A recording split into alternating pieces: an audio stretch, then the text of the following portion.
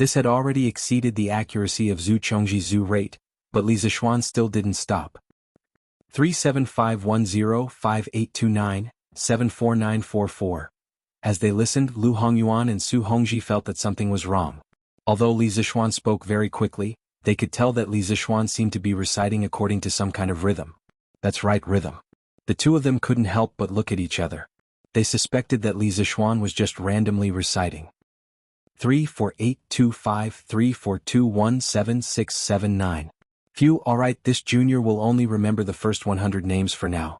You two gentlemen can record them down for future verification. There is absolutely no mistake in the first 100 names. I, Li Zishuan, guarantee with my own integrity. After reciting for a while, Li Zishuan finally stopped. He let out a sigh and said to the two people in front of him. The reason why he could memorize the first 100 digits of pi in his previous life was mainly because he used an opportunistic method. First, imagine a drunkard drinking in a mountain temple and dying in a ravine. A pot of wine in a temple on the peak. 3.14159. Air, Lu 26. 3 pots of wine are not enough for me. 5.35897. Wine kill, 932. Unkillable, 384. Lululu 626. It's fine if you die. 43383. Air's abandoned ravine, 279. Then imagine the mood of the deceased, as father after learning that his son had died. I love my son. 502. It's sad enough to die in vain. 8841971. Leaving him to the ravine. 69,399. Then imagine the scene of the deceased, as father going to the ravine to look for his son. My back hurts when the mountain turns. 37510. I'm afraid you'll be frozen for a long time. 58209. Long sad Cece. 74,944. Then the scene of the father finding his son in the ravine and saving him, and the son realizing his mistake and turning back. I save my son. 592. The cave turns. 307. It's not good to stay. 816. The 4 neighbors are happy. 406. Air's not happy. 286. Air dotes on father for a long time. 20,899. Father doesn't understand. 86,280. Think thrice. 348. Sun Wu 25. Think thrice and be reluctant. 34211. Wife waits for a long time. 70,679. Just like that, wouldn't the first 100 digits of pi be easy to memorize? I'm just asking you guys if you're 6 or not. Su Hongji and Lu Hongyuan didn't know if they should slip away or not, but when they heard Li Zishuan make such a solemn guarantee, their faces became solemn. This was because Li Zishuan had never used his personality to guarantee anything. This was basically equivalent to swearing to the heavens. Ancient people didn't know the saying, I use my personality to guarantee. Then, the solemn expression on their faces turned into horror. If what Li Zishuan said was true, it would be too scary. The ancestral rate was 100 digits after the decimal point. This Li Zishuan was going to break through the heavens of the mathematics world. Seeing the shock on their faces, Li Zishuan couldn't help but feel a little proud. He finally had a chance to show off. However, Su Hongji's next sentence caused his face to darken. Ahem, Yamacho, can you say it again? We can write it down. Chapter 903. After sending Lu Hongyuan and Su Hongji off, Li Zishuan packed up his things and went home. Li Zishuan made a copy of pi and gave it to Su Hongji. Although no one could verify the accuracy of pi except him, Li Zishuan believed that there would be students in Yanhuang College who could calculate pi to so many digits in less than 5 years. He had just told Lu Hongyuan the same thing. The old man was very excited and said that he hoped that he could live until that day. Li Zishuan was silent after hearing this. He wanted to invite Lu Hongyuan to Yanhuang College, but now he only hoped that Lu Hongyuan could retire from the School of Mathematics as soon as possible so that he could go home and enjoy his old age. The old man should teach and educate people all his life. He should have a happy old age. Young master. Uncle Wang, you're here. Li Zishuan saw Wang Zhong when he got home. He quickly walked over and greeted him with a smile. They sat down. Wang Zhong knew that Li Zishuan didn't like to beat around the bush, so he said directly, Young master, you asked me to buy grain and build a granary. With the help of the college's engineering team, the granary has been mostly repaired. It's at the foot of Yinshan Mountain. The granary door is locked with a special lock made by Mr. Mo. This is the key, please keep it well. Then he handed over a key. Li Zishuan took it and smiled gently. Uncle Wang, thank you for your hard work. Not at all, not at all. Wang Zhong replied and said, Young master, with the help of the Chamber of Commerce, we have bought nearly 400,000 don of grain. The granary is full and this amount is more than enough. We can't buy any more. Besides, it's said that the imperial court has started to buy the surplus grain on the market. They bought more than we did. Because of this, the price of grain, which had dropped to 2 coins a bushel, is now going to rise again. If we buy more, I'm afraid that it will cause the price of grain in Chang and to skyrocket. It'll be bad if the emperor blames us. 400,000 don? Hearing this number, Li Zishuan couldn't help but be shocked. It was true that he had asked Wang Zhong to buy a large amount of food, but he didn't expect Wang Zhong to be able to buy so much food. This was a bit beyond his expectations. It was mainly because he underestimated the ability of the members of the Flaming Yellow Chamber of Commerce. Uncle Wang, give a batch of grain to the winery to make wine. First, increase the production of Drunken Immortal, and second, let them produce a batch of alcohol reserves. We will need it in the near future. After thinking, Li Zishuan gave his order. Logically speaking, 400,000 dan of grain was truly too much.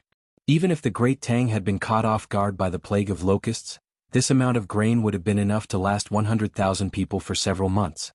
Moreover, the Great Tang had long since made preparations. Not only were the people raising chickens in large numbers, the imperial court had also stockpiled several million dan of grain. Li Zishuan felt that his family really did have a bit too much grain. It was better to use it to make wine. Based on the current financial situation of the imperial court, after the locust plague next year, Li Er might launch an attack on the Turkic Khaganate ahead of time. There would be many casualties in the war between countries. If he stored more alcohol, he could ensure that more of the injured would not die from infection. Hearing Li Zishuan's words, Wang Zhong's face turned red. He realized that he had accidentally bought too much grain. He quickly nodded and said, Yes, young master. This old man will arrange it right away. The next day, when it was almost noon, Li Zishuan brought him to the Hejian County King's manor to look for Li Xiaogong. What surprised him was that the County King's mansion had already begun the renovation of the old house. The houses on the left side of the prince's mansion had all been demolished. Some workers were digging the foundation. Li Zishuan had seen many of these workers before. Well, they were all from the academy's construction team. From the looks of it, Li Xiaogong wanted to imitate the style of the Cloud Mountain courtyard and build a similar courtyard in his prince's mansion. This was because he had already asked Li Zishuan for the Cloud Mountain courtyard's blueprints and a lot of cement. This old man really did not know how to make himself suffer. Once he had something good, he would immediately bring it to his house. Your Highness, about the regulations of the shipping department, I have already drafted them. Would you like to take a look? The butler brought Li Xiaogong to the back room. Li Xiaogong was drinking tea in the room. It seemed that he had just finished the morning assembly and had not even taken off his court robes. Hey, you brat. If I had known that you were done, I would have brought you to the morning assembly. Now I have to make another trip. Someone prepare the carriage. Li Xiaogong said helplessly as he beat his legs. The servant beside him quickly agreed and then went to prepare a horse for Li Xiaogong. Li Zishuan was stunned and asked, Your Highness, don't you want to take a look first? Li Xiaogong waved his hand and said, No need. What is there for me to be worried about? At most, I will take a look from the carriage. He had always been self-aware. He knew that in terms of overall planning, Li Zishuan's ideas were definitely better than his. Yinhuang College was a good example. He had never casually interfered in areas that he was not good at. Just like when he brought Li Jing to destroy Shaoxian, he had never interfered in the military deployment and command. He had left it all to Li Jing. You could say that he was leeching, but since ancient times, there had been many superiors who liked to give orders to their subordinates in areas that they were not good at. In the end, it led to the situation becoming worse and worse. Sometimes, leeching was also an advantage. The two of them arrived at the palace in a carriage. After reporting, they were brought to Ganlu Hall. Li Er was there working hard to read the memorials. Your Majesty, Li Zishuan has already drafted the regulations for the Department of Shipping. Please take a look. After greeting each other, Li Xiaogong stepped forward and cupped his hands. This was his second advantage. He had never fought with his subordinates for credit, unlike some leaders in modern times. They were clearly not the ones who did it, but they insisted on putting gold on their faces. Oh, so fast? Zhao Song quickly presented. Li Er's expression lit up as he hurriedly said. Zhao Song took the thick stack of documents from Li Xiaogong and handed it to Li Er. Li Er opened it and saw that it was organized and structured. It looked very comfortable. He could not help but secretly praise Li Zixuan. Once he was serious about something, there was nothing to say. Putting away these complicated thoughts, Li Er calmed down and began to study seriously. As the ruler of a country, he could not think of things as simply as Li Xiaogong. He had to think of a comprehensive plan. After about half an hour, Li Zixuan's legs were a little sore from standing. Li Er finally raised his head and said, "Not bad, not bad. This regulation is well written. Especially this Department of Inspection. It is very necessary. But why are there curved plows and cement in the list of prohibited goods?"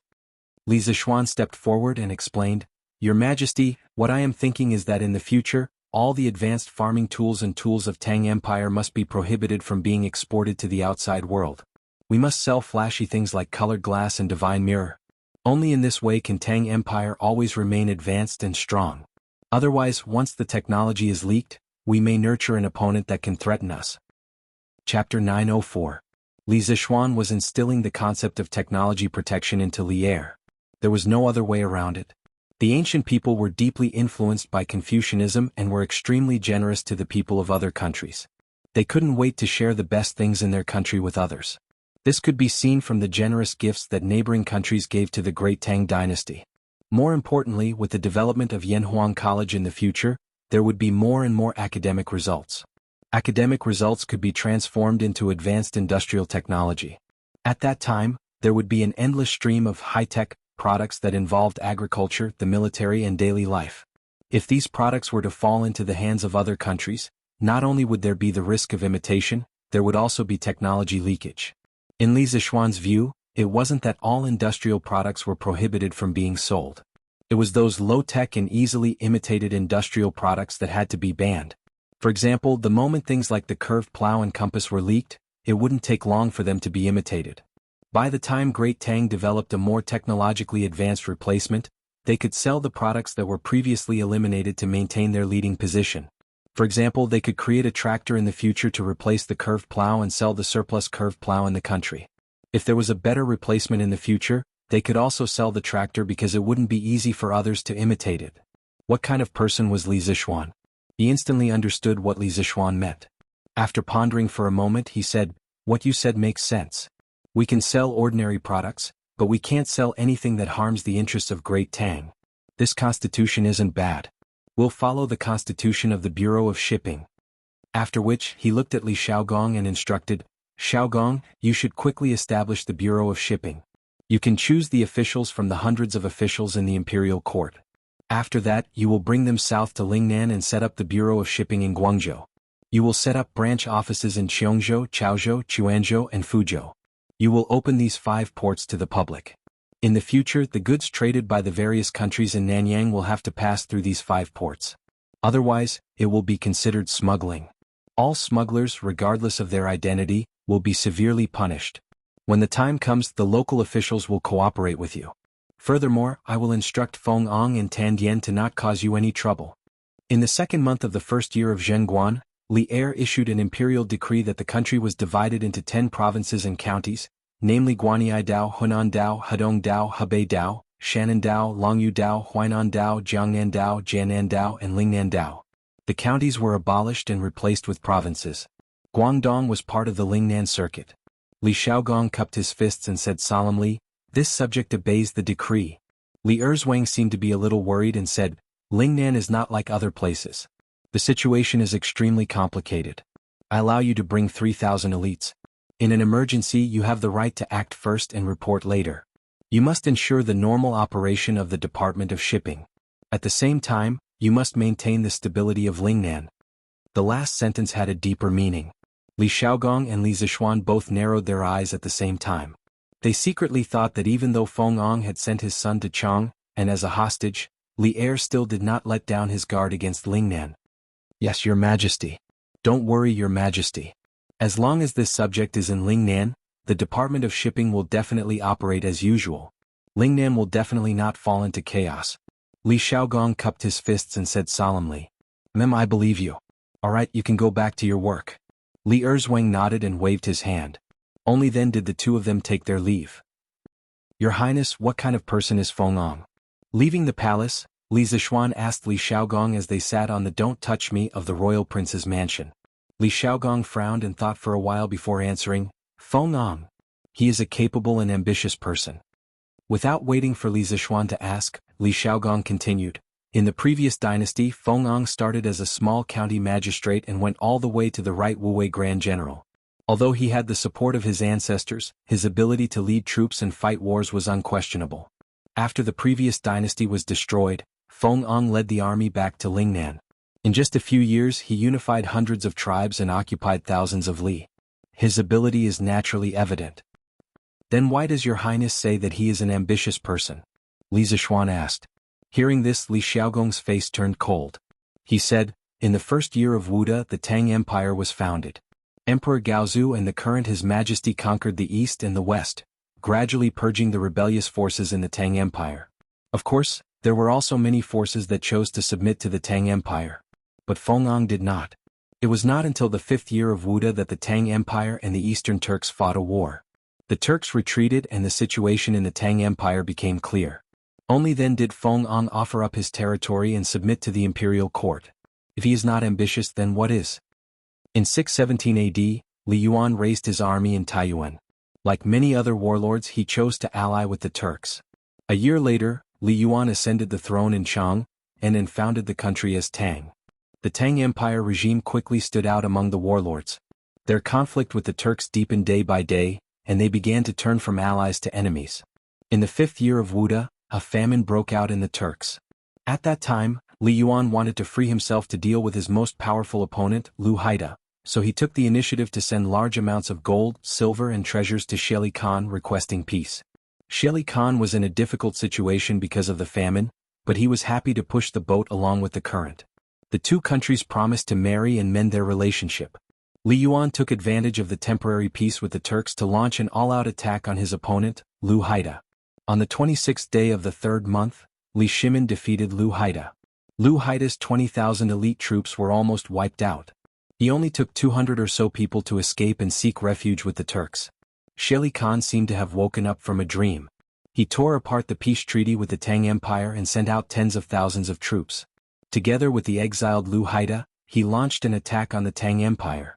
Li Yuan urgently ordered Crown Prince Li Jianqing to go out of Zhuozhou. Qin Wang Li Shimin went out of Qinzhou to resist the two Turks' armies. In addition, he dispatched Yunzhou Zhongguan Guizai to Yunzhong to ambush Sheli Khan's main forces. Zhuowuwei General Duan Detzao went to Xiazhou to cut off the Turks' retreat route. Both sides fought and suffered casualties. However, because at that time the Tang Empire had not completely unified China, Li Yuan tried his best to avoid large-scale conflict with the Turks, so much so that he did not hesitate to sacrifice part of his interest to restrain Sheli Khan. Finally, the Turks withdrew their troops, giving the Tang Empire a very precious opportunity to breathe. It was also in this year that Lingnan chief Feng Ang entered the imperial court and expressed his willingness to submit to the Tang Empire. Li Yuan divided his original territory into Gao, Luo, Chun, Baiye, Zhai, Lin and Zhen 8 prefectures. He appointed Feng Ang as Shangzhugui, Gaozhou's Zhongguan, and conferred him the title of Duke of Yu. He appointed his son Feng Zhidai as the governor of Chenzhou. Inside the carriage, Li Zishuan was silent for half a day. Then he cupped his fists and said, "If it is really as Wang Ye said, then Wang Ye must be careful in everything in Lingnan." Li Xiaogong laughed heartily and said, "Ha ha! Don't worry, Feng Ang won't dare to touch this prince. If he does, then the imperial court will have a reason to send troops to Lingnan." At the end of his words, a cold light appeared in his eyes. Chapter 905. Li Zishuan would not be able to help with this. The next step was for Li Xiaogong to select suitable officials to fill up this newly established department. Although he knew most of the big shots in the imperial court, it was useless if he was not familiar with them. As the saying goes, you may know a person for a long time without understanding his true nature. This kind of thing had to be left to Li Xiaogong, the old fox in the imperial court. He still had a lot of things to do. On the FIFA side, Ma Zhou was also very efficient. Now, the team of the FIFA headquarters had been set up. More than 30 young scholars had just joined and were learning the football management regulations written by Li Zishuan under Ma Zhou's organization. They would be assessed in a week. Li Zishuan planned to wait until this group of people had finished their training before selecting some of them to set up local FIFA branches.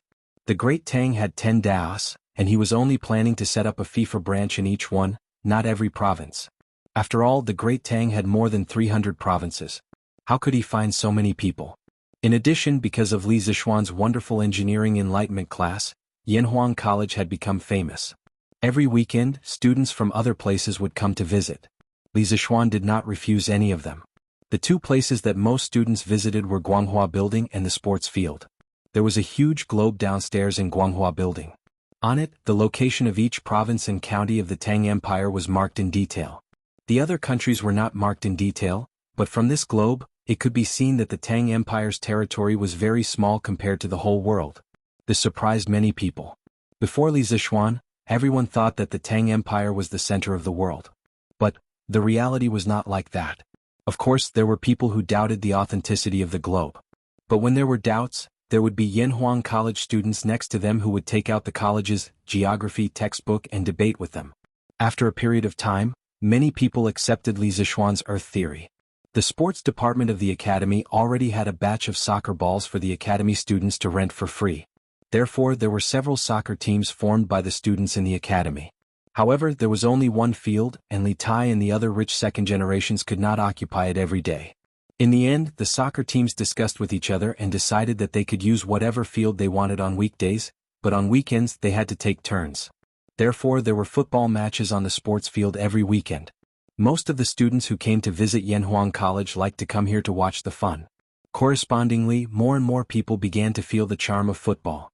Most of these people wanted to buy a football when they went back, but when they saw the high price and the long line outside the Strange Interest Pavilion every day, they dismissed the idea. Since I can't afford it, I'll rent it. Although it cost 100 copper coins to rent a soccer ball for a day, it was still acceptable for several people to share the cost of a dozen copper coins. Therefore, the football rental business of the Football Association became popular. The more than 300 soccer balls in the warehouse could be rented out every day, and they could earn dozens of copper coins in a day. Although this was a small amount of money to Li Zixuan, this small amount of money was more than the monthly profit of some restaurants and shops. It really made many people envious. Phew. The matters of the academy, the Department of Municipal Imports, and the Football Association have finally come to an end. I can finally do my own things. Li Zixuan sighed and sighed as he walked on the path of Yunshan. During this period he was very busy for Yanhuang College, the Department of Municipal Imports, and the Football Association of Tang Empire. Now that these three departments were on the right track, he could free up his hands to do some interesting things. For example, supplying electricity to the Yunshan villa. This was something he had wanted to do for a long time. He was tired of the dim candlelight. He wanted to bring light to the dark night of the world. He digressed. He just wanted to use a light bulb in his house. It was such a simple request, but there were many difficulties in it. However, Li Zixuan was not afraid of difficulties. After all, now that he had rubber, he could use rubber-coated copper wire as an electric wire. It was more stable than the previous enameled wire. In this way, the medium and long-distance power transmission was guaranteed. Moreover, there was a small waterfall at the top of the west side of Yunshan Mountain. When the time came, he could put a hydroelectric generator under the waterfall and connect a wire back. Then he could find a way to make a light bulb. Wouldn't he be able to achieve electric lighting? Although he did not have the metal tungsten needed to make the filament of the electric lamp, who said that only tungsten could be used to make the filament. Other conductive materials could be used to make it, but the lifespan was shorter.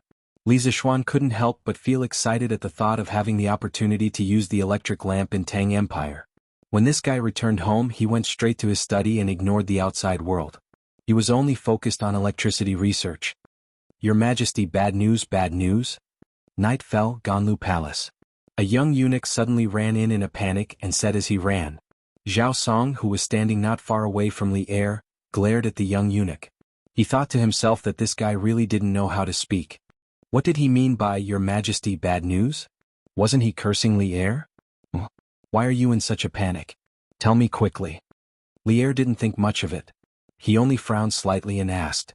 The young eunuch hurriedly said, Your Majesty, His Highness King of Wei, His Highness King of Wei is seriously ill and can't get up. What? Jing Ke is ill? Li Er stared and suddenly stood up. He shouted at the young eunuch, Why is Jing Ke ill? Wasn't he fine in the morning? Why is he suddenly so ill and can't get up? Imperial physician? Where's the imperial physician? Why aren't you calling for the imperial physician? The young eunuch said with a sobbing tone, Your Majesty, we have already called for the imperial physician, but the imperial physician said, Clang. At this moment, the sound of a porcelain plate falling to the ground came from the entrance of the palace. Li Er, who was upset, thought that some servant had accidentally broken the flower pot or something. He wanted to reprimand, but when he looked up, he was stunned and swallowed the words that were about to come out of his mouth. Li Er quickly walked down and greeted the person at the entrance of the palace. He said, "Maid Guanyin, what's wrong with Qing Ke? Tell me what's wrong with Qing Quebec." The person who came was Empress Zhang's son. Seeing that it was already late at night, she wanted to send some refreshments to Li Er, but who would have thought that just as she arrived she would hear such shocking news? Her entire face instantly turned ghastly pale. At this moment she couldn't care about being rude. As if she didn't see Li Er, she rushed to the young eunuch and asked with a hoarse voice. Yes, hoarse. As a mother, there was no news more shocking than this. Chapter 906. This afternoon, Prince Wei, young Master Zhang's son, and young Master Cheng were playing football on the lawn outside Plum Village. After returning from the game, Prince Wei started vomiting and having diarrhea right after dinner. At first, the official of the Prince Wei's residence thought that the food was not clean, so he severely punished the steward of the kitchen. The medical officer of the Prince Wei's residence thought that Prince Wei had eaten something bad, so they prescribed a prescription to stop diarrhea. After Prince Wei took it, not only did His Highness's illness not get better, but it became even worse. Now Prince Wei is about to vomit his bile and poop his intestines out. Li Er and his wife were worried about their son. Ignoring the fact that it was already late, the two of them left the palace. On the way to the Prince Wei's residence, the eunuch who came to report first had the chance to explain the details to Li Er. Li Er's face darkened as he asked, "What did the imperial physician say?" The young eunuch replied, "Replying to your majesty, in a moment of desperation, the Wei Wangfu's official hurriedly went to invite old imperial physician Qin and old imperial physician Wang. However, after the two imperial physicians took His Highness's pulse, they said that His Highness the Prince of Wei is... Empress Zhang's son asked anxiously, "What illness is my son suffering from? Tell me quickly." The eunuch trembled as he said, "Your Majesty, the two imperial physicians said that Prince Wei is suffering from cholera." Cholera? Even though Li Er and Empress Zhang's son were mentally prepared, they were still shocked when they heard these two words. After the shock, Empress Zhangxuan's face instantly turned pale. This was because those who contracted this illness were basically half a step into the gates of hell. Bastard. Qing Ke was originally fine, why would she suddenly have cholera? Investigate. Zhao Song. Bring people to investigate properly. Let's see if there is someone who is so daring as to poison my son. Focus on the food and water sources that Qing Ke has been eating recently. Although Li Er's heart was also very uncomfortable, he was still a man, so his expression was still considered calm. However, as an emperor, it was inevitable that he would have some persecution paranoia. He felt that there were always unruly people who wanted to harm his son. Therefore, he ordered with a gloomy face and a cold voice. Yes, sir. At this juncture, Zhao Song did not dare to be careless. He responded and went to make the arrangements. Duguxian. This general is here. Immediately send someone to invite all the imperial physicians in the Imperial Physician Bureau, regardless of whether they are asleep or not, to the Prince of Wei's mansion. As you command. Also, send someone to the Taibai mountain area and see if they can find Dr. Sun. After Li Er made some arrangements, he was still worried. He placed his hopes on Sun Ximiao again. However, this old man was traveling the world with his disciple to save the living beings of the world. His whereabouts were erratic, so how could it be so easy to find him? Duguxian understood this as well. He pursed his lips and hesitated for a moment before cupping his fists and replying, "This general obeys." Li Tai had contracted such a life-threatening illness. Now that things had reached this point as his subjects, they could only do their best and leave the rest to fate. They only hoped that they would not be implicated when the time came. Greetings, Your Majesty. Greetings, Your Majesty. A quarter of an hour later, Li Er and Empress Zhang's son finally arrived at the Wei Prince's mansion. Ignoring the servant's salutes, Li Er directly asked with a sullen face, "Where is Qing Ke? Bring me there." Your Majesty, His Highness Prince Wei is in the backyard. Sigh, Your Majesty, you and Her Majesty are of great value. You can't just go there like this. Officer Wu of the Wei Prince's mansion was halfway through his words when he saw that Li Er and Empress Zhang's son were about to enter. He quickly stopped them. Bastard. Get out of my way. Li Er was furious. Although cholera was contagious, it was only transmitted through food and water. Officer Wu was making a big fuss over nothing. Besides, even if there was a risk of him being infected, he had to go there at this time. The young man inside was his son. Therefore, at this moment, he did not care about the harmony between the monarch and his subjects. He directly pushed Officer Wu far away with one hand and then quickly walked to the backyard with Empress Zhang's son. A large group of people behind hurriedly followed behind.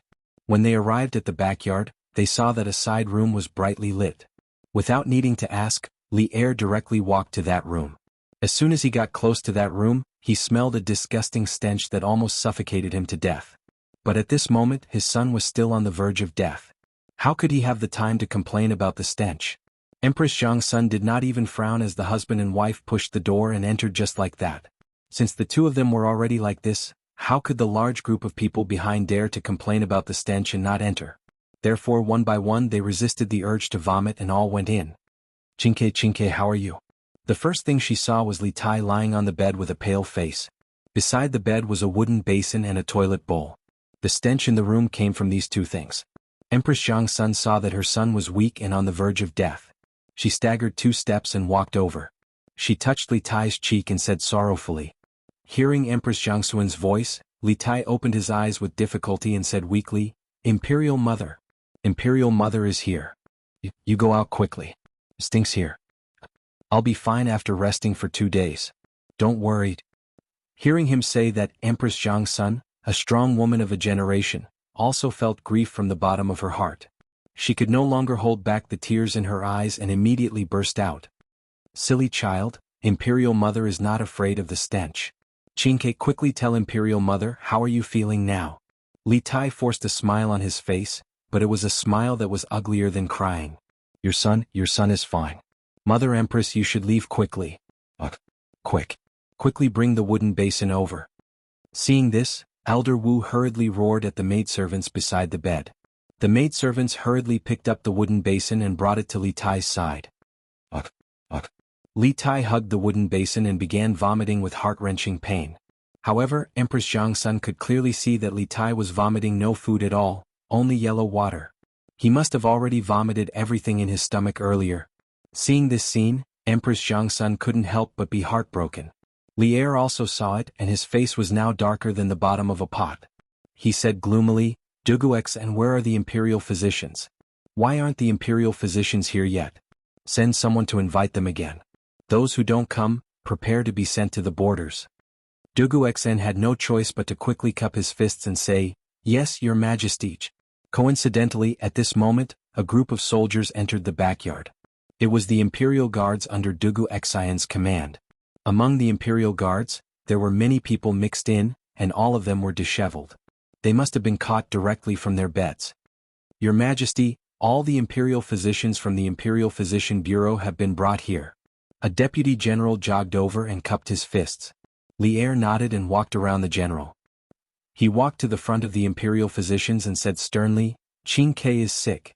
You all go in immediately for a consultation. Those who can cure Qin Ke's illness will be heavily rewarded. If none of you can cure her, Chapter 907. In the Prince of Wei's residence. Li Er's cold snort was filled with murderous intent. At this moment he was willing to become a tyrant for his beloved son.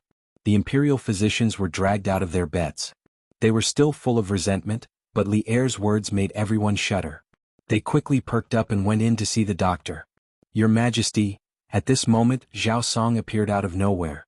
He went to Li Er's side and called out softly. Li Er nodded, and the two of them went to another side room. Have you found out?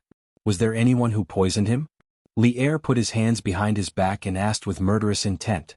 Zhao Song bowed and said, Your Majesty, before you came, this old servant, along with Imperial Physician Wang and Imperial Physician Qin, inspected the food that Prince of Wei had for dinner. We did not find any abnormalities. We also checked the water source of the Prince of Wei's residence. We did not find any abnormalities. Li Er frowned and said unhappily, Why would the green sparrow suddenly have cholera when it was perfectly fine? Zhao Song continued, Your Majesty, I heard from the servant who went out with Prince of Wei that Prince of Wei, Zhang Sun Chong, Ching Chumo Yuchi Baolin, and the rest felt thirsty after playing football outside Plum Village. They drank from the Ba River beside Plum Village. I think the problem should be there. Li Er said in disbelief, Then why was Qin Ke the only one? knock knock knock. At this moment, there was a knock on the door, followed by Dugu Xian's hurried voice. Your Majesty, I have something to report. Li Er could only wave his sleeves and say, come in. With a creak, Dugu Xian squeezed in from outside the door. Without waiting for Li Er to ask, Dugu Xian cupped his fists and said anxiously, Your Majesty, this general has just received news that the young masters of the Qing clan, Yuqi clan, Zhangsun clan, and Sun clan have all fallen seriously ill. Their illnesses are very similar to Prince Wei's. Now, the state dukes and Sun Shaoqing are all looking for imperial physicians to treat their young masters. Li Er's expression changed. What he said really came true. The current situation was obviously because the water in the Ba River was not clean, causing Li Tai and the rest to suffer from cholera at the same time. The situation had already escalated, and the situation had become even more severe. Li Er furrowed his brows and didn't say a word. At this time, the sound of a few people talking came from outside the room. Li Er flicked his sleeves and went out. He saw the imperial physicians standing in the courtyard as if they were discussing something. Do the imperial physicians have a way to cure Qingke? Li Erlong walked over with large strides and asked straightforwardly. The imperial physicians who had been discussing among themselves immediately lowered their heads. The entire courtyard was silent. Li Er's face was getting darker and darker. He was about to explode when an old man walked out from the crowd.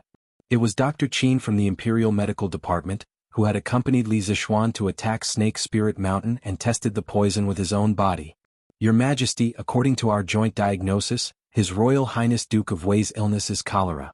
It comes with a ferocious momentum and can empty a person's body in an extremely short period of time. According to the ancient books, there is no effective treatment method, so we are not confident that we can cure His Royal Highness Duke of Wei.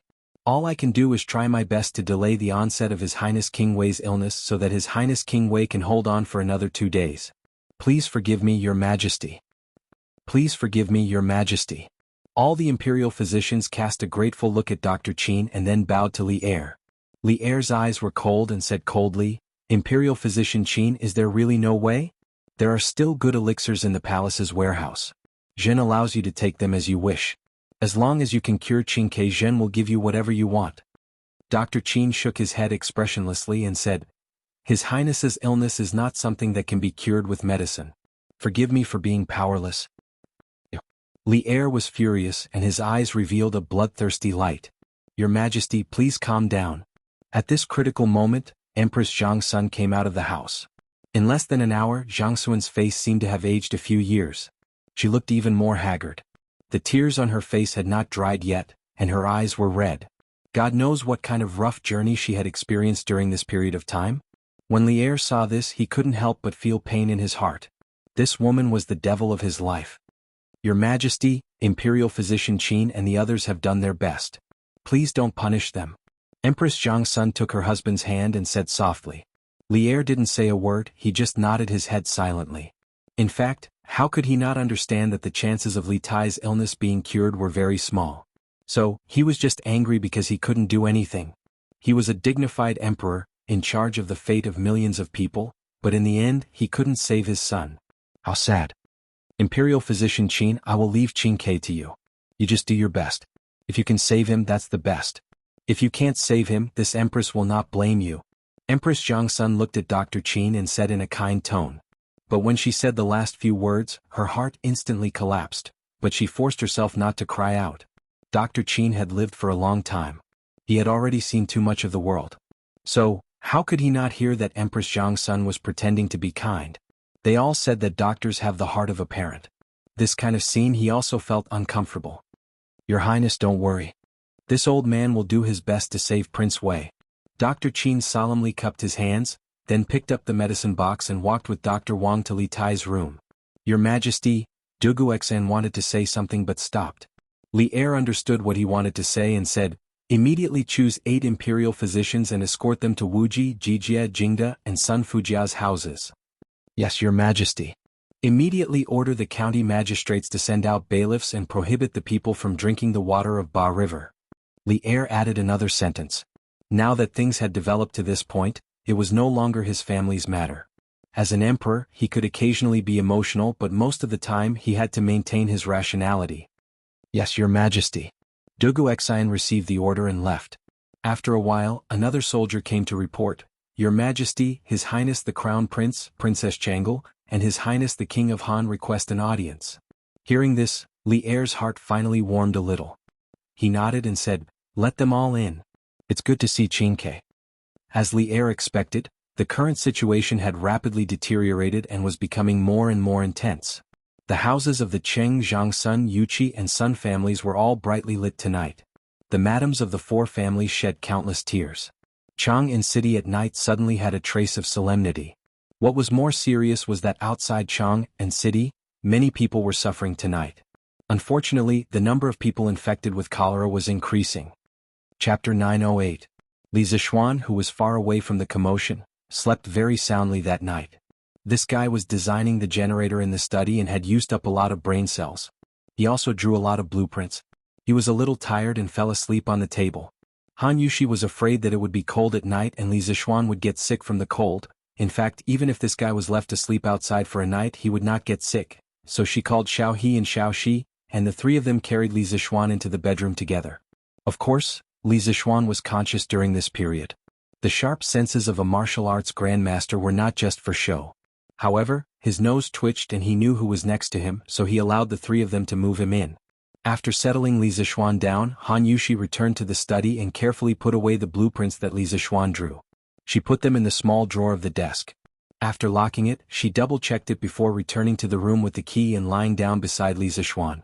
Although she couldn't understand those blueprints, the entire Li family, except for Lan treated Li Zishuan's blueprints with the highest confidentiality standard.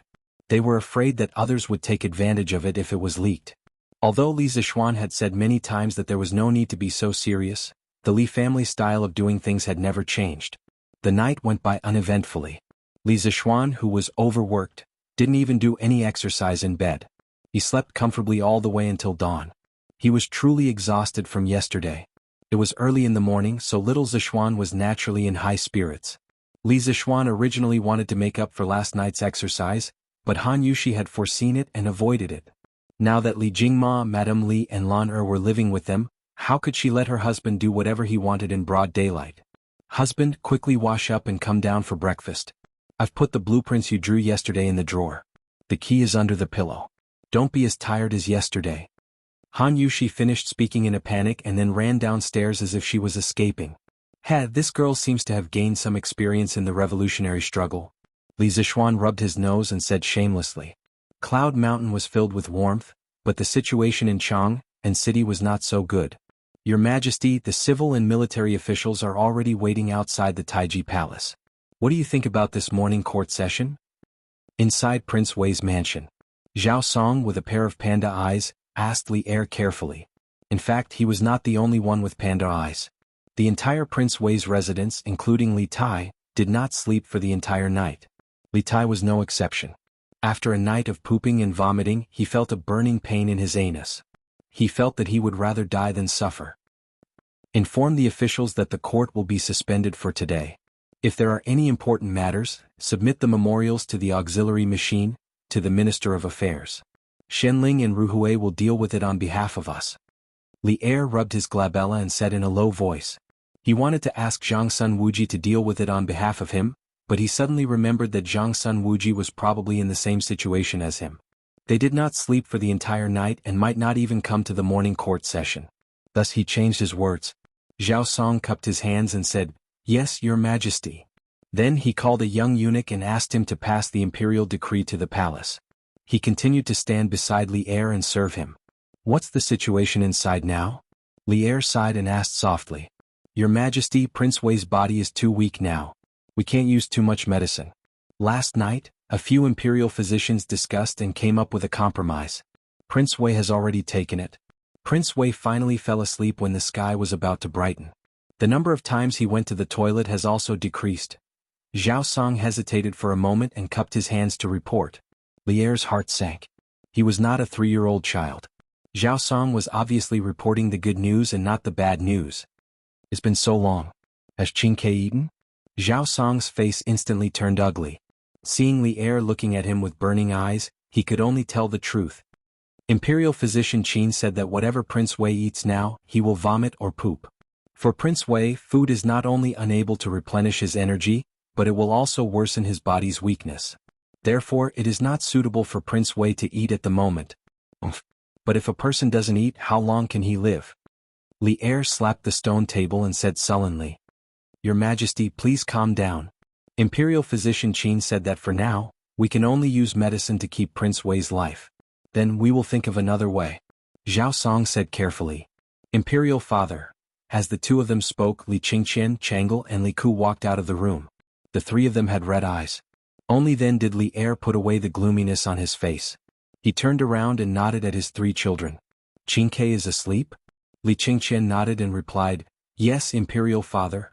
Li Er looked at Changle. The little girl's face was like a pear blossom in the rain. She must have shed a lot of tears earlier. His heart felt as if it had been stabbed by a knife. It hurt more than being stabbed on the battlefield. "Changle, go back to the palace with your mother to rest. Don't worry, Qingke will get better," Li Er said gently. Changle wanted to say no, but when she met Li Er's bloodshot eyes, her heart hurt even more. In order not to worry Li Er, she could only nod silently. The moment she turned around, she could not help but ask, "Imperial father, will brother Qingke really be fine?" Ever since Li Tai became Li Zishuan's disciple, his temperament had changed a lot. He doted on his sister even more. Naturally, she respected her brother Li Tai even more. When she suddenly heard the bad news last night, she felt as if the world was falling apart. It was hard for her to accept this reality. When Li Er heard this, he felt as if a huge rock was pressing down on his heart. He felt indescribably uncomfortable. "Don't worry, Changle. Qingke will definitely be fine. Quickly go back and rest." Changle nodded firmly. "Yes, brother Qingke will definitely be fine." With that, she turned around and walked into the room. However, she muttered to herself in the air, "If only brother Xiao Xian was here. He will definitely not let anything happen to brother Qingke." Li Zishuan. The four people present were all shocked and they were all dumbfounded. The air seemed to have frozen at this moment. "Zhao Song, quickly go to Yunshan and bring Li Zishuan here." Not long after, Li Er suddenly stood up and ordered Zhao Song. Although he was not sure if Li Zishuan could treat cholera, Li Zishuan had been creating miracles since the moment he entered Chang and City this year. Someone who could cure Qin Qiong, who was covered in injuries, must have a way to deal with cholera. Moreover, Li Tai's life was hanging by a thread. As long as there was a glimmer of hope, he was willing to try. Otherwise, he would not have sent people to Taibai Mountain to look for Sun Simiao last night. "Yes, Your Majesty." Chapter 909.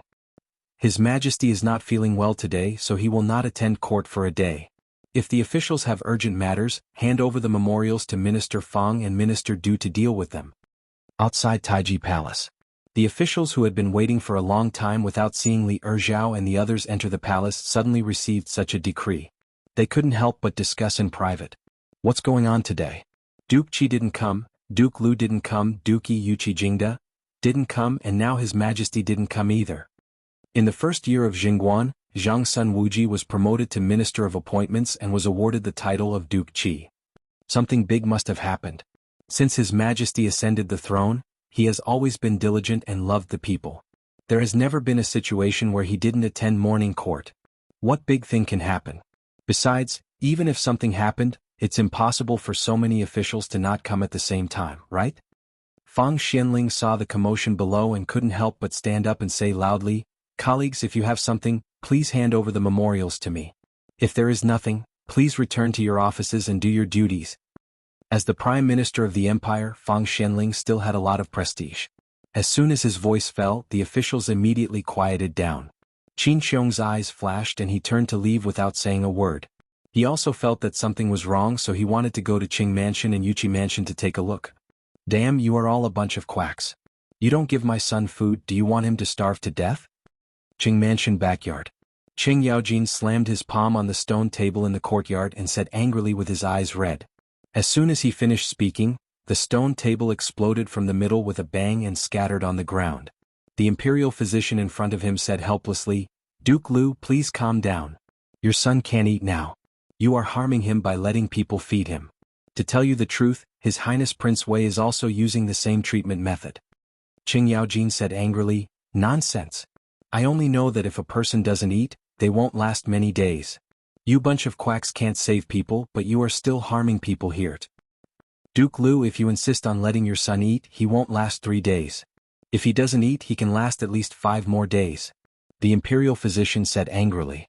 Anyone who was scolded by Qing Yaojin as a quack and a quack would also be annoyed. Master, don't say any more. Let's listen to the imperial physician. Madame Qing wiped her tears and pulled her husband, who had lost his mind. Listen to my ass. Steward, immediately send someone to Cloud Mountain and invite little Shen over. Qing Yaojin flicked his sleeves, turned around and left. Marquis of Yong'an? If Duke of Lu invites the Marquis of Yong'an over, there might still be a chance to turn things around. When the imperial physician heard Qing Yaojin mention Li Zishuan, his eyes lit up as he muttered in his heart. Marquis, bad news, something big has happened. Cloud Mountain Villa. Li Zishuan was having breakfast with his family in the living room when he heard Pang Feiji's wailing outside. What's the fuss about? Come, have you eaten breakfast? If you haven't, let's sit down and eat together. Li Zishuan looked at Pang Feiji, who was panting at the door, and said angrily, Marquis, what time is it now? You should stop eating. Something big has happened. Quickly follow me into the city. Pang Feiji waved his hand and complained helplessly. Li Zishuan asked curiously, what happened? Why are you so anxious? Pang Feiji saw that Li Zishuan didn't seem to care, so he didn't beat around the bush and said directly, Marquis, I've received news that Prince Wei Qingchumo Yuchi Baolin and Sun Zifan contracted cholera at the same time yesterday. Their lives are hanging by a thread and they are in imminent danger. Marquis, quickly go and take a look. Cholera. Li Jingma, Mrs. Li, and Han Yushi's expressions changed drastically when they heard this. Li Zishuan was also shocked. He subconsciously thought that Pang Feiji was talking nonsense. The memory of his previous life told him that cholera was only introduced into China at the end of the Qing dynasty. How could such an acute infectious disease appear in this era? However, from the memory of this body, Li Zishuan found that there were already records of cholera in medical books from before. After carefully comparing the memories of the two lives in his mind, Li Zishuan realized that this cholera was not the same cholera. There was a substantial difference between the two. The cholera that modern people talked about usually referred to Hulila, which was an acute diarrheal disease caused by contaminated food or water ingested by Vibrio cholerae.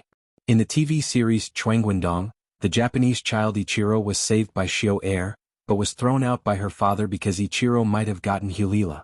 Scholars believe that the cholera caused by Vibrio cholerae or Hulila was introduced into China in 1820, the 25th year of the Qing dynasty. According to Song Rulin in the preface of Lin Sen's Complete Cholera Diseases, he said, in the autumn of Jiaqingqingchen 1820, many people vomited and had diarrhea. The following year, Xinzi became even more severe. It also said, this disease began in Guangdong and this year in Fujian and Taiwan, the patients were especially severe. In the 7 major cholera epidemics in the world, China was always the most severely affected area. During the 2 epidemics there were many patients and many died. During the Qing dynasty, cholera was very contagious. Sometimes, when a coffin was carried to the funeral, he died before the coffin was carried to the place. This was a situation that occurred continuously in Dandong, called Anong at that time, 20 years after the Qing dynasty. However, the cholera mentioned by the ancients did not completely correspond to Hulila. It could be a simple symptom of vomiting and diarrhea, like the acute gastroenteritis that was common in summer and autumn. The so-called cholera was sudden. The so-called cholera was a sudden illness that occurred suddenly. This term existed before the Han dynasty and was not translated from modern times. As early as in the inner canon of the Yellow Emperor, there were already records of cholera. For example, the Spiritual Pivot 5 Chaos chapter said, when the stomach is in chaos, it is cholera. The Suwen Ichi communication theory said, when the earth is not old enough, the people suffer from cholera. The Suwen 6 Elements of the Righteous Era said, when the moon is full of cholera, it vomits. The plague that the army suffered in the process of marching was mostly cholera. When cholera occurred, the soldiers suffered heavy casualties. Before the war even began, most of them were already dead. With regards to cholera, the ancients mainly focused on prevention and treatment as a supplement. In general, there was no special treatment for this kind of Class A infectious disease. During the Taihe period of the Jin dynasty, the monks of Guangji Temple suffered from cholera. A necromancer used monkshood and dried ginger to cure them. After drinking it, they forced out a few mouthfuls of blood and then died. Therefore, when the medical officials of the Imperial Medical Department faced Li Tai, whose life was hanging by a thread, they were collectively helpless. It was not that they were incompetent, but that the cholera was too strong. Where is the Marquis of Yong'an? His Majesty summons you to return to Chang, and immediately. At this moment, a sharp voice came from outside, waking Li Zishuan from his daze. Chapter 9-10. Just as he finished speaking, the eunuch who came to deliver the edict appeared at the door. Li Zishuan and the rest hurriedly stood up to welcome him. Seeing that there was no way he could continue eating, he said to his father, "Father, you guys continue eating.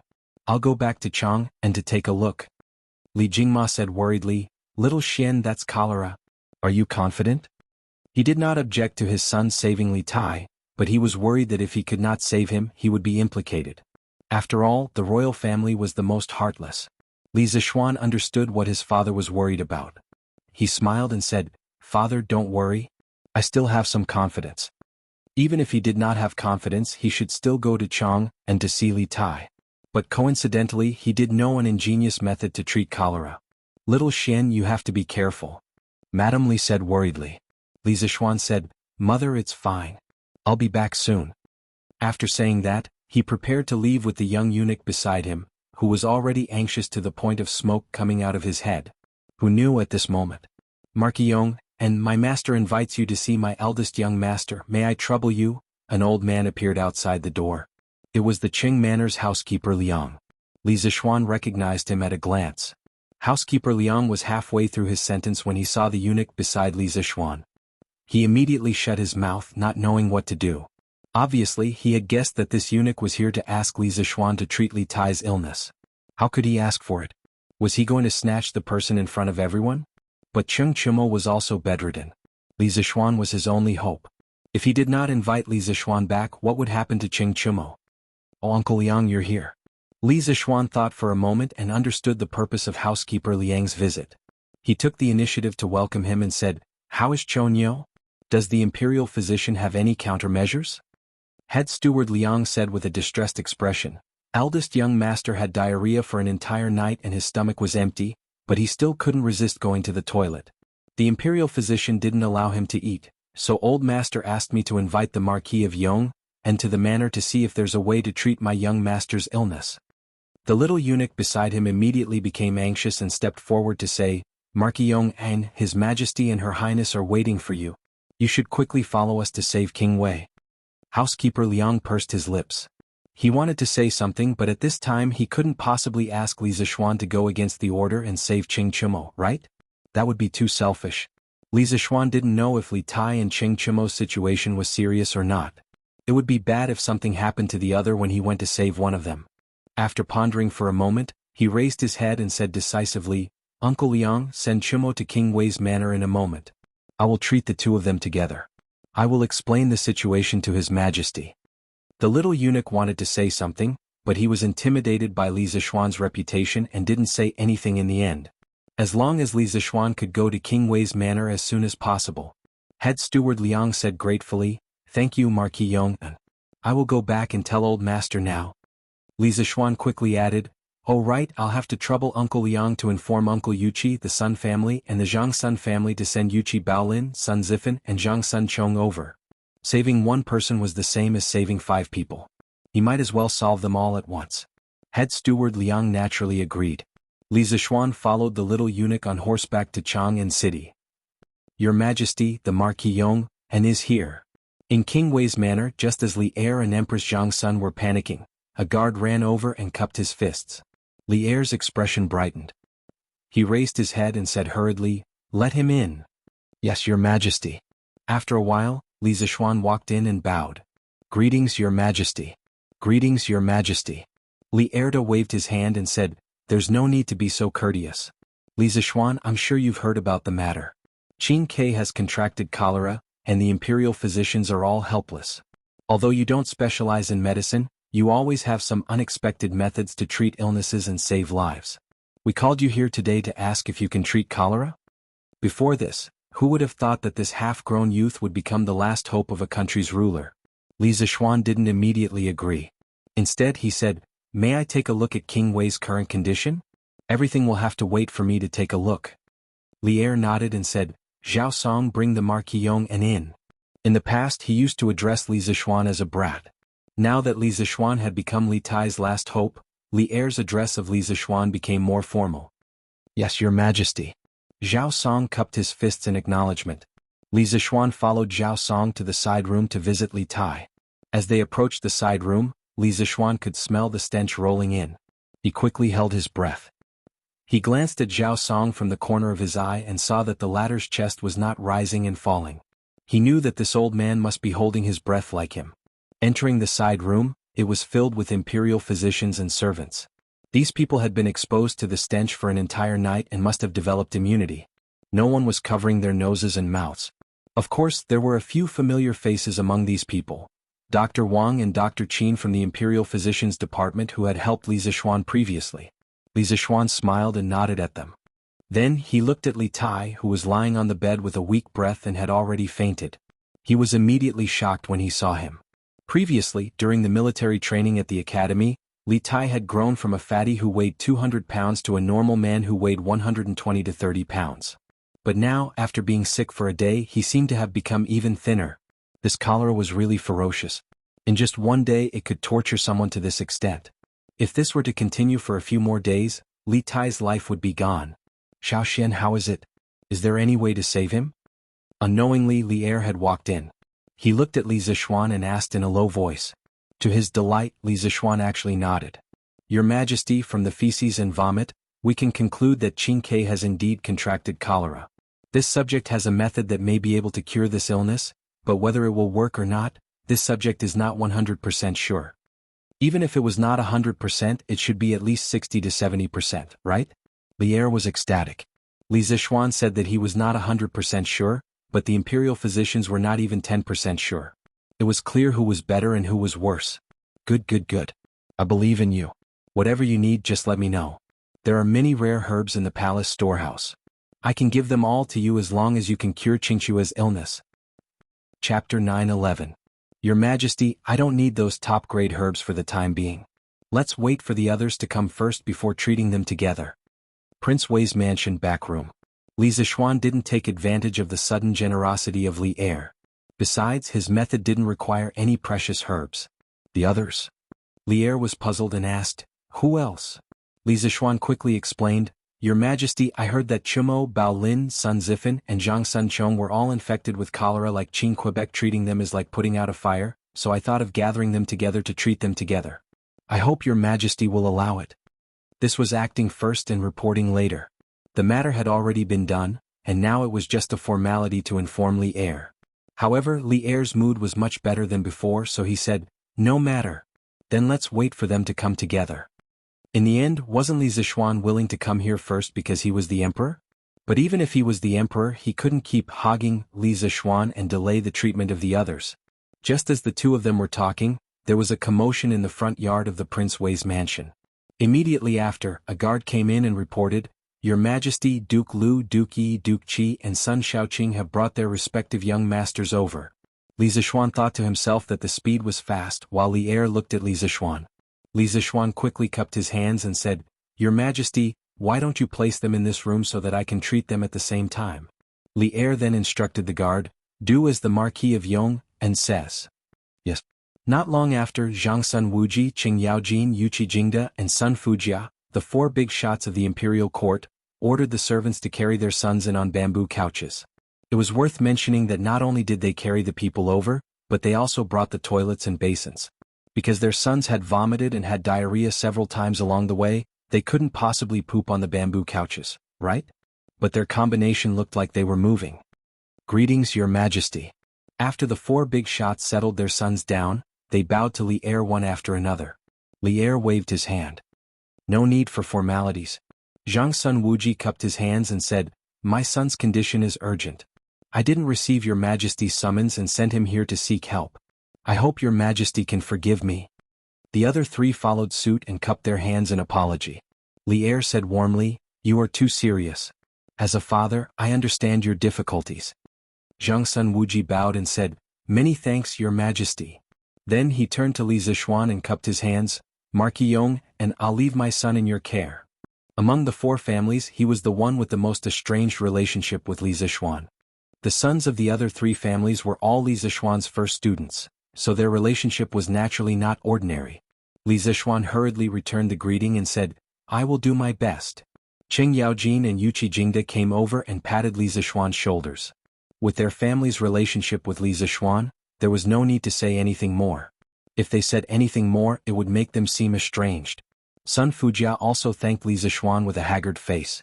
The previously lifeless room finally had some vitality at this moment. The imperial physicians, servants, the 4 big shots who just arrived, as well as Empress Zhang Sun who was persuaded by Li Er to go back and rest, and Li Er himself, all placed their hopes on Li Zishuan.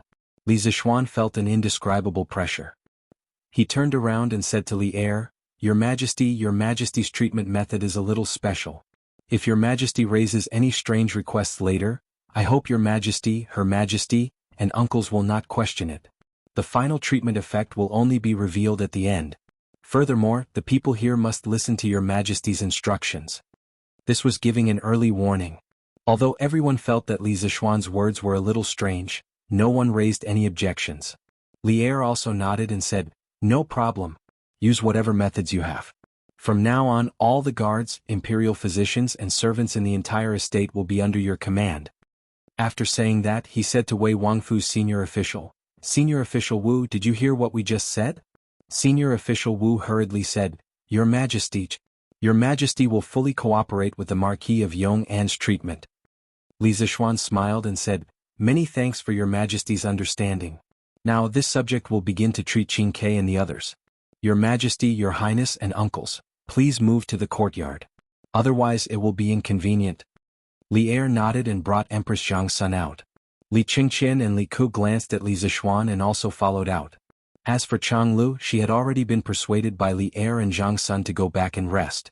Xiao Xian, the best thing my family's Chonyo did in his life was to have a brother like you. Qing Yaojin was the last to leave. Before he left, he patted Li Zishuan's shoulder and sighed. Li Zishuan glanced at Qing Chumo who was lying on the bamboo couch, and thought to himself that after a while, Qing Chumo would definitely jump up and say that the thing he regretted the most in his life was having a brother like him, right? Hey Xiao Xian, you have a way to treat our illness. That's great. Last night I almost King pooped my intestines out. Now my butt is still burning with pain. Qing Chumo said intermittently. Among the 5 of them, he and Yuqi Baolin were in the best condition. After all, the physique of a martial artist was in charge. Li Zishuan didn't waste time talking nonsense with this guy. Instead, he directly instructed the Wei Wangfu's official, Official Wu, this Marquis needs something. Can you help me find some? Official Wu hurriedly said, Marquis, just tell me what you need. This one will do his best to help you find it. But Li Zishuan's next sentence had the flavor of not giving up until he was shocked to death. Quickly bring some people to help this Marquis find some used toilet paper, and also bring over 4 braziers. Remember, they must be used toilet chips, not new ones. Elder Wu was dumbfounded.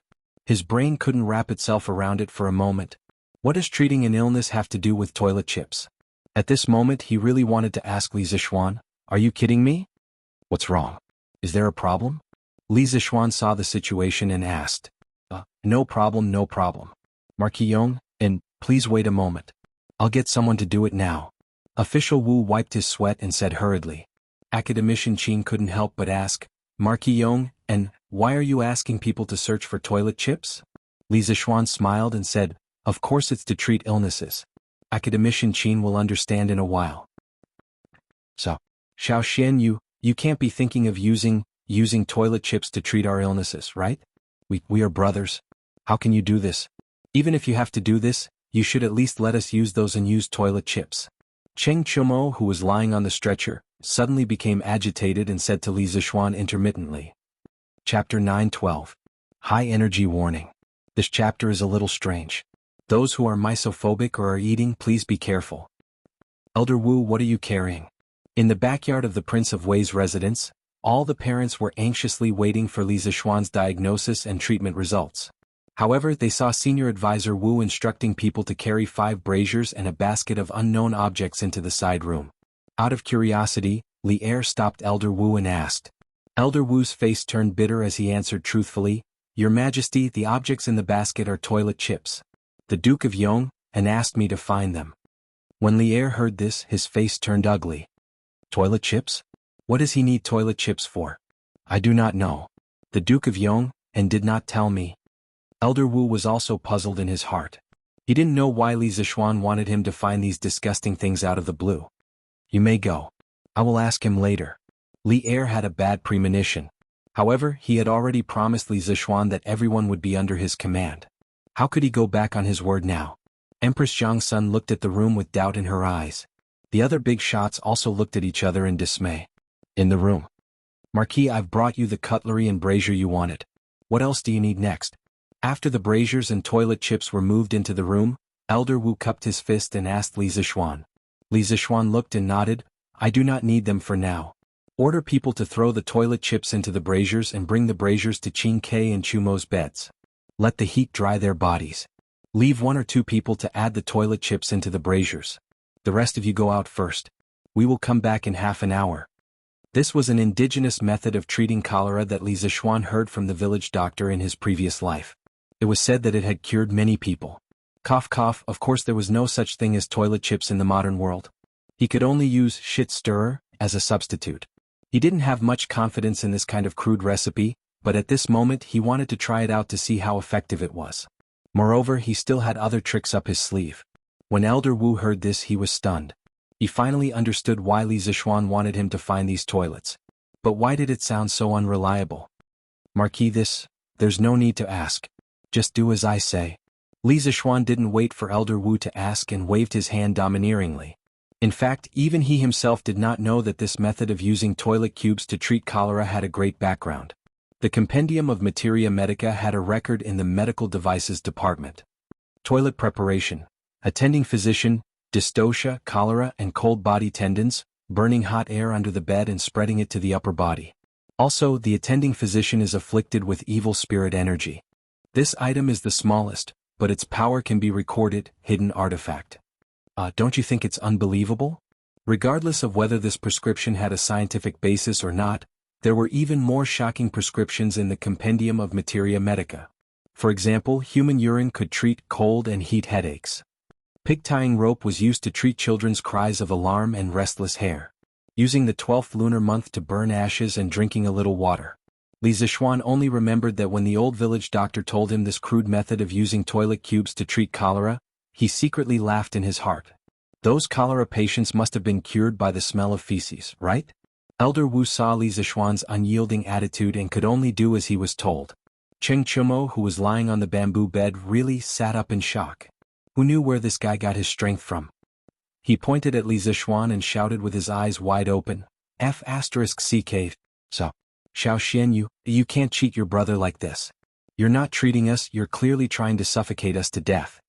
Although he had been suffocated by his own feces for an entire night, how could other people's feces be the same as his own? Many times when you go to the latrine to take a dump, you'll think that the latrine next to you is smelly, but you'll usually not think that your own feces are smelly. Li Zixuan said with a smile, seeing that you're so energetic now, it means that this toilet cubes are very useful. Elder Wu, remember to close all the doors and windows in a while and keep them sealed. After saying that, he ignored Cheng Chumo's shouting and turned to leave. The imperial physicians also hurriedly fled. Li Tai, who was unconscious, was faintly awakened by Cheng Chumo's loud voice. He said in a daze, "Suffocate to death? What suffocate to death? Chumo, why are you here?" Cheng Chumo saw that the doors and windows were closed and couldn't help but feel despair. He was too lazy to talk to Li Tai. At this moment he couldn't help but feel a pain in his stomach. He hurriedly shouted, Quick, I want to shit. Hurry. Pooh. Inside the room, the smell of fresh feces, burning feces and vomiting mixed together. The stench was overwhelming. Even the maids and servants of the prince's residence who had been suffocated for an entire night couldn't stand it anymore. These people probably wouldn't be able to eat for a month, right? Vomit. Li Tai's stomach churned and he hurriedly turned to the side and vomited into the basin under the bed. The other people lying on the bamboo bed weren't any better. Each of them was suffocated by the stench emitted from the brazier. It wasn't that they didn't want to escape, but they were already exhausted from pooping for an entire night. How could they have the strength to do that? They could only lie on the bamboo bed and silently enjoy it.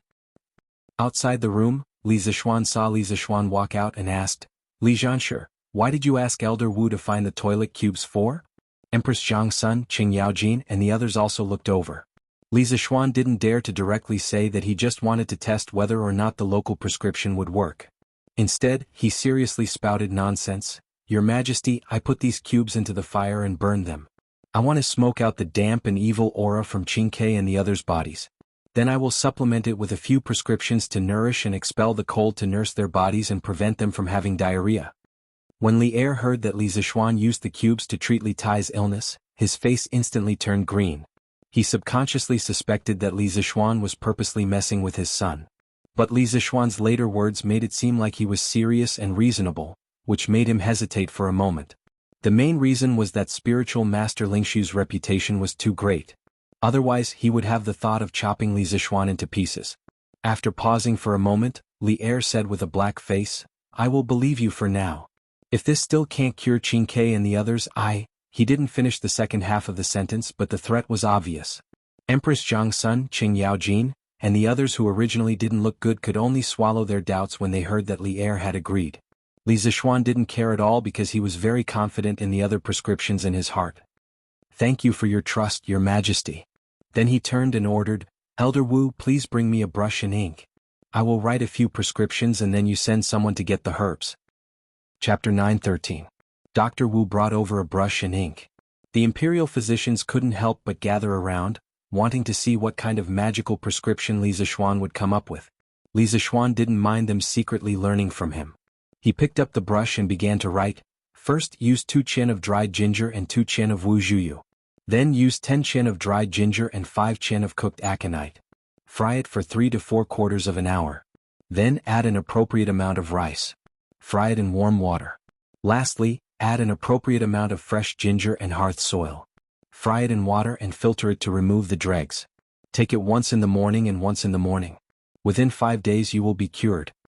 This prescription was the other prescription for cholera that the old village doctor in his previous life had told him about. Although it was a bit of a folk prescription, it was undoubtedly more scientific than using toilet cubes to treat cholera. Li Zixuan's previous body had been taught by spiritual master Ling Su. Although he had never received a complete teaching of medicine, he had been weak and sickly since he was young. It could be said that he had become a doctor after being sick for a long time. Although his medical skills weren't at Sun Simiao's level, he had a good understanding of the medicinal properties of various Chinese medicines. When Li Zixuan had just transmigrated from the modern world, the fusion between his souls wasn't perfect. Therefore, he didn't have many memories related to medicine at first. However, ever since he had broken through to the realm of martial arts grandmaster, his mental strength had increased exponentially. Gradually, his brain began to have more knowledge about medicine and medicinal herbs. Although it wasn't very systematic or comprehensive, Li Zixuan was still very happy to have an additional skill. When Pang Feiji told him that Li Tai and the others had contracted cholera in the morning, Li Zixuan had been thinking about how to treat cholera. He couldn't help but think of the method that the old village doctor had told him about. Although the old man was just a village doctor in the countryside, he had been practicing medicine for his entire life. His medical skills were extremely high. Moreover, he was proficient in both Chinese and Western medicine. Many large hospitals couldn't easily treat an illness, but in his hands he might be able to cure it with 2 injections and 2 prescriptions. Moreover, it didn't cost much. Therefore, the old village doctor was very respected in the village. In his previous life, the old village doctor lived right next to Li Zixuan's house. Therefore, Li Zixuan had more contact with him. That was why he knew so many prescriptions. On the way there, Li Zixuan used the memory of his predecessor and began to analyze the prescriptions given by the old village doctor. The more he analyzed, the brighter his eyes became, and the more surprised he became. Only people who were well-versed in pharmacology would understand the true beauty of these prescriptions.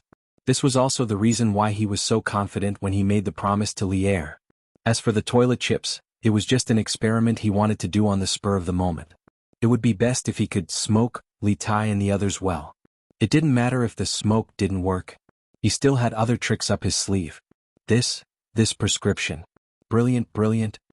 After Li Zixuan put down the brush, Imperial Dr. Qin was the first to exclaim. However, some people didn't understand, so they asked, "Dr. Qin, how is this prescription so brilliant? It's obviously just some common herbs." Imperial Dr. Qin was embarrassed to say that the last part of the prescription was the stove soil. No matter how he looked at it, it was not reliable. Dr. Qin shook his head and said, "It's because it's just some common herbs. That's why the person who came up with this prescription is so brilliant. His medical skills have reached perfection. Everything in his hands can be used as medicine. This Qin is not as good as him. Dr. Qin, why don't you explain it to us? We can learn from it. When the doctors heard Dr. Qin's words, they couldn't help but feel itchy. Dr. Qin stroked his beard and said, "This prescription was written by Marquis Yong'an. Presumably Marquis Yong, and is the most knowledgeable about this prescription. This old man will not show off in front of an expert." Li Zishuan smiled and said, "Dr. Qin is too modest. For the same prescription, different doctors have different opinions. Why don't you tell me your opinion first, and then this young one will use my own opinion to compare with yours. For this young one, this is also a kind of improvement." Dr. Qin looked deeply at Li Zishuan. The admiration in his eyes became more and more intense. Talented but not arrogant.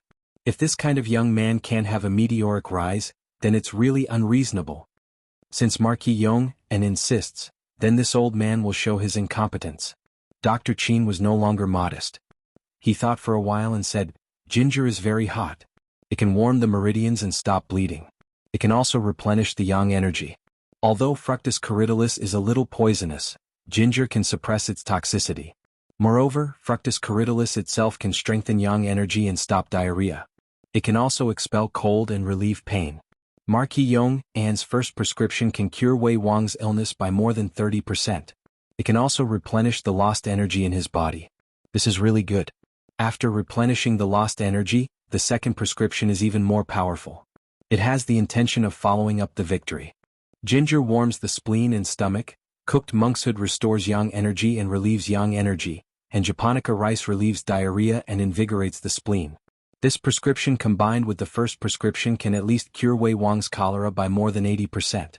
As for the last prescription, this old man doesn't really understand the use of the hearth soil, so I won't comment on it." All the imperial physicians had a look of sudden realization.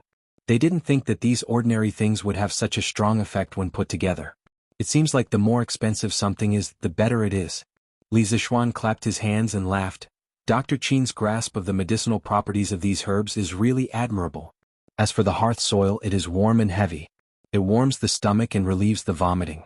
It is mainly used to treat the weak cold in the spleen and stomach, and vomiting caused by the lack of stomach qi. The main purpose of using it here is to strengthen the efficacy of the previous two prescriptions and completely cure Wei Wang's cholera. Dr. Qin's words just now were very correct. As long as one is well versed in medicine, anything can be used as medicine. As a doctor, one has the responsibility to treat the illness of the patient with the least cost. Of course, this is also the most important part of a doctor's ability. If one uses expensive herbs like ginseng and deer antler when they encounter an illness, how many people in the world can afford to treat the illness? Qin Ke Chuimo, and the other's cholera was caused by the water of Ba River. However, Ba River stretches for hundreds of li. Recently, tens of thousands of people have drunk the water of Ba River. Before long, there will definitely be hundreds and thousands of cholera patients. As long as my 3 prescriptions are effective, we can use the least cost to pacify this cholera epidemic. At this moment, Li Er didn't have time to care about his son who was suffocating in the room. His face had already become incomparably solemn. Good, very good. What Li Zhanshi is worried about is very likely to happen. Although I have already instructed the county magistrates of the counties around Chang, and to inform the people not to directly drink the water of Ba River, it is hard to guarantee that there won't be patients who have already drunk the water and contracted cholera.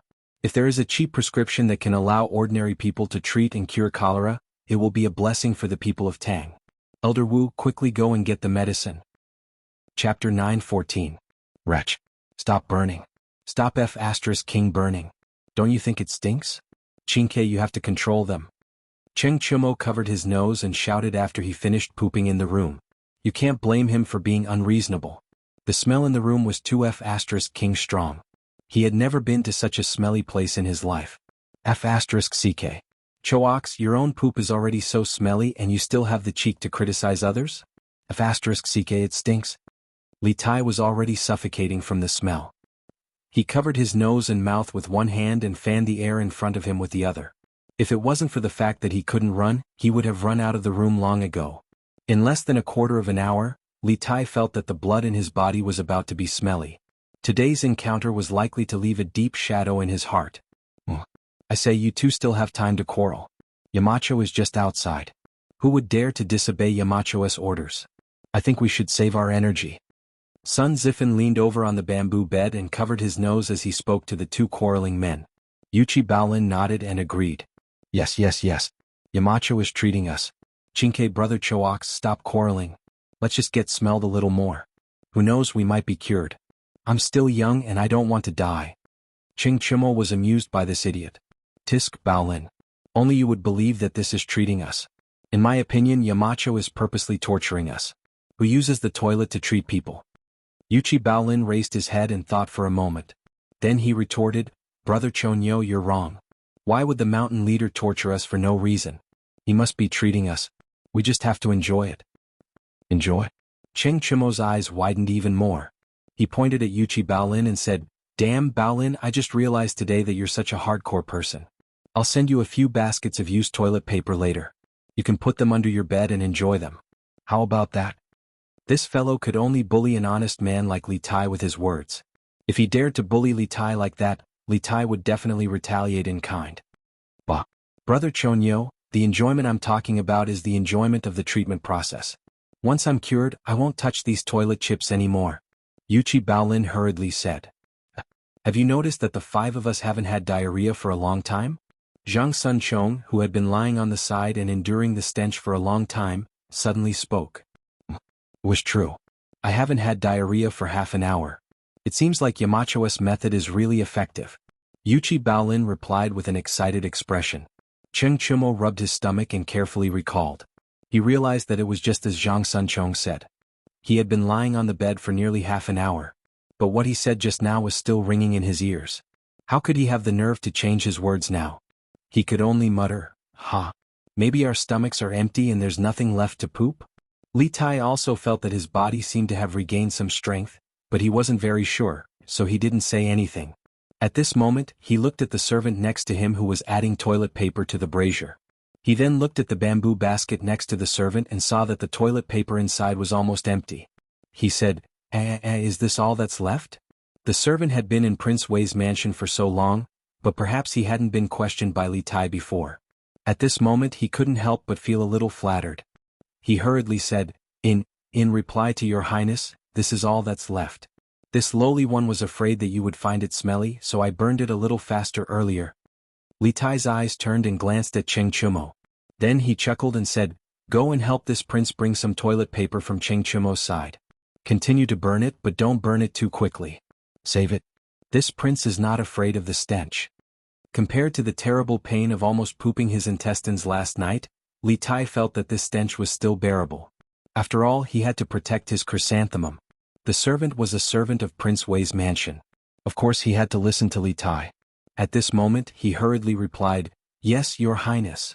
After saying that, he got up and walked over to Cheng Chimo's side. However, Cheng Chimo couldn't stand it. This fellow almost jumped up.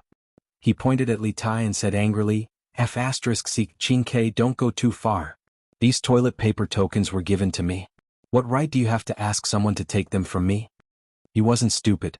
Although he didn't admit it, he knew in his heart that the toilet paper tokens could improve his condition. At this time, how could he give away his portion of the toilet paper tokens?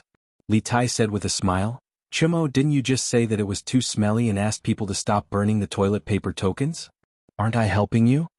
Cheng Chimo immediately shouted, Get lost. I don't need your help. Hey, what are you doing? Don't touch my toilet paper tokens. Do you believe that I won't beat you up? It was the servant of the Prince Wei's mansion who had helped him add the toilet paper tokens to the servant that Li Tai had ordered just now. Cheng Chimo was anxious and wanted to get out of bed to stop it. However, his whole body was weak and his speed was slower by a few beats. He could only watch helplessly as half of his life-saving toilet paper tokens were taken away. Chonyo, we are brothers in any case. Don't be so stingy. You see, I only let them take more than 30%. You still have a lot left. Li Tai smiled and comforted him. Cheng Chimo said indignantly, Chinke, what you did was not right. There are so many people in the room and you didn't rob. Why did you have to rob me? Look at Sun Zifan's basket, isn't there still so much left? Cheng Chimo, shut up. Li Zishuan, who was outside the room instructing the servants to decoct the medicine, naturally did not know that these idiots in the room had begun to act out a shocking show of stealing toilet paper tokens. The servants of the Prince Wei's mansion were very efficient. In less than the time it took to drink a cup of tea, Li Zixuan had bought the herbs that he wanted. However, he did not manage to buy the hearth soil. How would the pharmacies of this era sell this stuff? However, this was not a problem for Li Zixuan. He personally brought Wu Zixuan to the kitchen of the Prince Wei's mansion and dug out a piece of yellow soil from the bottom of the hearth. He used a knife to remove the black soil and impurities, then handed it to the kitchen manager to decoct the medicine. Wu Zixuan, I have already explained the decoction method to you. You stay here and keep an eye on it. I will go back to the backyard to check on Qin Kai and the others. Li Zixuan was worried about Li Tai and the others who were being suffocated by feces, so he instructed. Marquis, don't worry. With me here, nothing will go wrong. Wu Zixuan nodded and replied. Only then did Li Zixuan turn around and leave, walking towards the rear courtyard. Chapter 9:15. TSK, it seems like this method is quite effective. If I had known earlier, I wouldn't have given you a prescription. I would have gotten someone to find you 2 baskets of toilet paper. Maybe you'll be fine after smoking it for 2 days. When he arrived at the room in the backyard, he could hear Li Tai and Cheng Chumo bickering through the door. Judging from their voices, it didn't seem like they were seriously ill at all. He pushed the door open and said with a smile. Huh. The 2 people who were in the middle of bickering were dumbfounded by Li Zixuan's words. A few moments later, Cheng Chumo reacted and angrily said to Li Zixuan, Young master, you're the one who gave the order. *CK. Xiao Xian, what do you mean? Are you saying that you can cure our illness with medicinal herbs? Why didn't you say so earlier? Why did you have to use such disgusting things like toilet paper? Li Tai also looked at Li Zixuan with a face full of anger. The other 3 children didn't have much anger on their faces, but they also cast their gazes on Li Zixuan. Li Zixuan crossed his arms in front of his chest and said calmly, Curing a disease is like putting out a fire. You guys were already half a step into the gates of hell when you got cholera. It's already not easy to keep your lives. Cheng Chumo, you still have the time to complain about this and that? I think someone didn't suffer enough last night, right? Cheng Chumo subconsciously covered his chrysanthemum. He didn't want to experience that feeling of collapsing again. However, he was still a little angry at Li Zixuan for tricking them. Then why didn't you use a better treatment method? Aren't you torturing us on purpose? Li Zixuan rolled his eyes and said unhappily, Do you know how to treat illnesses, or do I know how to treat illnesses? How do you know this method isn't good? Originally, it would take at least 10 days to half a month for you to recover from this illness. However, after using this method and supplementing it with the decoction, you will be fully recovered within 5 days. Do you still think this method is not good? Seeing Li Zixuan's reasonable and earnest look, Cheng Chumo was suddenly speechless. At this moment, Elder Wu brought a servant over with a bowl of medicine. Marquis, the medicine is ready. Should I give it to His Highness? Elder Wu bowed and said. Li Zixuan nodded and said, Yes, according to the order, let them take it. This Marquis will come back later to see the results. Yes. Elder Wu waved his hand at the servants, and Cheng Chumo and the others were forced to drink the decoction. Although the first 2 decoctions tasted bad, it was still bearable. But the last decoction, poof, pay. Damn, how could there be dirt in the medicine? Qin Kai, how do the servants in your residence brew the medicine? Cheng Chumo, who had just suffered from feces, was suddenly forced to drink a mouthful of dirt. This fellow could not bear it any longer. Li Zixuan frowned and said, If you don't want to die of illness, swallow this medicine. Otherwise, in a few days I will have to collect your corpse. Seeing that Li Zixuan did not seem to be joking, the patients in the room could not help but tremble. They quickly attacked the decoction. They had just suffered from feces and now they had to eat dirt. Speaking of which, they were really unlucky today. However, they were still considered lucky. In comparison, the other cholera patients in the past 2 days were suffering too much. None of the medical officials dared to accept them when they were sent to the medical hall. Even if there were medical halls that dared to accept them, many people could not afford it. Moreover, even if they could afford it, there was no guarantee that the medical hall would be able to treat them. In just one day, hundreds and thousands of families were suddenly affected. Most people were helpless and could only prepare coffins for their loved ones who had suffered from cholera in advance. Your Majesty, according to the county magistrate of the counties near Chang and City, there are now at least 800 families who have suffered from cholera. They cannot afford to treat the illness, and there are no medical halls among the people who can treat this illness. In the long run, as more and more people are infected with cholera, there is a high possibility that it will lead to a large-scale epidemic. When that time comes, it will be even more difficult to deal with if there is a mass uprising. In the backyard of the Prince of Wei's residence, Li Er had just heard from Elder Wu that Li Tai's condition had improved. He was originally relieved, but Zhao Song came to report something to him. Li Er's expression suddenly became serious.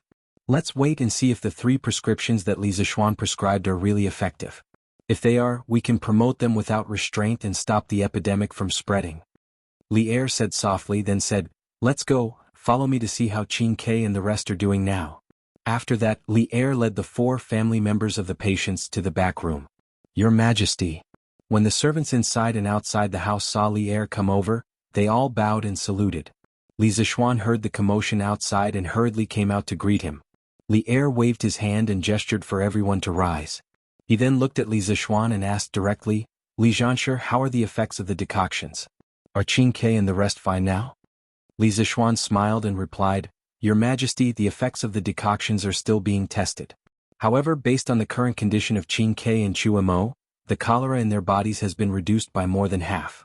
If they continue to take the decoctions for 3 more days, there is a high chance that they can be completely cured." Li Zishuan was satisfied. Empress Zhangsun, who was beside him, felt relieved when she heard Li Zishuan's assurance. After letting go of her worries, she felt a wave of sleepiness sweep over her, making it difficult for her to open her eyes. Thus, she informed Li Er and went back to the palace to rest. "Not bad, not bad.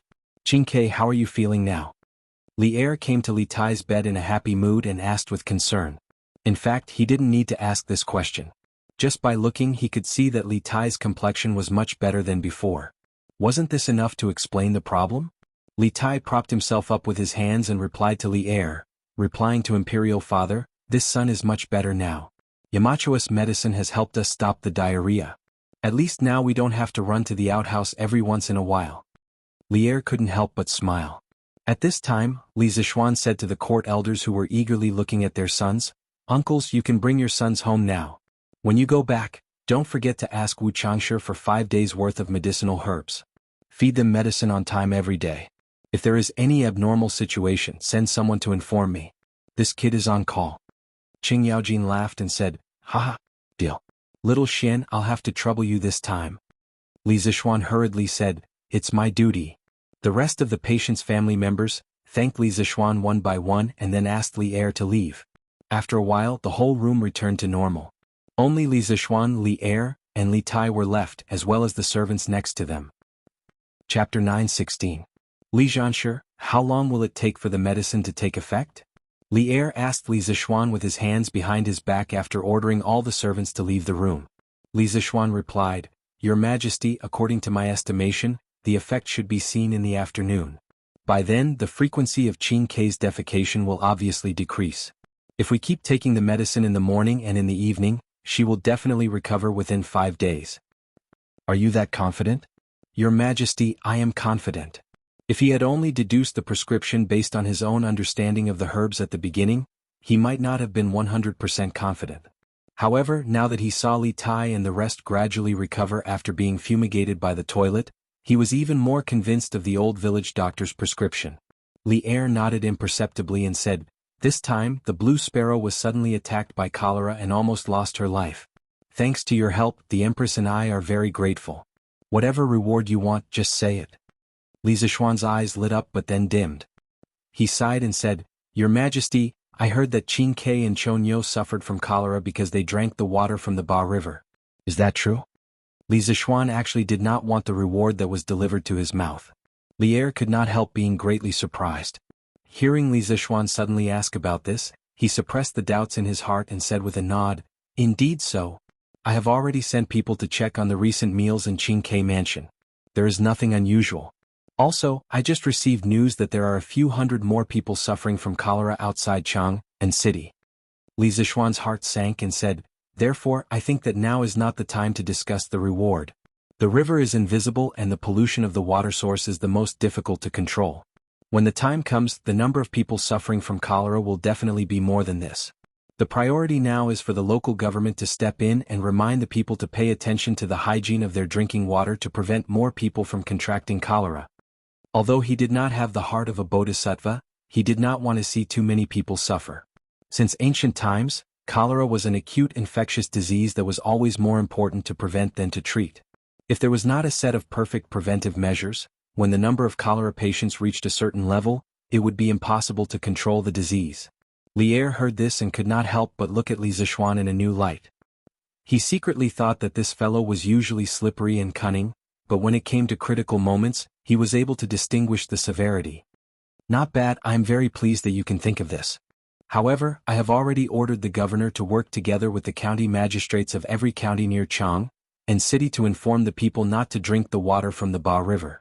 When your prescription is effective, I will let the Imperial Medical Department to prepare a batch of herbs and medicine ingredients and give it to the sick people free. Li Er looked at Li Zishuan with a gratified expression. Unexpectedly, Li Zishuan shook his head and said, "Your Majesty, this solution does not solve the root of the problem. Although there are 8 rivers around Chang, and namely Wei, Jing, Feng, Zhao, Bai, and Ba, and there are 5 canals in the city, namely the Longzhou Canal, Qingming Canal, Yong and Canal, Huang Canal, and Chao Canal, it can be said that the water source is abundant. Even without the Ba River, it can still satisfy the water needs of the people in and outside Chang and city. However, Your Majesty, do not forget that these 8 rivers and the 5 canals are interconnected. As time passes, the water from the other rivers will also cause cholera. If Your Majesty wants to prohibit the people from drinking the river water, just the Ba River alone is far from enough." The Chang and of this era was not the same as the modern Xi'an. The surrounding areas were rich in water resources. Otherwise, it would not be enough to support this super city with a population of 2 million people. However, there was no running water in this era. The people's drinking water mainly came from the river. Therefore, Li Zishuan felt that Li Er's method was not reliable. The reason why the modern Xi'an had a shortage of water resources and frequent droughts was mainly because of the Sui and Tang dynasties.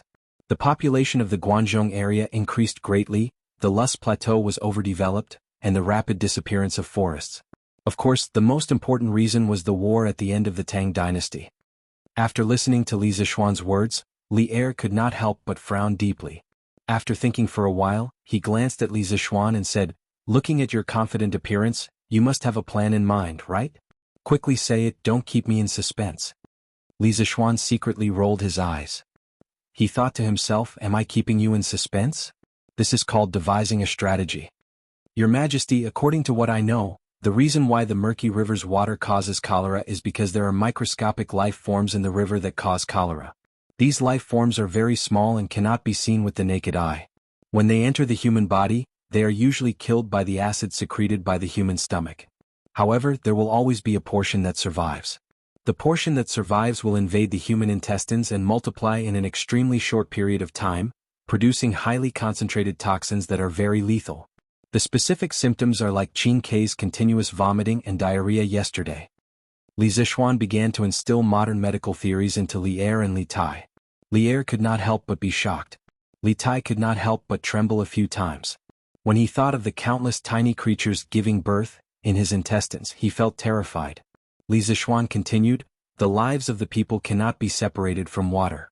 Therefore, Your Majesty's method of prohibiting the people from drinking the river water is not a long-term solution. I feel that rather than this, it is better to encourage the people to boil the water before drinking. This will greatly reduce the possibility of them contracting cholera. Ancient people usually drank cold water. Only when the weather was cold would they boil the water to drink." Li Er asked doubtfully, "If the water is boiled, will it kill the tiny creatures in the water?" Li Zishuan nodded and said, "Of course. In fact, it is not only these tiny creatures. Other things that can cause illness can also be killed by boiling the water." Li Er nodded lightly, but in his heart, he was thinking to himself that he should instruct the people to boil all the water in the palace in the future. Just now, when Li Zishuan said that the tiny creatures were multiplying in Li Tai's stomach, he was disgusted. Li Er was the emperor. He would not allow these little things to offend his imperial prestige. "As you said, I will instruct the people in a while. Remember to write what you just said in Datang Daily later.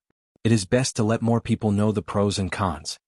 Today, Datang Daily had become a force of public opinion that could not be ignored. Many times, the imperial court's decrees had to be publicized through the newspaper. Li Zishuan cupped his hands and promised. Even if old Li did not say so, he would have done so. "That. Yamacho, where did the tiny creatures in the river that caused cholera that you mentioned earlier come from?" At this time Li Tai, who was half leaning on the bed, asked weakly. Li Zishuan turned his head and looked at the child sympathetically. He said, "According to my guess, it is very likely that the water in Ba River was contaminated by the feces of the patients who had cholera before. That is why there were these tiny creatures. After that, it happened that you guys..." Chapter 9:17. Sigh. This child, it's rare for him to be muddle-headed. Isn't it better to be muddle-headed sometimes? Li Zishuan rode Whitey on the streets of Chang'an. In his mind he was still recalling Li Tai's "I ate shit" expression. Li Zishuan couldn't help but sigh. This child really didn't know how to pretend to be muddle-headed at critical moments. He insisted on getting to the bottom of the matter, and in the end he got to the bottom of the matter. What he said just now wasn't to tease Li Tai. The most common cause of cholera infection was from drinking water contaminated with feces. This wasn't something Li Zishuan made up. "Doctor, please save my son. I'm willing to be your slave for the rest of my life to repay you. I beg you. I'll kowtow to you. My Shaoan is only 4 years old. I beg you." Just as Li Zishuan was swaying and letting his imagination run wild, he suddenly heard a woman crying and begging on the street. Li Zishuan instantly came back to his senses, and then he urged his horse to go in the direction of the sound. "Sigh. You hurry up and get up. I've already told you that your son's illness can't be cured by anyone. You should prepare for his funeral as soon as possible." This was a medical clinic. Li Zishuan looked up and saw that it was called the Hanging Pot Hall. Li Zishuan had heard of it before. It was an extremely famous clinic in Chang'an City. The doctor in charge was the imperial physician of the previous dynasty, and his medical skills were quite good. This woman probably went to many clinics and was rejected, so she came to the Hanging Pot Hall. Facing this last life-saving straw, it was very difficult for her to let go. "No, doctor, my son is only 4 years old. Please do a good deed and save him. My husband and I will be your slave for the rest of our lives. I beg you." The woman was dressed in sackcloth and her hair was messy. In front of her lay a child with a strong head. The other man knelt on the ground with her and kowtowed to the old man in front of the clinic, saying, "Master, please forgive me. Dr. Lin, your medical skills are so high. I'm sure you have a way to save my son. Although I don't have much money, I still have 20 mu of Yongya farmland. I can give it all to you. As long as you can save my Shaoan." This was truly a huge loss. In this era, to the farmers, the land was their life. It was hard to imagine how the family would live without the land. Even if the child was cured, what could they do?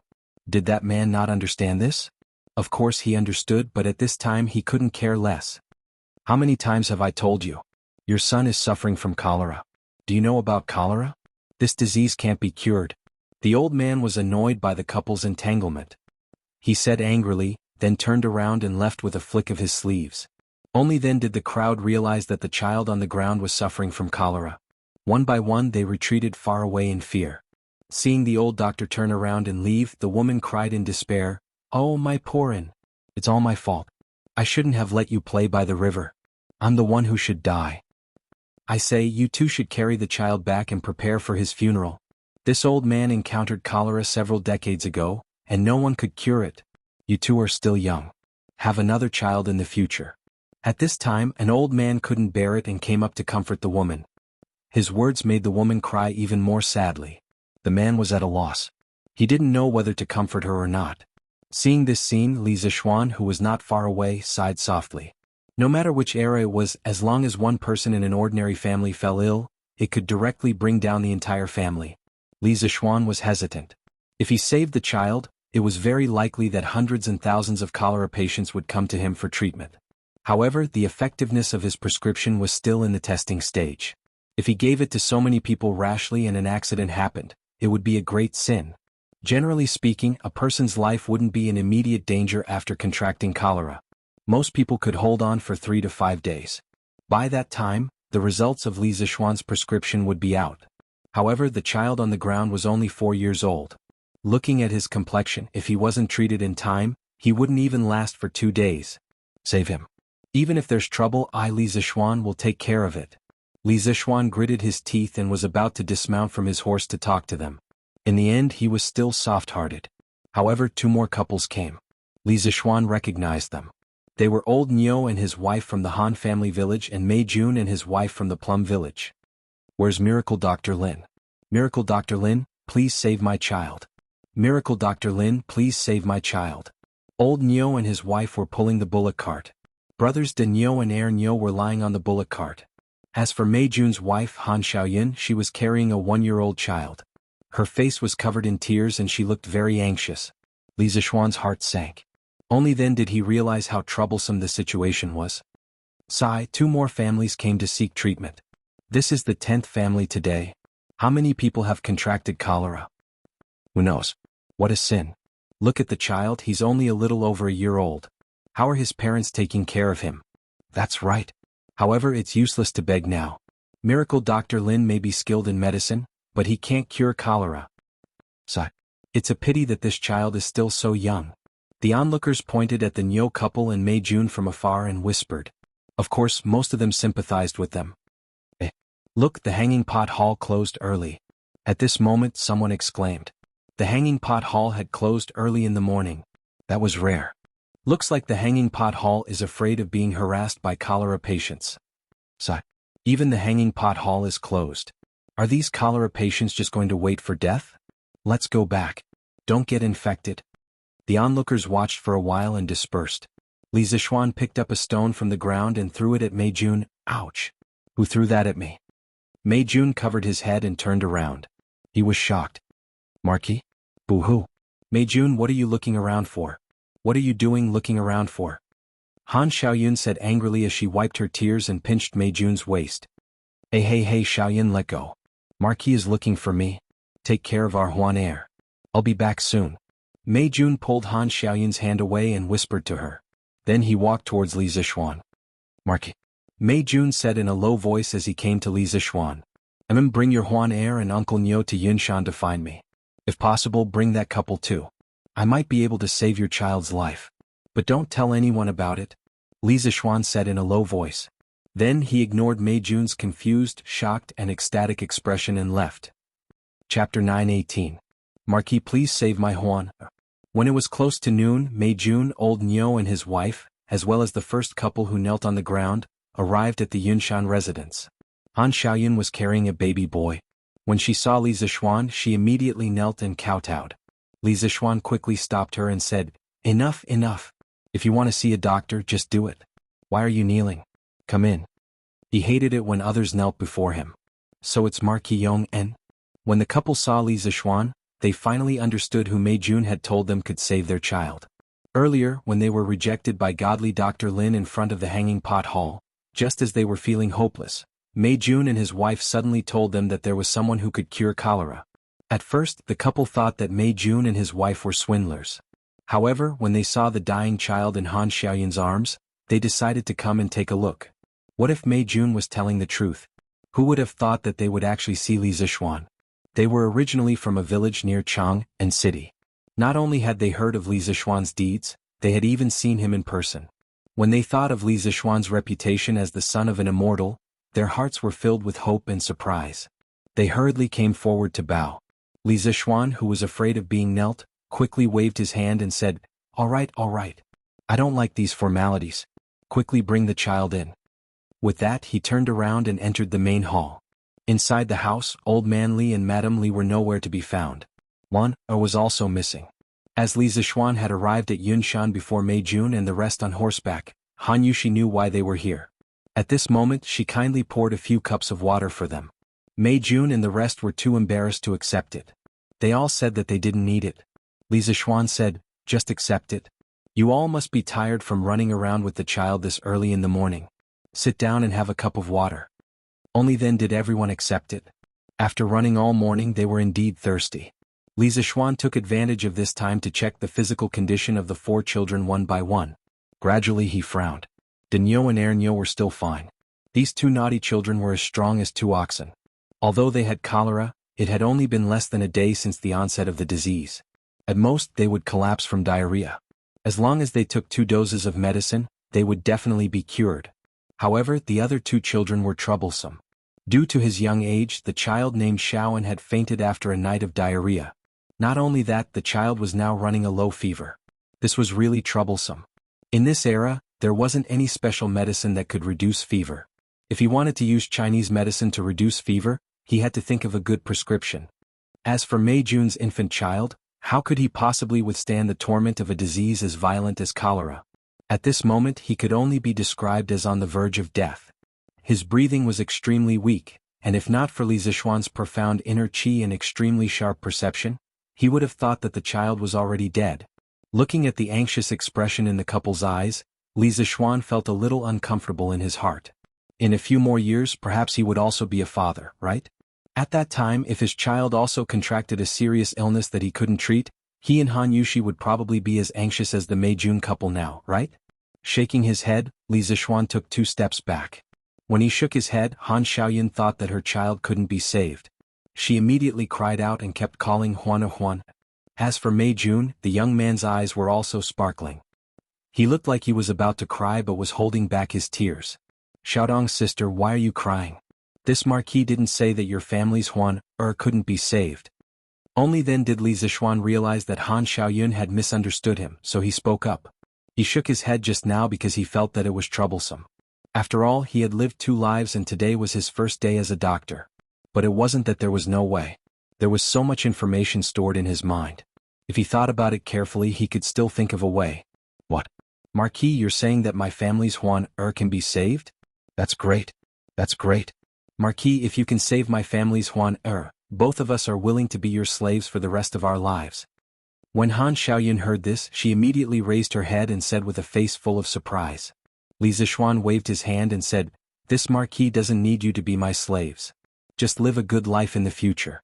If your family's wants to be cured, it's a little troublesome. I'll tell you later. Uncle Nyo, Auntie Nyo, your family's de Nyo and Heir Nyo's conditions are relatively mild. I have 3 prescriptions here. Logically speaking, it should be able to cure your 2 children, but I haven't had the time to test it yet. If you're willing to give it a try, I'll get Pang Feiji to get the medicine for you. If you're worried about the risks, I won't force you. After 2 days, when I've tested the effectiveness of this prescription, it won't be too late for you to come and get the medicine. The main problem now was that Li Zixuan's 3 prescriptions had not been tested in clinical trials. Although there were no problems with the prescriptions from a pharmacological and pathological point of view, whether they would be effective or not still needed to be tested. To a certain extent, Li Tai, Cheng Chumo, and the others had become test subjects this time. However, this was all tacitly approved by Li Er, Zhang Sun, and Cheng Yaojin. After all, these people were experienced and knowledgeable. They knew that there were very few people in the world who could cure cholera. It was already very rare for Li Zixuan to have 70 to 80% confidence in curing cholera. The reason why Li Zixuan's 3 prescriptions had not been promoted was that they were waiting for Li Tai's test results. This was also one of the reasons why he had specially instructed Mei-jun not to spread the news. Marquis, even if I don't trust anyone, how can I not trust you? We're willing to try this prescription. Even if we can't cure it, we won't blame you. Now, in the entire Chang'an city, only you are willing to cure our family's de Nyo and Heir Nyo. The moment Li Zixuan finished speaking, old Nyo answered without hesitation. Old Nyo's wife, Feng Chunmei, wanted to say something. However, after hearing old Nyo's words, she immediately shut her mouth. This was because she knew that old Nyo was right. Cholera was not only an illness that no one could cure, but also no one was willing to get involved. It was just like what happened in the hanging pot hall this morning. That's good. You guys carry de Nyo and Heir Nyo back first. I'll get someone to send the herbs over to you later. Li Zixuan nodded. Old Nyo subconsciously said, Marquis, how can we let you spend money on this? I'll go get the herbs myself later. Li Zixuan waved his hand and said, Uncle Nyo, there's no need to say anything more. You should quickly send de Nyo and Heir Nyo back to rest, so that I can treat the other 2 children. Old Nyo also knew that Li Zixuan did not care about this small amount of money at all. Hearing this, he could only bring his wife and 2 children out. As for Li Zixuan's kindness, old Nyo made up his mind to find a way to repay it in the future. Chapter 9:19. Which village are you from? After the Nyo family left, Li Zixuan didn't rush Pang Feiji to Chang'an city to get the medicine because there were still 2 more patients. It wouldn't be too late to get them together. At this moment he looked at the couple from the outer village and asked, Marquis, we are the villagers of Liujia village. My name is Lu Dezhuang and this is my wife, Mei Xianglan. Marquis, Liujia village is now your fief. Lu Dezhuang couldn't help but remind Li Zixuan when he saw that he was still calm after the introduction. Oh. Li Zixuan raised his eyebrows. Since he was made a marquis, his fief had expanded a lot. However, he had been busy with the academy and hadn't had the time to check it out. He had asked butler Wang Zhong to do the handover. Therefore, when the burly man mentioned Liujia village, he didn't react immediately. Lu Dezhuang, your child has not only contracted cholera, but also a cold. If you want to treat cholera, you have to bring down his fever first. I can give you a prescription to bring down your child's fever quickly. As for cholera, you heard it just now. It's up to you whether you want your child to continue receiving treatment or not. In just a short while, Li Zishuan had already selected an excellent prescription to reduce fever in his mind. In ancient times, due to the lack of medical technology, it was common to die from minor illnesses like colds and fevers. However, this didn't mean that traditional Chinese medicine couldn't cure colds and fevers. On the contrary, traditional Chinese medicine had many ways to deal with colds and fevers. Generally speaking, they could be divided into three categories. First, the method of removing the firewood from under the cauldron was equivalent to the method of ventilating the internal organs and releasing heat in Chinese medicine. That was to use medicine that was bitter and cold to clear bowels to reduce fever. However, this child was still suffering from cholera. He was already vomiting and having diarrhea. If he were to use this method to clear bowels, wouldn't it be adding insult to injury? Second, the method of treating heat with cold was also one of the most commonly used methods of reducing fever in traditional Chinese medicine. That was to use medicine that was cold, sweet or bitter, to reduce fever. However, cold medicine could easily damage the spleen and stomach, so it was not suitable for this child's situation. In the end, after much consideration, Li Zishuan chose the third method, which was the method of stopping the boiling. It was equivalent to the method of dispersing fever in traditional Chinese medicine, which was to use Xan San to achieve the goal of reducing fever. The main principle was to reduce the fever through sweating. It just so happened that cholera was a type of cold disease, and sweating could also be used as an auxiliary treatment for cholera. However, sweating profusely was also quite taxing on the human body. This child was still young, so he would definitely not be able to withstand the excessive use of medicine. Therefore, when writing the prescription, it was a test of Li Zishuan's calculation ability. Lu Dezhuang and his wife had just experienced the experience of being rejected by many medical centers in the morning. Old Cow's choice just now gave them a certain amount of confidence. At this moment they did not hesitate and bowed to Li Zishuan. We believe in Marquis. We beg Marquis to treat our Shaoan. Even if he is not cured, we will only be grateful to Marquis. We will definitely not have any complaints. Okay, since that's the case, you two can wait here for a while. I will get someone to get the medicine for your child in a while. I will also tell you how to decoct this medicine. Since they trusted him so much, Li Zishuan would do this good deed to the end. He was definitely going to save this child. Lu Dezhuang and his wife bowed to Li Zishuan sincerely. Thank you, Marquis. Marquis's great kindness, Dezhuang will remember it for the rest of his life. Li Zishuan waved his hand and said that there was no need to be so courteous. Then he turned around and looked at the child in Han Xiaoyun's arms. Give the child to me. Let me take a closer look. Li Zishuan looked at Han Xiaoyun and said. Han Xiaoyun naturally agreed. She carefully handed the child to Li Zishuan. Although Li Zishuan had died tragically before he could become a father in his previous life, this did not mean that he did not know how to carry a child. In his previous life, his sister's child had been carried by him many times. He skillfully carried the child over. At the same time, he kept the child's spine and elbows at the same level. This was beneficial for protecting the child's fragile spine. What a fragile little life. Li Zishuan used his hand to press against the child's tender feet. A trace of pure Taoist jinqi began to enter the child's body. It was said that newborn children were the purest, and it was not an exaggeration to say that they had an innate body. However, Li Zishuan used his jinqi to examine the child's abdomen and found that there were a lot of impurities. This must be the cause of cholera. Li Zishuan was in a dilemma. He could try to use his jinqi to open up this part of the blockage and alleviate the child's condition. However, the child was only a few months old. It could be said that the child's meridians were as fragile as thin paper. Li Zishuan had to be very careful when using his jinqi to examine the child's body. How could he dare to use his jinqi to help the child unblock his meridians? However, the child's breathing was so weak that it would be difficult to wake him up with just the power of the medicinal stone. Unless Sun Simiao came personally, there would be a chance. Thinking of this, Li Zishuan could not help but frown deeply. The situation was far more difficult than he had imagined. Mei Jun and Han Xiaoyun saw the expression on Li Zishuan's face. Their hearts sank, but they did not say anything to disturb him. Just as Li Zishuan was about to give up, something strange happened. Li Zishuan suddenly felt a trace of very active and full of vitality in his body. It directly flowed to his arm and then tried to enter the child's body through his palm. Li Zixuan was shocked. He subconsciously thought that the Jinqi in his body was out of control. He hurriedly used the Taishan Sutra to suppress the trace of Jinqi. However, as the saying goes, weak water is shapeless, and this trace of Jinqi also seemed to be shapeless. Li Zixuan tried everything but he still could not stop it. Then, the trace of Jinqi directly entered the child's body. Li Zixuan's expression changed, thinking that he had accidentally harmed the child. However, the tragedy he had expected did not happen.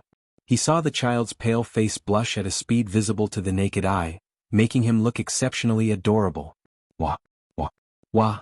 What shocked everyone was that the child had woken up at this moment and was crying loudly. Li Zixuan was a little confused, but Mei Jun and his wife were very surprised. They wanted to go forward and hug their child, but they were afraid to disturb Li Zixuan's meditation. They were in a dilemma. Spiritual qi. That was spiritual qi, not Jinqi. There is a spirit in heaven and earth. Things with spirituality are really attracted to each other. In this way, the child's future is destined to be extraordinary. Li Zixuan thought for a while and seemed to have grasped the truth of the matter. His heart could not help but set off a storm. Chapter 920. Husband, the child is crying. Did you hurt him?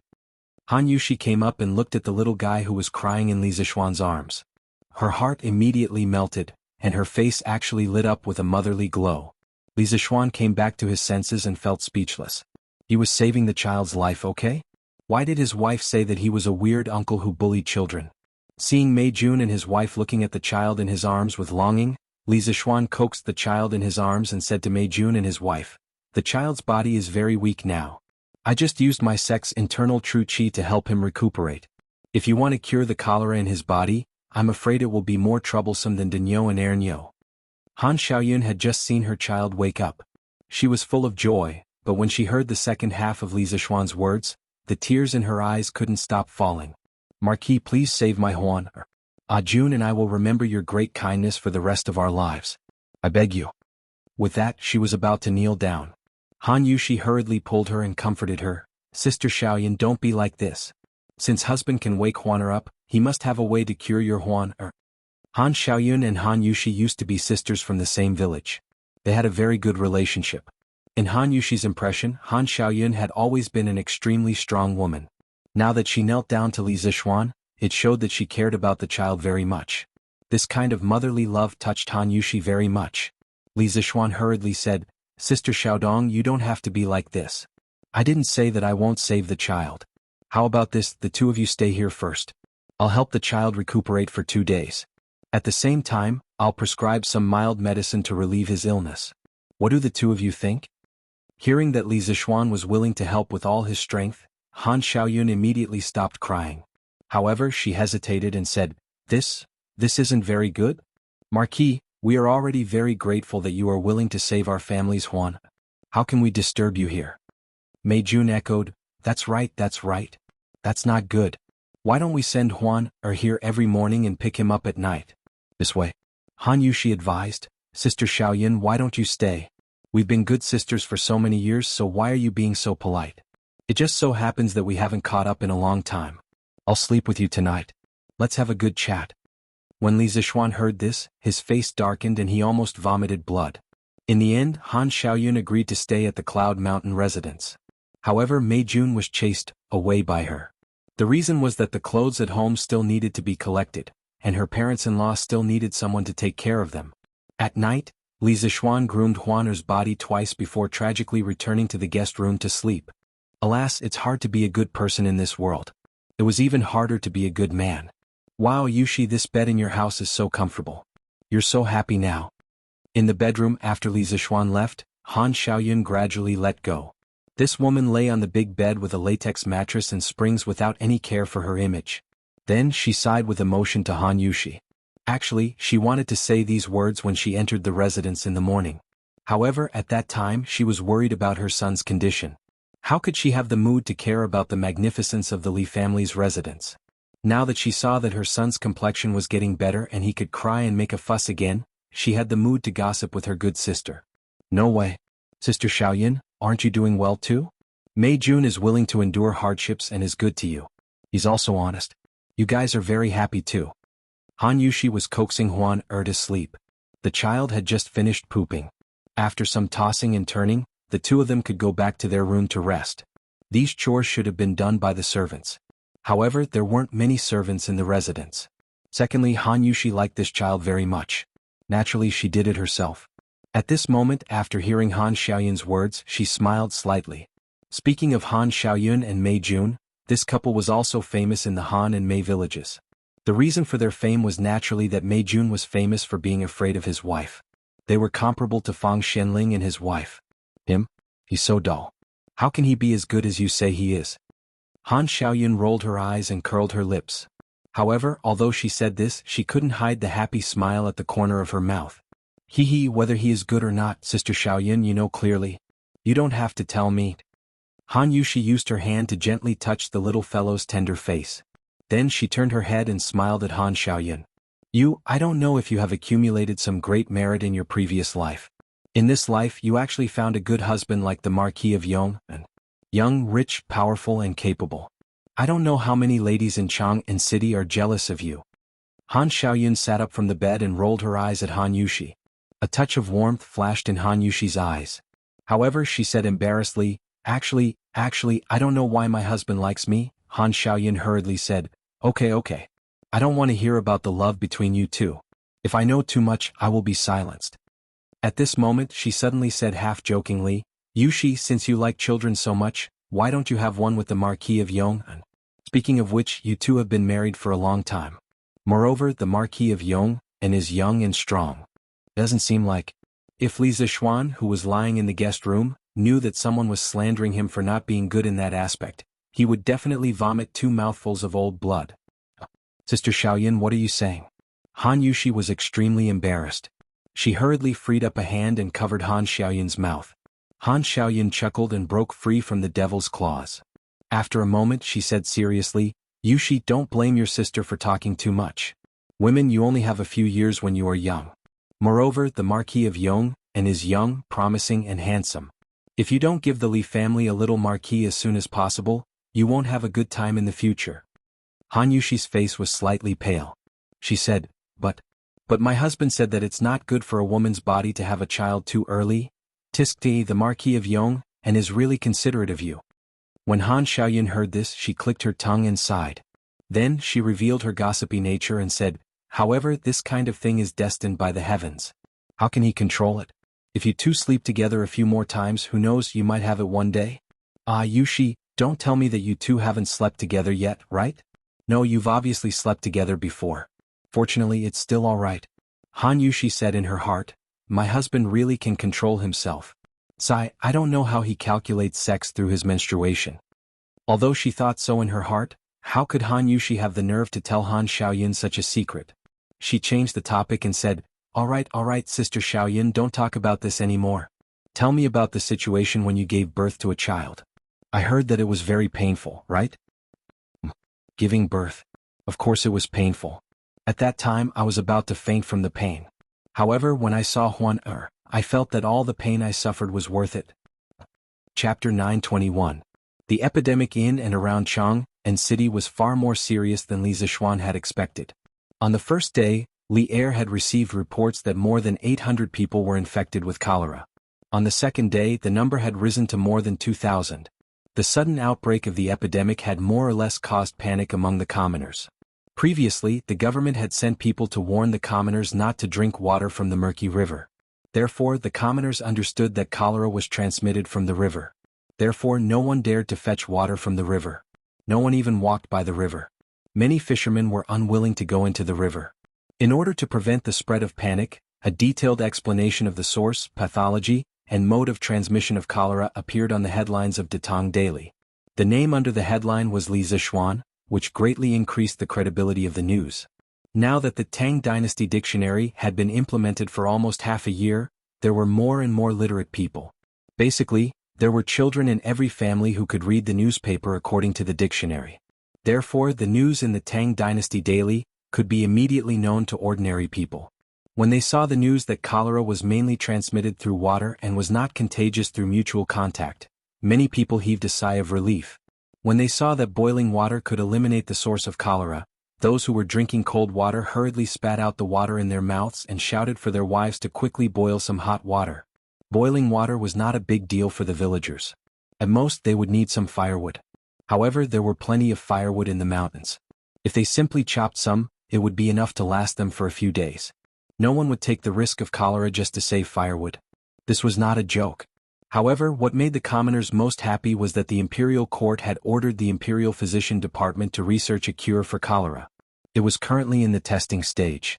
They would only need to wait for a few more days to get results. The family members of the cholera victims who were in despair suddenly saw hope. The people's fear of cholera was greatly alleviated with this news. Early in the morning, Li Zishuan finished his breakfast, groomed Han Xiaoyun's son's body, and reminded Han Xiaoyun to remember to feed the little guy medicine on time. After that, he rode out. A day had passed. He had to go and see how Qing Chumo, Li Tai and the others were doing. He ran from house to house. He estimated that he wouldn't be able to return home before noon. At this time he couldn't help but complain in his heart, "Old man's son has been traveling for so long. Why hasn't he reached Chang'an yet? Now, as a half-baked doctor, I have to do it personally. It's so stressful."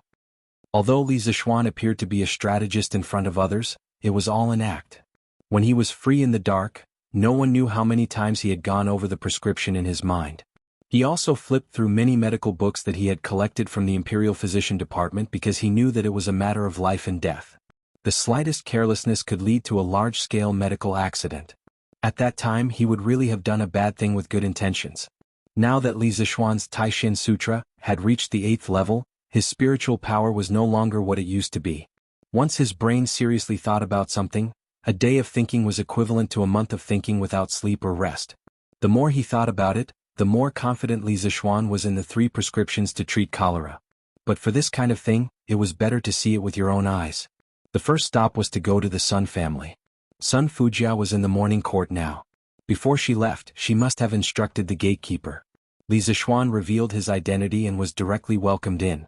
When Madame Sun saw Li Zishuan, she was naturally full of grateful words. When he finally saw Sun Zifan lying on the bed, Li Zishuan asked about the child's condition.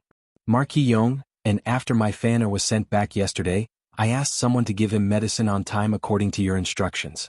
This medicine of yours is really magical. Last night Fan only got up twice and pooped, and now his complexion is much better. I didn't expect Marquis Yong, and to not only be good at learning martial arts and medicine at such a young age. It's a pity that I didn't give birth to a girl back then, otherwise." Sun Zifan's mother was a little sociable and a little talkative. Once she started talking she couldn't stop. In the beginning she was clearly talking about Sun Zifan's condition, but in the end she actually talked about becoming in-laws with Li Zishuan. Li Zishuan was a little impressed by this woman's imagination. He quickly interrupted. "Ahem. Auntie, let's talk about Zifan's condition. I'll take his pulse again." Madame Sun came to her senses and quickly said, "Oh, right, Marquis Yong, and you should take his pulse personally. Only then will you be at ease." Li Zishuan nodded, then picked up Sun Zifan's wrist and began to pretend to take his pulse. Actually, how would he know how to do this? He was only using the pulse as a cover, and taking the opportunity to use his true qi to explore Sun Zifan's body. After a moment, under the eager eyes of Madame Sun and Sun Zifan, Li Zishuan nodded and said, "And he's recovering well. After taking the medicine for another day, Zifan should not have diarrhea anymore. He should be fully recovered within 3 days." "Thank you, Yamacho." Sun Zifan cupped his fists gratefully. Speaking of which, to have such a knowledgeable and talented Yamacho, who was also skilled in martial arts and medicine, was really his good fortune as a student. I've really troubled Marquis Yong in this time. When my master comes back I'll definitely personally thank you." Madame Sun smiled warmly. Li Zishuan repeatedly said that there was no need, and then ran out of the Sun residence. After that, he went to the Qing residence. Unexpectedly, after Cheng Chumo took the medicine yesterday, he was completely recovered today. Li Zishuan used his true qi to repeatedly examine him several times. After confirming that there was no source of illness in this guy's body, he stopped. He could only attribute this to Cheng Chumo's super recovery ability. Sometimes, a simple mind and strong body might not have no advantages. Sun Zifan was still lying weakly in bed, but Cheng Chumo could already jump out and play. This was a living example. After visiting Cheng Chumo, Li Zishuan went to the Yuchi residence and Prince Wei's residence. The results were very satisfactory. Yuchi Baolin's recovery was only a little worse than Qing Chumo's, and Li Tai's situation was similar to Sun Zifan's. The current situation of these four people was enough to prove that his prescription could treat cholera. The epidemic was like a fire, and Li Zishuan felt that now was the time to fully implement his treatment method. Thinking of this, he directly rode his horse towards the palace. At this moment, there was a rush of horse hooves behind him. Li Zishuan had always disliked riding horses in Chang'an City, so he was quickly caught up. He could only control Big White and stand by the side of the road. In the blink of an eye, a group of soldiers galloped by on horses. Li Zishuan inadvertently glanced and saw an acquaintance. He immediately shouted excitedly, F***CK Daoist son, you're finally back. Chapter 922. At this moment, Sun Simiao was riding on a sturdy black horse. As the black horse galloped up and down, Sun Simiao's beard and hair swayed. If it weren't for the fact that he had practiced some Taoist Qigong for the convenience of practicing medicine, his entire body would have been shaken to the point of falling apart. The cavalry was as fast as the wind.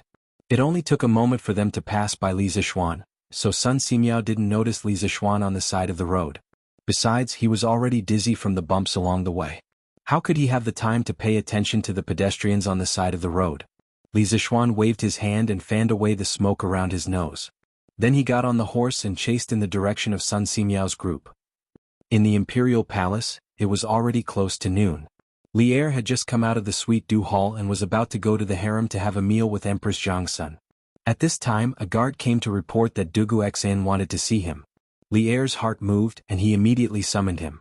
Then he turned back to the Suite du Hall. After a while, he saw Dugu Xan enter the hall with two soldiers.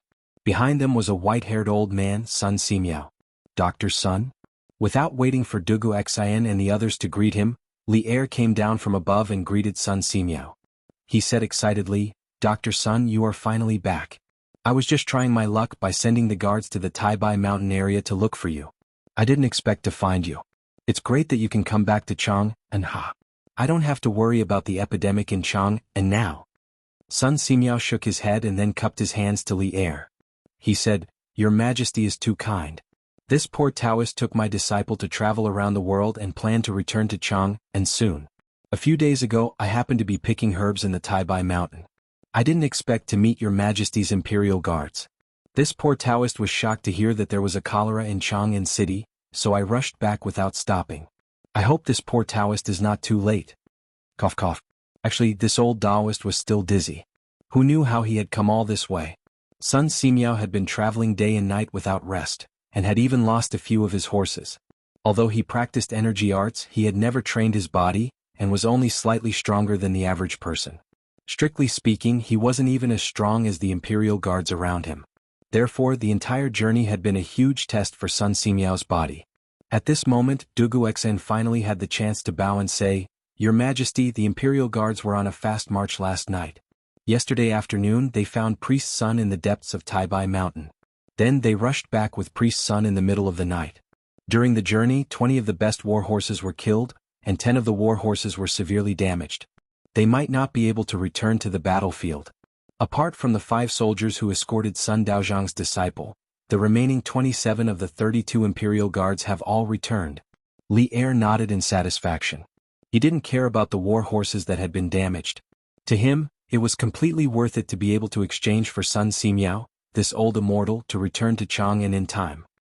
The imperial guards have performed meritorious service by finding Dr. Sun in time. All 32 of them will be promoted by 1 rank. They will be given 2 days of rest before returning to the barracks to report on their work. Dugu Feiying cupped his fists and said, I thank your Majesty on behalf of my brothers. You may go and rest. After saying that, Li Er looked at Sun Simiao and said, Dr. Sun has returned at the right time. Now that the number of cholera patients in Chang, and is increasing rapidly, the imperial court is, Your Majesty the Marquis of Yong, and requests an audience. As Li Er was speaking, a chamberlain walked in and said carefully. Sun Simiao was puzzled. He remembered that when he left Chang'an this year, the title of Marquis of Yong, and didn't exist. His puzzlement didn't last long. Summon. Li Er's expression changed and he quickly gave the order. A moment later, Li Zishuan walked in travel-worn. When Sun Simiao saw that the person who came was Li Zishuan, a hint of surprise appeared on his face. When he left Chang'an, Li Zishuan was clearly just a county boy. How did he become Marquis in the blink of an eye? When did the Marquis of the Great Tang become so worthless? Your subject greets your majesty. Rise. Li Zixuan, you came at the right time. I was just discussing the epidemic in Chang, and with Priest Sun. After a round of greetings, Li Er smiled and said. Li Zixuan nodded, then cupped his fists at Sun Simiao and said, Priest Sun, long time no see. I've been thinking about you day and night and you're finally back. Now I can finally heave a sigh of relief. Li Zixuan couldn't be more happy that Sun Simiao could return so early. After all, his half-baked medical skills couldn't compare to Sun Simiao's. Now that Sun Simiao was in charge of Chang'an City, the pressure on Li Zixuan's shoulders would undoubtedly be reduced by a lot. Sun Simiao stroked his beard and smiled. Little Xian, you've already been conferred the title of Marquis after not seeing you for a few months. Congratulations. Li Zixuan waved his hand and said, Fame and fortune are just fleeting clouds. Priest Sun, if you're interested in an official career, I believe His Majesty will not let a bright pearl be covered in dust. To be honest, it wasn't that Li Er didn't want to recruit Sun Simiao, but this old Taoist always liked to wander around and was unpredictable. Naturally, he wouldn't accept Li Er's invitation. Sun Simiao shook his head and said, Haha, let's not talk about this for now. Right now the epidemic in Chang'an City is like a raging fire. We should discuss how to quell the epidemic as soon as possible. Li Er agreed and said, Yes, Dr. Sun's words are very good. Li Zixuan, quickly tell us about your current progress. Li Zixuan smiled and cupped his hands. Your Majesty, I'm here today to tell your Majesty a piece of good news. This morning I went to the Sun, Cheng Yuqi and Prince Wei's residence. After my diagnosis, Cheng Chumo's cholera has been completely cured. Yuqi Baolin has basically recovered. As for Sun Zifan and Qing Ke, due to their weaker physiques, their recovery is slower. However, they only need one more day of medicine to basically recover. This means that the 3 doses of medicine I prescribed can be used to treat cholera. The imperial court can immediately start distributing medicine to the people to treat cholera. Li Er heard this and said in surprise, Is this true? Qing Ke and the rest are fine? Li Zixuan nodded affirmatively. Sun Simiao, who was at the side, asked curiously, Little Xian, can you tell me about the prescription? To be honest, the ancient books have always lacked records on cholera treatment. I've also been researching cholera treatment methods all this time. Li Zixuan smiled and said, Of course. My medical skills are not good, so I can ask Priest Sun to help me. After all, it's a matter of life and death. Seeing this, Li Er waved his hand and a young eunuch went to fetch a brush and ink. Li Zixuan quickly wrote down the prescription he had written earlier. Sun Simiao took it and began to read it seriously. His mouth was still muttering in a low voice as if he was mumbling something. He was trying to figure out Li Zixuan's prescription. Chapter 923. Wonderful, wonderful, wonderful, wonderful. These 3 prescriptions advanced layer by layer, attacking the source of the disease endlessly. First, it warms the meridians to stop the bleeding, replenishes the yang, strengthens the yang and stops diarrhea, dispels the cold and stops the pain. Finally, it warms the stomach and reduces the nausea. Especially the heart soil, it's really wonderful. I didn't expect Xiaoshuan's medical skills to be so brilliant, to be able to think of such a wonderful prescription. It seems that even if I don't rush back to Chang'an, the epidemic will be fine. In the Sweet Dew Hall, Sun Simiao exclaimed in surprise after reading Li Zixuan's prescription. Of course, Li Zixuan's prescription wasn't complete. Li Zixuan didn't mention the method of using toilet paper to smoke the patient. If he did, even the divine Dr. Sun Simiao would be stunned. Li Zixuan thought that this prescription was the crystallization of the wisdom of dozens of generations of Chinese doctors. Of course it was awesome. However, he still had to be humble at this time. Thus, he cupped his hands and said, Priest Sun, you flatter me. This prescription was summarized by my master. I don't dare to take credit for it. Do you think there's anything that needs to be changed? Sun Simiao sighed and said, Spiritual Master Ling Su is worthy of being an expert. I can't compare to you.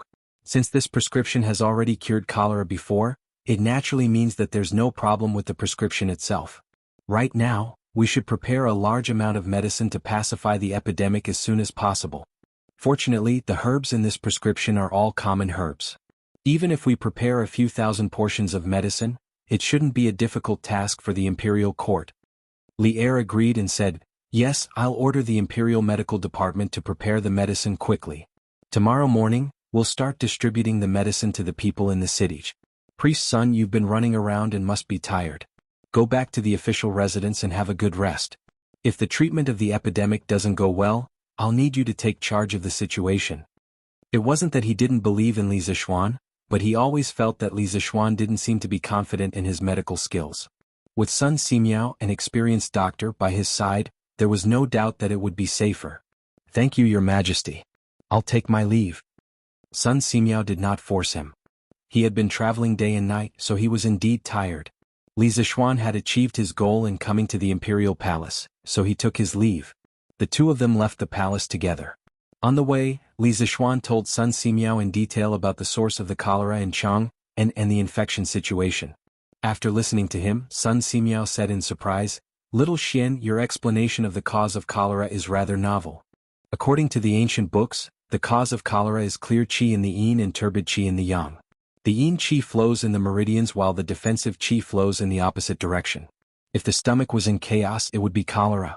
What you're saying is that some small creatures that can't be seen with the naked eye can cause cholera to infect the human body. I've never heard of such a thing before. But if you think about it carefully, what you said might not be unreasonable. A long time ago, this penniless priest knew that it was easy to get sick from drinking raw water, but it was not easy to get sick from drinking boiled water.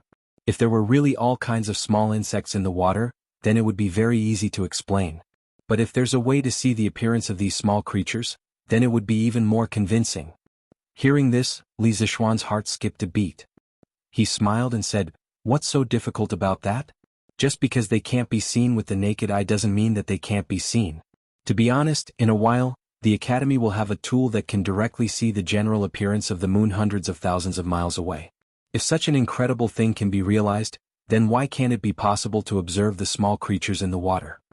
Sun Simiao had been a doctor for half of his life. Even though he had traveled all over the world and was very knowledgeable, he had never heard of such a bizarre thing. At this moment, the surprise on his face was even stronger.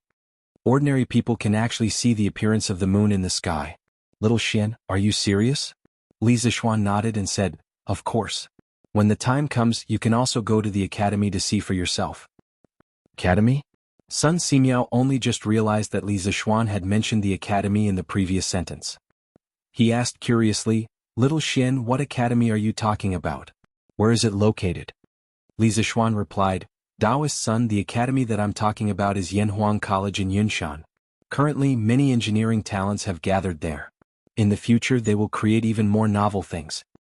Yanhuang College? Sun Simiao thought for a while and suddenly realized, "Oh, I remember now.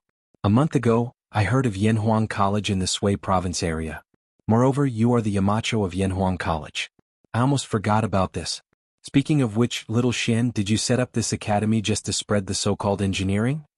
Li Zixuan shook his head and said, "I mainly want to carry forward my master's knowledge and not let it be lost." Sun Simiao said with a gratified face, "Not bad, not bad. If spiritual master Lingshu has a disciple like you, he would be very pleased."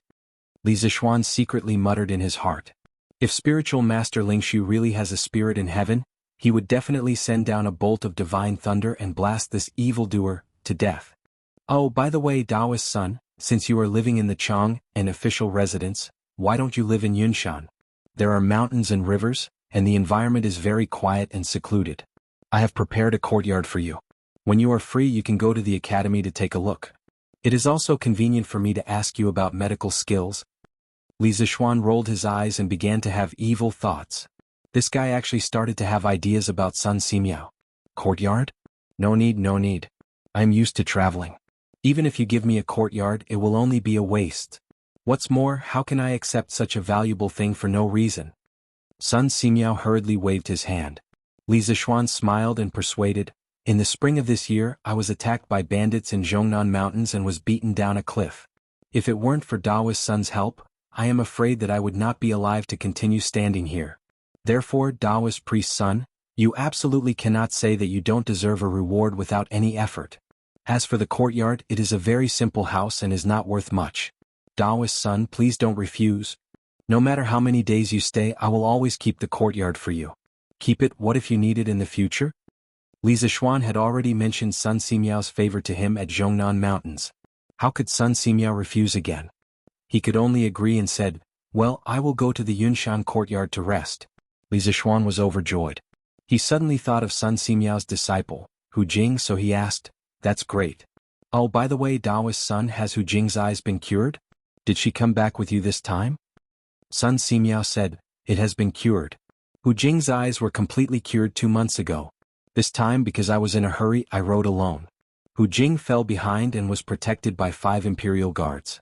There will be no danger." Chapter 924. After verifying the effectiveness of the prescription and Sun Simiao's return, the epidemic in Chang and city finally had hope of quickly calming down. The next step was for the Imperial Physician Department to prepare the antidote for the people. Chang and city had never experienced a large-scale epidemic in the Tang Empire since its founding more than 10 years ago. Looking at the previous dynasties, once an epidemic broke out in the country, it would usually cause thousands of deaths. It was extremely rare for an antidote to be developed less than 3 days after the outbreak of the epidemic. It was a blessing for the people to be born in this era. The 3 prescriptions that Li Zishuan had provided were all ordinary herbs. Therefore, even if it was more than 2,000 sets of antidotes, it would not be a difficult task for the Imperial Physician Department. Moreover, with the current financial situation of the Imperial Court, even if it was 10 times the amount, they would still be able to support it. However, there was one herb that was not easy to buy, and that was the stove earth. The main reason was that before this, no one had thought that it could be used as medicine. Naturally, no one would collect it and sell it for money. However, it was unrealistic to ask people to collect the stove earth because there was not enough time. Therefore, the antidotes prepared by the Imperial Physician Department's medical officers were lacking the stove earth. Presumably, every household had it. When the antidotes were distributed, they just needed to inform the people in advance. On Li Zishuan's side, when Sun Simiao agreed to stay in the Cloud Mountain courtyard, he immediately gathered people to tidy up the 3rd courtyard, and quickly arranged all the commonly used furniture inside. Sun Simiao took some luggage from the official residence and arrived at Yinshan Villa. First, he stood outside the academy and sighed at the luxury of Yanhuang College. When he saw the temporary residence that Li Zishuan had arranged for him, Old Sun suddenly lost his calm. In the morning, Li Zishuan had told him that the villas in Yunshan were very simple and crude houses that weren't worth much. But now what he saw was a flat cement floor, a 2-story building and clean and bright glass windows. No matter how he looked at it, it couldn't be considered simple and crude at all. Ahem, Daoist son, this courtyard only looks good on the surface. In fact, the materials provided by my workshop and the manpower provided by the academy are really not worth much. When Li Zishuan saw Sun Simiao's expression, he knew what the old Daoist was thinking. Sun Simiao expressionlessly nodded his head. He was too lazy to argue with Li Zishuan. After all, he had been a doctor for so many years that he had long become indifferent to money. To him, wealth and glory were not as important as a medical book or a medicinal herb. Thus this house was nothing to him. A few servants from the Imperial Physician Bureau brought Sun Simiao's luggage into the courtyard before taking their leave. When Li Zishuan saw that Sun Simiao was willing to stay in Yinshan Villa, he felt a little relieved. At this time he went up to Sun Simiao and cupped his hands. "Haha, Daoist son, I didn't expect that we would become neighbors now. Yesterday I saved a baby who was infected with cholera. Now his body is very weak." Although Han Xiaoyun's son was out of danger after Li Zishuan's initial treatment, his body was still very weak. The reason why Li Zishuan could come up with a prescription for cholera with his half-baked medical skills was all due to luck. Now he did not have a good solution for the child. However, now that Sun Simiao was here, all the problems would naturally be solved. Speaking of the patient, Sun Simiao immediately put on a solemn expression. "There's a baby who was infected with cholera? Quickly bring this poor Taoist to have a look." He knew better than anyone else how much of a threat cholera was to a newborn baby. It was very likely that the baby would die within a few hours. It was much faster than an adult's illness. Li Zishuan nodded and brought Sun Simiao to the 1st courtyard not far from here. In the courtyard, Han Yushi was coaxing the child. Li Jingma and Madame Li were looking at the child with a kind expression. They were chatting and laughing. It seemed that they were very fond of Han Xiaoyun's son. Mei Jun was also there. This kid was trembling in the corner of the courtyard. He had a feeling that his son was going to be snatched away by Old Man Li and the others. Lan on the other hand, was staring at the little DD between Huaner's legs. She was probably wondering why this thing grew on the child's body. Li Zishuan, who had entered the courtyard, saw the little girl's peeping behavior. He could not help but feel speechless. He secretly hoped that this little girl would not grow up to be a fujoshi in the future. After introducing Sun Simiao and explaining the purpose of his visit, Everyone in the courtyard, except for Lan and Huana, showed a great welcome to Sun Simiao's arrival. After some pleasantries, Sun Simiao took Huana and placed his hand on the latter's wrist. He closed his eyes and carefully checked the child's pulse. The courtyard fell into silence. Only the sound of birds chirping in the nearby forest could be heard. No one disturbed them. After a while, Sun Simiao's eyebrows twitched. He looked very surprised. After a while, he put down Huaner's arm and handed it over to Han Xiaoyun. Then, under everyone's expectant gaze, he said, "This child is truly blessed. To be able to survive the cholera is truly a blessing from the heavens. According to my diagnosis, this child's pulse is obviously very weak, but there is another kind of vitality in his body. The vitality is very strong. I guess it's this vitality that has supported the child until now. Strange. This is the first time I've seen such a strange thing in my life." Li Zishuan's heart skipped a beat. He stepped forward and explained, "Taoist son, you don't know. Before this, Huan only had one breath left. The situation was very critical. If we rashly used medicine in such a situation, the child might not be able to withstand it. I used Taoist genuine qi to carefully nurse the child's body several times. Fortunately, Taoist son, you came back at this time. As for the possibility that there was a second kind of qi in his body other than genuine qi, Li Zishuan himself called this qi spiritual qi. He did not intend to tell anyone. Firstly, he was not completely sure. Secondly, this kind of thing sounded too strange. Genuine qi? Sun Simiao looked puzzled. He glanced at Li Zishuan. Then, as if he had accepted Li Zishuan's explanation, he said, "No wonder. But no matter what, this child has survived a great disaster. He will have good fortune in the future. At present he is just a little weak. I'll give him a prescription to replenish his vitality. At the same time, Xiao Xian, you can give the child only 20% of your prescription for cholera. With these two approaches, the child will be fine within 5 days." Chapter 925. The next day. Early in the morning, under the escort of Wu Ho, the medical officers of the Imperial Physician Department set up cholera antidote distribution stations on the streets of Chang, and with a relatively large flow of people. Anyone who had cholera in their family could come here to get the antidote for free with a certificate issued by the Fangzheng or the Lizheng. When the news came out, the whole city cheered. The people rushed to spread the news. Those who had family members with cholera quickly went to the Fangzheng or the Lizheng to issue a certificate and then went to the distribution station to get the antidote. The people outside the city knew the news a little later. After the people who came to Chang'an City in the morning heard the news, they had to run back to the village to pass the news to the people who had cholera. Therefore, the first batch of people who received the antidote were mostly people in Chang'an City or people who lived in villages close to Chang'an City. What? There's still a missing ingredient? This medical officer, what is the missing ingredient? Is it expensive? When an old man heard the medical officer from the Imperial Medical Department say that the ingredients were missing, he immediately showed a worried look and quickly asked. The medical officer did not show any impatience or disdain because of the old man's question. He smiled and replied, "It's not expensive, it's not expensive. Every family has it. It's called hearth soil. It's the charred soil at the bottom of the earth stove. Take it down and use a knife to cut off the charred parts and impurities. Put it in the third set of ingredients you just received and fry it together." The old man suddenly opened his eyes wide and said in disbelief, "What? The soil in the earth stove can be used to cure diseases? I didn't hear wrongly, did I?" The medical officer was about to answer, but the people behind him were a little impatient. "Hey, the one in front, if you're done, leave quickly. Don't block the others from getting the medicine." Yes. We still have to get the medicine after you're done." Suddenly there was a wave of condemnation. The old man quickly stepped aside and apologized a few times before leaving with doubts.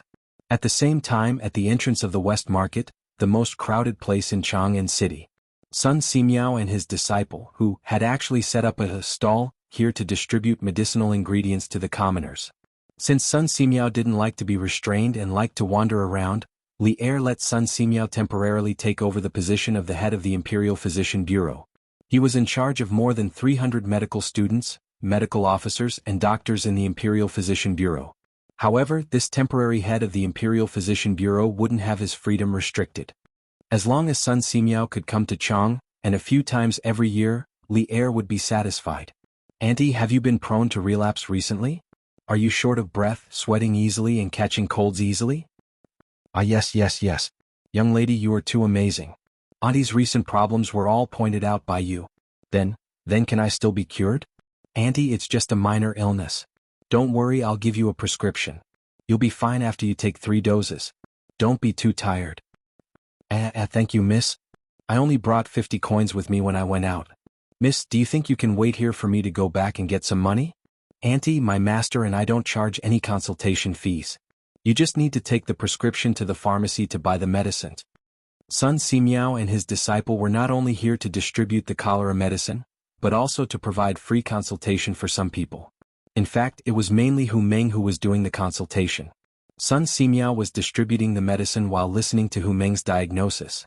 In fact, he didn't know how many times he had done this kind of free consultation with Hu Meng during their travels. It was also a test and training for Hu Meng. Practicing medicine. If you only stopped at medical books, you would never become an outstanding doctor. During the reign of Sui Kai Huang, Sun Simiao lived in seclusion in Taibai Mountain. He concentrated on studying medical books while he went around to diagnose the diseases of the people. This seclusion lasted for more than 40 years. It was because of his 40 years of medical experience that he finally became a medical grandmaster. Therefore, Sun Simiao understood the importance of medical experience better than anyone else. Since Hu Meng was bent on learning medicine, Sun Simiao had been teaching him medical theory while practicing medicine to help Hu Meng lay the foundation. Of course, the results were also very obvious. After traveling for more than half a year, Hu Meng had cured at least hundreds of patients. In some places, many people called her the little fairy doctor. How can this be? How can you treat a patient for free? The woman who came to see the doctor suddenly felt a little embarrassed. Sun Simiao turned his head at this time and said, "Madam, today is a free consultation. Of course we can't take any money. You better take the prescription and go get the medicine. There are still patients waiting to see the doctor behind you." A cough. "Thank you, Dr. Sunday. Thank you, miss." The woman quickly said goodbye. The next patient was a middle-aged man. Looking at his clothes, he didn't seem to be from a poor family. Unexpectedly, he also came to participate in the free consultation. "Dr. Sun, this old man heard that you are holding a free consultation here and rushed over. Can you take a look at this, Meng?" The man didn't directly extend his wrist to Hu Meng. Instead, he respectfully asked Sun Simiao, "What is the meaning of this?" The patients in the line behind began to talk. "He doesn't believe in that little girl's medical skills." "Hey, actually, I don't believe it either." *T Don't look down on people. Although this girl is young, her medical skills are excellent. It is said that when Dr. Sun traveled to Liang province, there was a plague in a village. This girl didn't sleep for 3 days and cured all the people in the village who were infected with the plague. The local people call her the little fairy doctor. Hiss. She's so amazing? Of course. This time, I came specially to find the little fairy doctor to treat my illness. Some people are really blind. After hearing the middle-aged man's request, Sun Simiao, who was dispensing medicine, turned his head to look at the man. Then he turned his head back to dispense medicine and said, "Your illness can be cured by my disciple, don't worry." This old man still has to busy himself with dispensing medicine. But, no buts. If you don't believe this old man's words, why bother looking for this old man? The middle-aged man wanted to say something, but he was instantly refuted by Sun Simiao. He had no choice but to sit in front of Hu Meng obediently and extend his arm. Hu Meng wasn't annoyed by being looked down upon. She smiled sweetly and said, "Uncle, don't worry. Even if it's an illness that I can't treat, my master will definitely help." As she spoke, Hu Meng's 2 fingers were already on the middle-aged man's wrist. Chapter 926. Uncle, your face is a little pale. Are you afraid of the cold recently? Your limbs are not warm and you are often in low spirits? After a while, Hu moved her finger away, looked up at the middle-aged man and asked. "And yes." The man answered in a muffled voice. Hu continued, "In addition to these, have your waist and knees been weak recently? Frequent urination and excessive urination at night?" The man nodded again. When the patients in the queue saw this, they couldn't help but admire Hu's medical skills even more. At this moment, Hu said, "Uncle, you have a deficiency of yang and it's a deficiency of yang in the kidney. I will give you a prescription to replenish your yang qi. You have to pay attention to not be too tired recently." Deficiency of yang in the kidney? Ah, so this brother has a deficiency of the kidney. The patients in the queue were stunned at first, and then they couldn't help but laugh. A big man was actually recognized by a little girl as having a deficiency of the kidney. This was indeed very embarrassing. The middle-aged man was laughed at until his face turned red. He couldn't wait to find a hole to hide in. Whose expression was calm. There was no ridicule or any other messy expression on her face. She was like a master who had seen through the world of mortals. In just a few breaths of time, who had actually finished writing the prescription. She glanced indifferently at the patients who were laughing behind her. With just one glance, it was as if there was some kind of magic power, and the mocking laughter gradually stopped. Master said that there is no need to be afraid of treatment. Mortals eat grains and miscellaneous grains, and there is no one who doesn't get sick for a lifetime. Everyone, please don't ridicule me for no reason. Don't do to others what you don't want done to yourself. Who said meaningfully. Then she said to the middle-aged man in front of her, Uncle, this prescription was developed by my master. It is specially used to treat deficiency of yang in the kidney. Please keep it well. The middle-aged man felt both embarrassed and ashamed. He hurriedly said a few words of thanks and left. Next. Today was Tuesday. Yinhuang College officially started classes today. Cheng Chimo and Yuchi Baolin went to the college. Although Li Tai and Sun Zifan had recovered, they were still weak and needed to rest at home. In addition to the few of them, there were a total of more than 30 students in Yinhuang College who were infected with cholera. Li Zishuan sent people to the students' homes one by one to understand the situation. After confirming that no students had died of cholera, he was relieved. Today, Chang and City was distributing medicinal herbs. After breakfast, he rode a horse to Chang and City and happened to be at the entrance of the West Market. Li Zishuan had seen how Hu treated the patients just now. Now, whether it was her temperament or appearance, it was as if she was a completely different person. She used to be a blind farmer girl, but now she had become the little fairy doctor, who was respected by everyone and had an extraordinary temperament. She had changed a lot. Old Hu has suffered for half his life. Now the bitterness is finally over and the sweetness is coming. One of his sons entered the college and the other daughter is studying medicine under Sun Simiao. Both of them have a bright future, and their merits are immeasurable.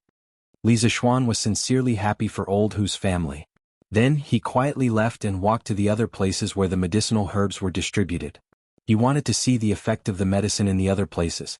Datang Daily reported that the Imperial Physician Department was distributing the cholera antidote for free today. However, for the people who lived close to Chang'an City, they had already heard the news before they saw the newspaper. Therefore, the newspaper was mainly for the villagers who lived far away from Chang'an City to spread the news.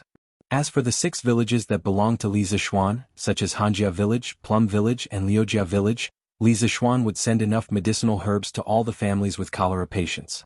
The total amount of money was not much, so he treated it as a benefit to the villagers. Therefore, none of the people who came to Chang'an City to collect medicine today were from Li Zishuan's fiefdom.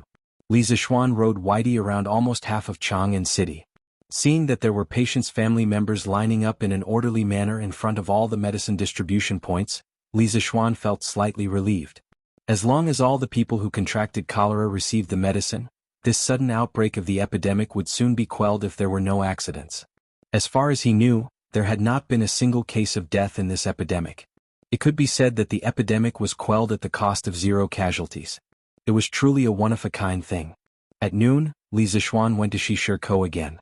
He invited Sun Simiao and Hu Jingjing to Zuaxian restaurant for lunch. They hadn't seen each other for a long time, but Hu Jingjing's personality hadn't changed. She was still quiet and calm. Sitting with this kind of girl, no matter what kind of mood you were in a moment ago, whether it was excitement or sadness, you would immediately calm down. During the meal, Li Zishuan asked Sun Simiao and his disciple about the things that had happened to them during their travels. The epidemic, the free clinic and all kinds of difficult and complicated diseases. There were also some diseases that Li Zishuan had never heard of before. The experience was so rich that it could be written into a book. Young master, I was so happy that I couldn't sleep the whole night when I received a letter from my brother saying that he had been admitted to Yinhuang College. In the beginning the 2 of us were blind and stuttering. If it wasn't for young master's help, I would probably still be playing cockfighting in the courtyard. I actually proposed a toast to young master. Young master, you have a kind heart. Good people will be rewarded. Halfway through the wine, Hu Jingjing held the wine glass and stood up to thank Li Zishuan sincerely. Although Li Zishuan was now Marquis, Hu Jingjing was still used to calling Li Zishuan young master as usual. After saying that, she raised her head, revealing her white neck, and drank the wine in the glass in one gulp. The little girl's cheeks immediately blushed. Li Zishuan shook his head and smiled. Okay, don't drink anymore. The one who saved you and your brother was Sun Daozhang, not a lazy person like me. Your brother was admitted to Yanhuang College by his own ability. I didn't take care of him. Hu Jingjing opened her mouth and said, Young master and master have done us a great favor. We will never forget it for the rest of our lives. Li Zishuan said, Since you have made some progress in your medical skills, as long as you continue to spread your kindness, it will be the best reward for me and Sun Daozhang. Sun Simiao nodded and said, That's right. As people who practice medicine, we should save the dying and heal the injured. We should save the common people from suffering. Hu Jingjing nodded firmly and said, Yes, I will. After lunch, Sun Simiao and Hu Jingjing continued to distribute medicine and provide free medical treatment. On this day, the Imperial Medical Department distributed more than 2,500 portions of medicine for cholera treatment. On the second day, more than 1,800 portions of medicine were distributed. On the third day, more than 950 portions were distributed. On the fourth day, 370 portions were distributed. On the fifth day, 130 portions were distributed. On the sixth day, there were only a few people receiving medicine. At this point, the sudden cholera epidemic had finally subsided. At this time, Li Zishuan suddenly received a piece of good news. Yanhuang College's astronomical telescope was completed. Chapter 927. Ink Girl, I heard that you've made a telescope? Back in the Yanhuang Academy, Li Zishuan was in Yan Xiaoning's office when he saw the couple he hadn't seen for a long time. In the morning, Mo Lingwei sent someone to inform him that the telescope had been completed. Li Zishuan immediately rushed over when he heard the news. Recently, he had been busy quelling the cholera and rarely asked about the matters of the college. He didn't expect Mo Lingwei to create such a big news all by herself. It was really shocking. Li Zishuan had expected that Mo Lingwei would make a telescope, but it was beyond Li Zishuan's expectations that she could make it so quickly. After all, although the principle of the telescope was simple, it wasn't simple to make it. Yes. Yamacho, little Ningzi and I have already made the telescope yesterday. We even tried it last night. We can see the moon very clearly from here. Mo Lingwei said excitedly when she saw Li Zishuan. Li Zishuan's heart skipped a beat. He said mischievously, Yo, last night? You two have started to stay out all night to look at the stars and the moon together? TSK shouting, not bad. You're quite capable. Your progress. Yamacho, you. It's not what you think it is. Mo Lingwei, who had always been fierce, blushed at this moment. Yan Xiaoning was also embarrassed by Li Zishuan's words. He pretended to be angry and said, Humph? Little Xian, don't talk nonsense. I have nothing to do with this barbaric girl. Yan. So, Ning. Who are you calling barbaric? The bashful look on Mo Lingwei's face immediately disappeared and was replaced by a gloomy look. Along with her deafening roar, a storm suddenly came. As long as Yan Xiaoning didn't know what was good for him, there would probably be an even more violent storm. Hey. A gentleman uses his mouth and not his fists. Why are you like this? You're a lady who keeps shouting and fighting. Who would dare to marry you in the future? Yan Xiaoning had obviously suffered from Mo Lingwei's attacks before. He seemed to be prepared. He used Li Zishuan's body to dodge Mo Lingwei's attack and said sarcastically while dodging. Mo Lingwei's lungs were about to explode. She pointed at Yan Xiaoning and said angrily, What does it have to do with you whether I can get married or not? Even if I can't get married, I won't marry a bastard like you. Don't run. Stand if you dare. Yan Xiaoning made a disgusted face and spat. Humph. Even if you don't marry me, I don't want to marry you. Don't flatter yourself. I, Yan Xiaoning, would rather be alone for the rest of my life than marry a barbaric woman like you. Yan. So. Ning. I'm going to kill you. Mo Lingwei was really angry this time. She took a big step forward and appeared in front of Yan Xiaoning. She wanted to catch this bastard. Who knew that Yan Xiaoning was so cunning? He used Li Zishuan's body to play around with Mo Lingwei. Li Zishuan couldn't help but feel a little angry in his heart for this pair of adulterous couple to show off in front of him. Forget about showing off your love, but you still King ran over to show off your love in front of him. That was unbearable. Li Zishuan didn't say anything. He grabbed Yan Xiaoning and threw him in front of Mo Lingwei like he was throwing trash. Their eyes met and what followed was a pig-like scream. Li Zishuan didn't have time to care about this. He shook his head, turned around and walked towards the atrium next to Guanghua Tower. Even if Mo Lingwei didn't say anything, Li Zishuan knew where the binoculars were placed. He opened the metal door and entered the open-air atrium. Li Zishuan saw a long cylindrical object supported by a tall metal frame. It stood on the roof of the building like a sharp sword piercing the blue sky. Hey, it does look like it. I wonder how far this thing can see. Li Zishuan glanced at the binoculars and mumbled to himself. He then approached the binoculars. When he got closer, Li Zishuan took a closer look. He realized that Mo Lingwei's binoculars were a typical Kepler telescope. She used two lenticular lenses as the objective lens and the eyepiece respectively. The two lenses were combined to magnify distant objects. The structure of the Kepler telescope was relatively simple, and it wasn't particularly troublesome to make. Even so, Mo Lingwei was already very impressive. After all, the industrial level of this era was very high. This girl didn't even know how many lenses she had to grind to make the two most suitable ones. Hey Yamacho, give it a try. Using this thing to see the moon in the sky is much clearer than using the naked eye. Mo Lingwei didn't know when this adulterous couple had followed them again. Mo Lingwei walked cheerfully to Li Zishuan and shouted. Before she made the binoculars, Li Zishuan had promised her some conditions. Now, of course, she was hoping that Li Zishuan would quickly inspect the project, so that he could fulfill his promise. Li Zishuan put his hands behind his back and rolled his eyes. He said, "Ink girl, it's almost noon. Where do you want me to find the moon? I'll come back at night after the moon rises." Astronomical binoculars can't be used for anything other than viewing during the day. What? You want to use an astronomical binoculars to look at the sun? If you have the guts, then give it a try. I guarantee that you'll be blinded by the brightness. The problem now was that Mo Lingwei's telescope was relatively large. It was fixed in the atrium of Guanghua Building, and the lens was pointing directly at the blue sky. Even if Li Zishuan wanted to use this thing to view the sun, it would be very inconvenient.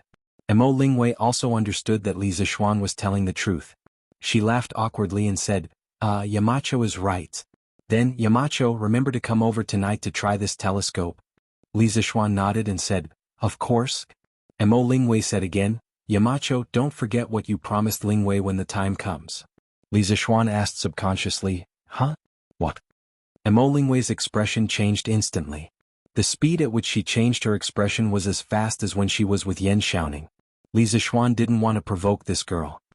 He instantly recalled something and said, Oh, I remember now. Ink girl, don't worry. As long as this telescope doesn't have any major flaws, I'll definitely do what I promised you.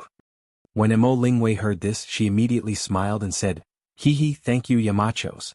One moment it was thundering, the next it was raining, and the next it was cloudless. This girl was really incorrigible. Li Zishuan didn't want to get involved in trouble, so he quickly left the atrium. At the same time he thought to himself, I hope Yan Xiaoning can get rid of this demon as soon as possible. Chapter 928. At night. After dinner, Li Zishuan went out and walked towards Yanhuang College. Lan his little tail, naturally followed him. Speaking of which, during the time that Han Xiaoyan's son, Meiji Huan, was in the Li family, Lan had found a new playmate. It wasn't easy to have someone younger than her in the family, and this girl naturally acted as the big sister. Many times, the way she pretended to be an adult always made others laugh. However, as early as the day before yesterday, Meiji Huan's illness had already recovered, so the mother and son naturally went home. When the little guy left in the end, he was still a little reluctant and insisted on letting Li Zishuan carry him. Speaking of which, it was strange. In the Li family, this child was not close to Father Li, Madam Li, or Han Yushi. Instead, he was very close to Li Zishuan, who was often not at home. This made Madam Li laugh and scold this child for being a little heartless. The siblings walked on the small path of Yunshan. Although night had fallen, the paths of Yunshan were all cement and could be considered smooth, so they wouldn't trip because of the bumpy road.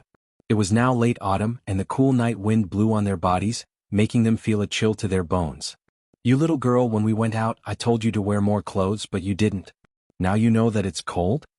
Li Zishuan saw that Lan'er's legs were still trembling as she walked, so he reprimanded her unhappily. Although he said this, he still took off the cloak on his back and wrapped it around the little girl's body. That's right, it was too long. Lan'er was rather short and at most she could only reach Li Zishuan's waist. If such a long cloak was draped over the little girl's shoulders, half of it would drag on the ground. She might even step on the hem and trip herself. Thus the cute Lan'er was wrapped up like a dumpling. Ah, stinky brother, this is so ugly. Take it off quickly. Lan'er was just about to say, brother is so nice, when she was wrapped up like this by Li Zishuan. How could she, who always liked to be beautiful, stand this and immediately protested? Ugly your head. Let's see if you can still say it's ugly when you get sick from the cold. Li Zishuan knocked his sister's forehead in annoyance and dragged her toward the academy. Brother, can we really see the scenery on the moon later? Perhaps. Let's see if your brother Xiaoning and sister Wire can do it. Awesome? Brother, what do you mean by awesome? It's literally what it means. Smelly brother, you're lying to me again. You definitely didn't mean it literally. Awesome means to be energetic. Then I hope that brother Xiaoning and sister Wire will do their best. Otherwise Lan'er would have made a wasted trip. Alright big brother, is there a fairy Chang'e on the moon? Lan'er, you'll know soon enough. The siblings chatted casually and soon arrived at Yanhuang College. The two of them went straight upstairs to the atrium. Back then, Li Zishuan designed an atrium between the 4th and 6th floors of the Guanghua building. There was a semicircular glass dome at the top for lighting. Now, it could be used to place astronomical telescopes for astronomical observation. After entering the atrium, Li Zishuan realized that they were not the only ones here tonight. Li Tai, Sun Zifan, Qing Chumo, and dozens of other students were all here. Yamacho. When the students saw Li Zishuan, they all greeted him with even more respect than before. Some of the lower-class citizens might not know that the cholera was quickly suppressed because of Li Zishuan's contribution of the prescription, but as Yanhuang College students, how could they not know? After all, quite a number of them were very well informed. One person spread the news to 10 and 10 to 100. Therefore, they basically all knew that Li Zishuan was the savior of the plague. Especially those who had just recovered from the cholera, they looked at Li Zishuan with eyes full of gratitude. Others were apprenticed to a master to learn, but not only did they learn, but they also saved lives at critical moments. If word got out, who knew how many people would be envious? Have you all eaten? Li Zishuan nodded and said pleasantly. Now that the weather was cold, the students did not have to go for military training. Naturally, they did not have to rush to the bathhouse every day after school, so they still had some time to go out at night before going to bed. It was not that Li Zishuan did not think of introducing an evening self-study system in the academy, but the light at night was too poor. In this era, there were no electric lights, oil lamps, or candles. For a large classroom with 40 students, it was tantamount to the light of fireflies. If he forced an evening self-study system, it would only damage the students' eyes. In a few years, 8 out of 10 students would have similar eyes, and that would not be good. Yes, we have. As soon as Li Zishuan's voice fell, the students all responded at once. At this time, Mo Lingwei walked over from the binoculars and said excitedly, Yamacho, quickly come and see if this binoculars are okay? Just now the students were clamoring to see it, but I didn't let them see it. She was mainly afraid that the students would carelessly ruin the work she had put in for more than a month. Li Zishuan was both angry and amused. He nodded and walked to the binoculars. He bent down slightly and put his eyes on the binoculars. In this era there was no plastic and the binoculars were made of iron. It was very cold to the touch. The direction and angle of the binoculars seemed to have been adjusted in advance by Mo Lingwei. Li Zishuan basically did not need to make any adjustments. From the binoculars he could see a big shining sphere. On the sphere there were some bumpy grooves and winding mountain ranges. Li Zishuan went to the Capital Planetarium when he was studying at the Capital University in his previous life. He remembered that he had a student ID and the ticket was only about 10 yuan. There was a public observatory in the planetarium. There was a 400mm optical catadioptric telescope inside. It could be used to observe the moon, planets, nebulae, star clusters and sunspots during the day. Li Zishuan went there at night. That was the first time he saw the moon clearly with his own eyes. The shock it gave him was far from what he could see on the television screen. Now, Mo Lingwei's binoculars were naturally not as clear as the super-large telescope Li Zishuan used in the planetarium in his previous life. However, this was the Tang dynasty.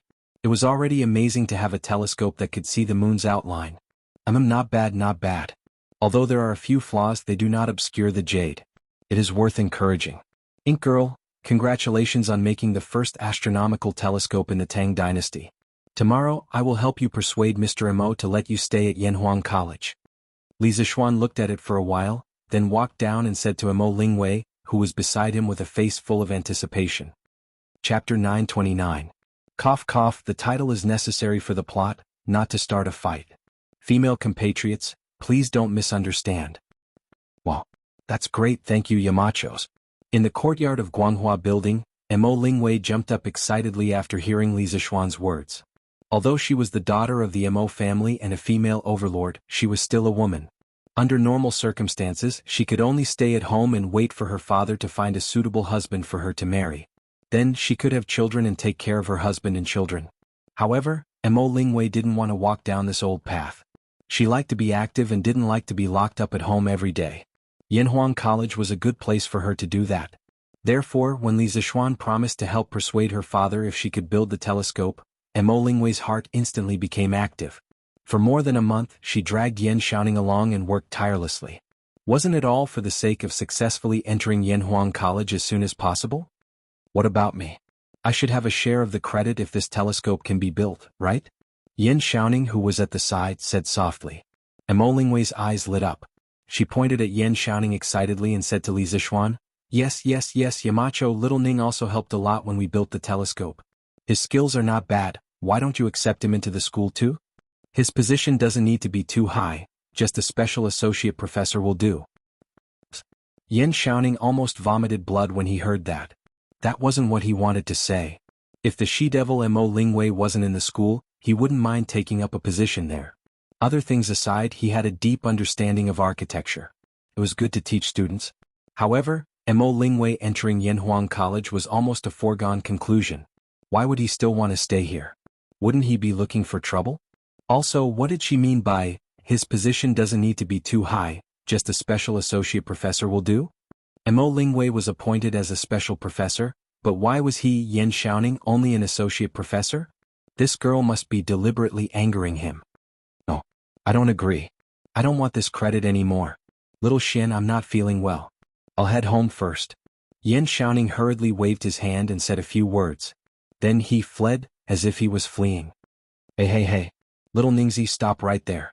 Mo Lingwei hastily called out, but Yan Xiaoning's figure was nowhere to be seen. She couldn't help but stomp her feet in anger. I'm so angry. Don't let me catch you or I'll teach you a lesson. The last sentence was said in a low voice as if he was talking to himself. Li Zixuan was speechless. Girl, what have you done to Xiaoning in the past month? Why is he so afraid of you? This girl rarely acted rashly in front of Li Zixuan. When she heard Li Zixuan's question, her little face instantly turned red. After hesitating for a while, she said embarrassedly, I didn't do anything? Yamacho, what are you talking about? Why can't I understand? Li Zixuan shook his head. He couldn't be bothered with this crazy girl. He turned around and carried Lan. He teased the little girl to look at the moon for a while. After Lan realized that there was no fairy Chang'e on the moon, she lost interest and said that she wanted to go home. When the students saw that Li Zixuan and his sister had left, they immediately swarmed over and fought to see the moon. I came first, I want to see it first. Bullsh *T.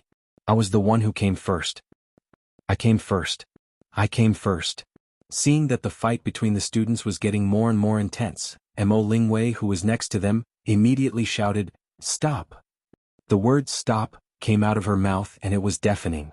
Guanghua Building shook 3 times with it. A few students closer to her felt that their eardrums were about to burst.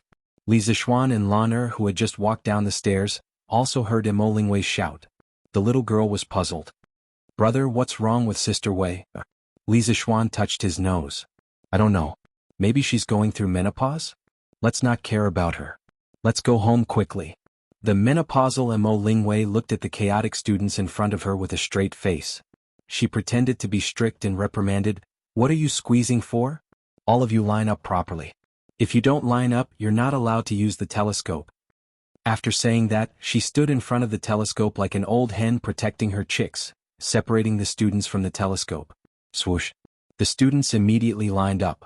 No one turned a deaf ear to Mo Lingwei's words. After all, Mo Lingwei's father was the discipline leader of the physics department. After returning to the villa, Li Zixuan suddenly saw that the lights were still on in Yunshan's second villa not far from the south. He had an idea and let Lan go in first while he walked towards the second villa.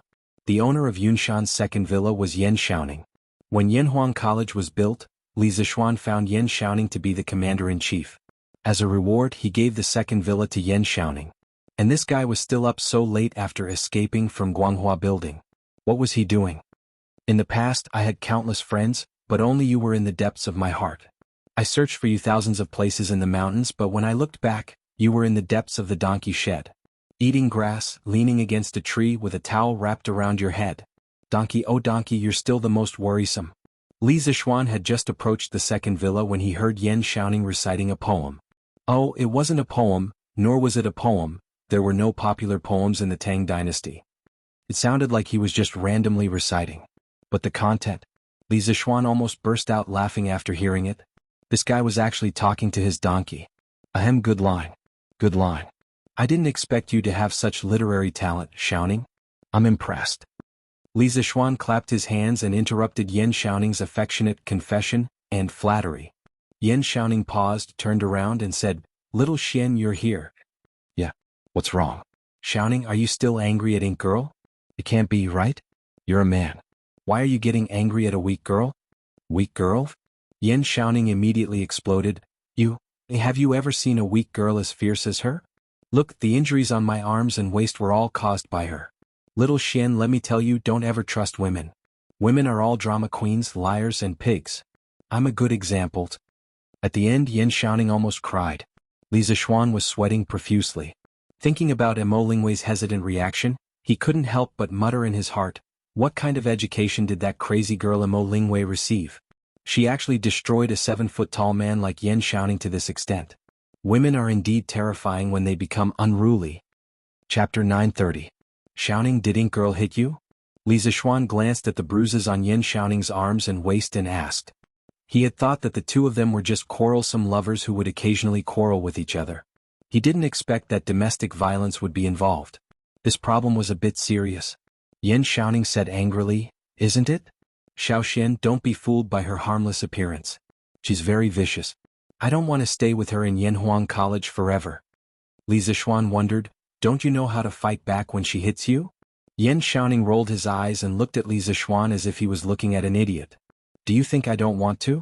But this woman knows martial arts. I'm no match for her. Li Zixuan suddenly understood. When he first saw Mo Lingwei, he saw that her lower body was extremely stable when she walked. He guessed that this girl might know martial arts. When Mo Lingwei showed her strength at the peak of the Grandmaster realm, Li Zixuan was even more convinced that Mo Lingwei knew martial arts. He just didn't expect that this girl would use her martial arts for domestic violence. Yan Xiaoning was really miserable. Ink Girl was fine. Why did she hit you? Li Zixuan thought about it and asked curiously. Yan Xiaoning spread his hands and said helplessly, how would I know? That's why I told you that this woman is the most difficult to understand. This girl is a heartless and unreasonable woman. Li Zixuan still felt that something was wrong, so he asked again, Ahem, Xiaoning, tell me the details of the few times she's attacked you recently. I can help you with the details. It was rare for Yan Xiaoning to find someone he could confide in. He planned to complain about Mo Lingwei's atrocities. After seriously recalling for a while, he began to slowly tell Li Zixuan the story. One day Mo Lingwei was tired from grinding the lenses and said, Hey little Ningzi, let's rest for a while. Let's talk for a while. Yan Xiaoning, say what? Mo Lingwei with a shy face, just, tell me your impression of me. Yan Xiaoning, deep in thought, his eyes lit up after a while, do you know? I used to have 2 hearts, one kind and one evil. But ever since I met you, I only have kindness left. Mo Lingwei, a little happy but also a little shy, then why? Yan Xiaoning, with his hands on his hips and laughing loudly, because I'm so disgusting. Mo Lingwei? That day Yan Xiaoning's waist was twisted in 7 places, his arms were twisted in 5 places, and his butt was kicked 4 times. Another day. Mo Lingwei, little Ningzi, do you think what you did was right? Yan Xiaoning, pitiful, no, I apologize. I apologize for what I did wrong. I have a stubbornness in my bones. I couldn't hold it back just now. I'm very sorry. Mo Lingwei, she raised her chin like a winner, then tell me, why are you apologizing? What did you do wrong? Yan Xiaoning, with his head lowered, enduring the humiliation, sorry I was stubborn. Mo Lingwei, furious, go to hell. Even if you buy me Beauty Shop's pomegranate jiao, I won't forgive you.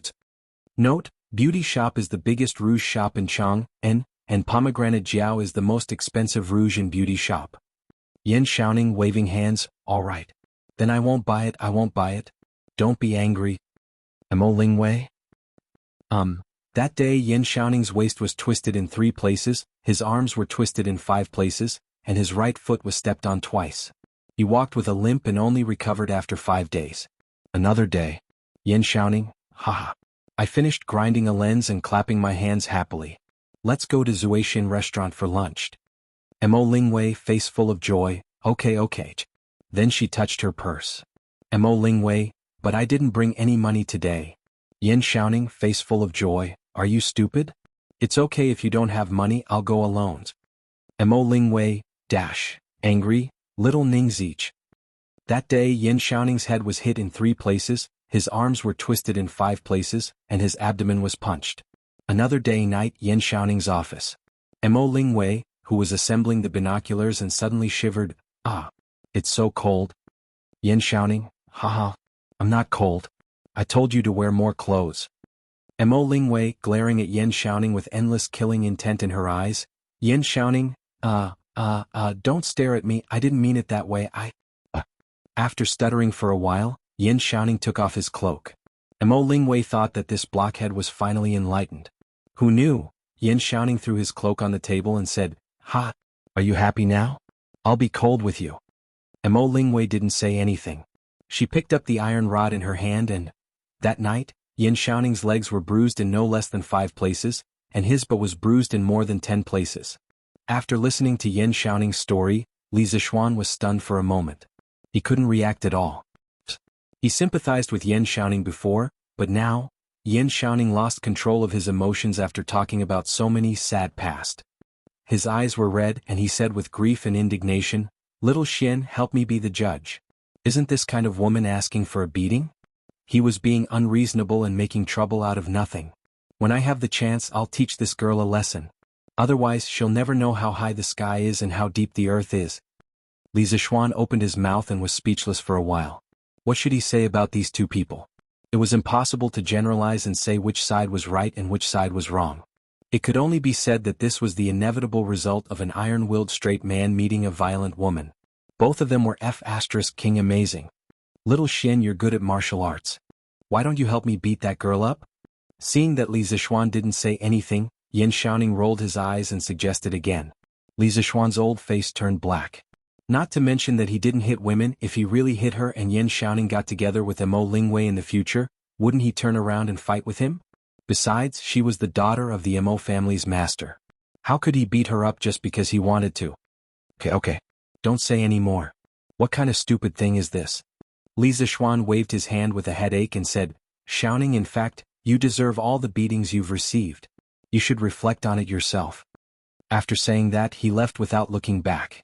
Yin Xiaoning shouted behind him, Hey. Little Xian, what do you mean? What do you mean I deserve it? *CK. To think that I treated you as a brother. Chapter 931. The next day. Li Zixuan got up early and prepared to go to the morning court. Old Li had sent someone to inform him yesterday. After breakfast, Li Zixuan went out with 2 guards before dawn. They rushed all the way to Yinxing Gate in the east of Chang'an City. At this time the city gate was not open yet, but there was a long line of people outside the gate. Most of them were peddlers and civilians. Li Zixuan, a high-ranking official in his court uniform, stood out in the crowd. Many people subconsciously made way for him, not wanting to provoke Li Zixuan, an important member of the imperial court. But there were also people with sharp eyes who recognized Li Zixuan's appearance under the dim sky. Marquis. A middle-aged man in his 30s tiptoed close to Li Zixuan and called out tentatively. Li Zixuan's night vision was good. He looked carefully and recognized the person who called him. It was Lu Dezhuang, who had taken the child to Yunshan to see a doctor. Lu Dezhuang? It's you? Are you going to the city to sell eggs? Li Zixuan sat on the horse and greeted Lu Dezhuang with a smile. He said so because he saw Lu Dezhuang carrying a basket of eggs on his back. Lu Dezhuang scratched his head and smiled foolishly. Eggs are becoming more expensive recently, so I collected all the eggs at home and sold them together. So I can buy some meat for my Shaoan to eat. Speaking of this, he seemed to have suddenly thought of something and hurriedly added, Oh, the last time my family Shaoan got cholera, it was all thanks to Marquis's help. Marquis's great kindness to our Lu family is like a new life. I, Lu Dezhuang, am willing to repay Marquis's kindness with the rest of my life. Saying this, he knelt down in front of Li Zixuan and kowtowed 3 times. All of this happened in an instant. Li Zixuan, who was on horseback, couldn't react in time. By the time he jumped off the horse, Lu Dezhuang had already finished kowtowing 3 times. When he bent down halfway, a few eggs rolled out of the bamboo basket. Get up, get up. I told you before, you don't need to repay anything. Go home, farm and live a good life. That's the greatest repayment to me. Li Zishuan hurriedly helped Lu Dezhuang up and scolded him with a stern face. They made such a big commotion, kneeling and kowtowing, how could others not notice? Marquis? This is Marquis Yong, and? It's really Marquis. Why does it sound like this person is implying that the Marquis of Yong, and was the one who resolved the chaos? Shouldn't it be the Imperial Medical Department? You don't know about this, right? I heard that the reason why the Imperial Court was able to quell the cholera so quickly was mainly because Marquis Yong and contributed 3 prescriptions. Otherwise, too many people would have died. There's actually such a thing? How come I don't know about this? Nonsense. It's normal that you don't know. That's because Marquis keeps a low profile and doesn't like people to spread the news. If you ask around, you'll find out that the people who contracted cholera drank the exact same medicine as Lu Dazhuang's son. Second brother Yu is right. I've also heard about this. And it's said that when the Imperial Medical Department distributed the medicine, none of the 6 villages under Marquis Yong An's rule went to collect the medicine. This is because Marquis Yong An gave the sick villagers free medicine in advance. Yes, that means our Afu's savior is Marquis Yong An. After a round of discussion, more and more people found out the truth. Dozens of commoners started to surround Li Zishuan. Pang Feiji's right hand was on the hilt of his sword, as if he was facing a great enemy. He was afraid that an assassin would suddenly rush out from the crowd. Thank you, Marquis, for saving our Xiao Yut. Marquis, you're our savior. Please accept a bow from this old man. Marquis, please accept a bow from us.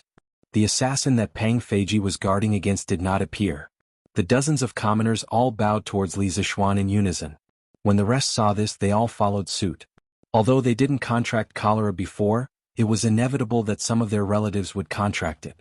When they heard that Li Zishuan was the savior of this cholera epidemic, they were grateful from the bottom of their hearts. Looking at the people in front of him who were bowing to him in unison, Li Zishuan felt a little touched. He didn't want to make the cholera prescription public, but it was still noticed by some attentive people. What a bunch of simple, hard-working people. Rise, all of you. The cholera epidemic wasn't caused by me alone. If it wasn't for His Majesty's love for the people and his constant concern for them, even if I had the antidote, I'm afraid I wouldn't have been able to prepare the antidote in such a short time and hand it to every cholera patient. So if you want to thank someone, you should thank His Majesty. Li Zishuan raised his hands and said loudly to the crowd. The cholera epidemic this time had infected more than 3,000 people, and these 3,000 people had close relatives that numbered in the tens of thousands. Li Zishuan felt a little pressure to be thanked by so many people and also a little. In short, if his reputation was too high, he was worried that people would use this to make an issue out of it and badmouth him in front of Lier. His Majesty is wise. Marquis is wise. His Majesty is wise. Marquis is wise. The commoners shouted. Rumble. At this moment, the city gate was pushed open from the inside, and 2 city gate officers came out. Under Li Zishuan's persuasion, the commoners lined up again and began to undergo the security check. Yes, that's right, the city gate officers of this era were basically the same as the security guards of modern train stations and subway stations, but they didn't have high-tech equipment. After entering the city, Li Zishuan urged Dabai to run a little faster. The 3 of them rode straight to the imperial city, and soon they saw the tall and majestic imperial palace. Li Zishuan left Dabai in Pang Feiji's care, and entered the imperial palace alone. After chatting with the officials of the imperial court for a while, a servant came out to inform everyone to enter the Taiji Palace for the morning court session. After listening to old Li, Fang Xianling, Wei Zheng, and the others discuss national affairs for a long time, it was finally Li Zishuan's turn to take the stage. He heard Li Er say in a deep voice, although the cholera epidemic has been quelled, we should still reward him according to his contributions. I'm sure all of you know that the epidemic situation was very critical. If it weren't for the Marquis of Yong and providing the prescription in time, the entire Chang and city would have experienced a large-scale outbreak of cholera. If that happened, the imperial court would have suffered a great loss. Now that the cholera epidemic has been completely quelled, and not a single commoner has died from the disease, it's a miracle. I intend to reward the Marquis of Yong, and generously. How do you think I should reward him? As soon as Li Er finished speaking, the imperial court instantly fell silent. The officials looked at each other. Reward? How else could they reward him? A 15-year-old marquis with a third-rank official position, how else could they reward him? If they rewarded him more, wouldn't they be invincible? Chapter 932. As for how to reward Li Zixuan had also thought about it for a long time. However, he realized that Li Zixuan was neither short of money nor status. As for his position, this fellow was naturally lazy, and he was even in charge of an academy now. If he was given another position, Li Zixuan would probably quit immediately. That was why he brought this matter to the imperial court. He wanted to see if the ministers had any ideas. However, Li Zixuan was a new noble who had just risen in the imperial court this year. The speed at which he rose was already unprecedented. How could the officials still think of a suitable reward? After waiting for a long time and seeing no one speak, Qing Yaojin could not stand it anymore. Old Qing took a step forward, cupped his fists and said, "Your Majesty, it's not right for me to judge whether the Marquis of Yong and contributed to the cholera this time. However, if he didn't take action, my family's Chonyo might have died because of the cholera. Therefore, no matter how your Majesty rewards the Marquis of Yong En, I am willing to take out 100 households of land and give it to him as a token of gratitude." Booms. The moment Qing Yaojin's words came out, all the officials in the imperial court raised their eyebrows. In this era, not only did it mean an iron rice bowl, it also symbolized the glory of the family. This was especially true for people like Qing Yaojin who had been promoted to a duke. Normally, if people of their status had made military contributions, Li Er would not give them a promotion. Instead, he would give them an increase in their food. Therefore, to them, living in a fief was a military merit, and living in a fief was glory. Qing Yaojin's repayment to Li Zixuan could not be said to be not generous. Of course, old Qing's move was far from as simple as it seemed on the surface. He was forcing the other officials in the imperial court and also forcing Li Er at the same time. Li Zixuan saved my son, and I have already shown my sincerity. Do you still have the nerve to be indifferent? Moreover, Li Zixuan also saved your son. As the ruler of a country, don't you boast about being fair in rewards and punishments? If you don't show some sincerity now, how can you show that you are fair in rewards and punishments? As expected, Li Er's expression changed slightly, and he revealed a contemplative look. Qing Yaojin stood up. How could Yuqi Jingde not have the nerve to come out? Without any hesitation, he stood beside Qing Yaojin and cupped his fists towards Li Er. Your Majesty, the Marquis of Yong, and also saved this old official's son. This old official is also willing to take out 100 households of land as thanks. Your Majesty, please allow it. The court gradually fell into silence. The ministers witnessed the most absurd scene in history. Two Grand Dukes actually took the initiative to transfer a portion of their territory to another person. How strange. When Sun Fujia and Zhang Sun Wuji saw this, they were about to walk out as well. However, Li Zixuan was one step ahead of them. He cupped his fists and said, "Many thanks to Uncle Cheng and Uncle Yuqi for your kind intentions. However, this nephew cannot accept this gift. Cheng Chimo and Yuqi Baolin are both my nephew's students. When my students are in trouble as their teachers, I should help them. On a personal level, Chimo and Baolin are my nephew's good friends. How can I stand by and do nothing when they are seriously ill? Even if their illness can only be cured by the 1,000-year snow lotus on the heavenly mountain, I will still step onto the heavenly mountain and find it for them. Now that their illness is cured, how can I accept such a generous gift from my two uncles? Then wouldn't I, Li Zixuan, become a vile person who seeks to repay kindness?" "Ah, good lad. Old Qing did not misjudge you. You have enough loyalty. It's a pity that you were born 30 years later. Otherwise, Old Qing, would definitely become sworn brothers with you." Li Zixuan had just finished speaking when Qing Yaojin's large palm landed on Li Zixuan's body. Following that, this old fellow's heroic laughter resounded throughout the entire Taiji palace. The ministers in the palace were all speechless. They secretly thought that this old fellow was really shameless. Zhang Sun Wuji rolled his eyes. After a moment, he stepped forward and said, "Marquis Yong and is righteous. However, you have saved my son. No matter what, this old man has to express my gratitude. If you have any requests, this old man will try his best to satisfy them." Li Zixuan's mouth twitched. He secretly thought that this old fox was really crafty and petty. What did he mean by, "If I have any requests, I will try my best to satisfy them"? He had already boasted earlier. If he were to demand an exorbitant price from Zhang Sun Wuji, wouldn't he be slapping his own face? Lord Zhang Sun is too courteous. Your son is also my student. Saving him is something that this junior ought to do. Li Zixuan cupped his hands towards Zhang Sun Wuji, and then said in an indifferent tone, Seeing that his ministers were going back and forth, Li Zixuan also couldn't sit still. Oh no, it should be that his face was a little embarrassed. After all, Li Zixuan had also saved his son. Cough cough. Alright. Li Zixuan's contribution to the rapid pacification of the cholera could not go unnoticed. This was a matter of the nation, not a matter of a few beloved officials. Naturally, the imperial court should reward him. Li Zixuan, tell me, what reward do you want? Li Er, who couldn't maintain his face, coughed lightly and said in a deep voice. Only then did Qing Yaojin, Yu Qigong, and the others calm down and look towards Li Zixuan. Bestowing a reward was a form of knowledge. Wasn't wanting a reward also a form of knowledge? Furthermore, the knowledge to bestow a reward was undoubtedly even more profound and difficult to grasp. Li Zixuan pursed his lips. Actually, when he received Li Er's notice to attend the morning court session yesterday, he had already guessed what would happen. Thus, he had already thought about what reward he should ask Li Er for. At this moment he stepped forward and bowed slightly. Your Majesty, quelling the cholera was not the work of this subject alone. Furthermore, this subject is a marquis of the great Tang Empire. Doing something for the great Tang Empire is also this subject's duty. This subject does not dare to ask for a reward. One should be humble when needed.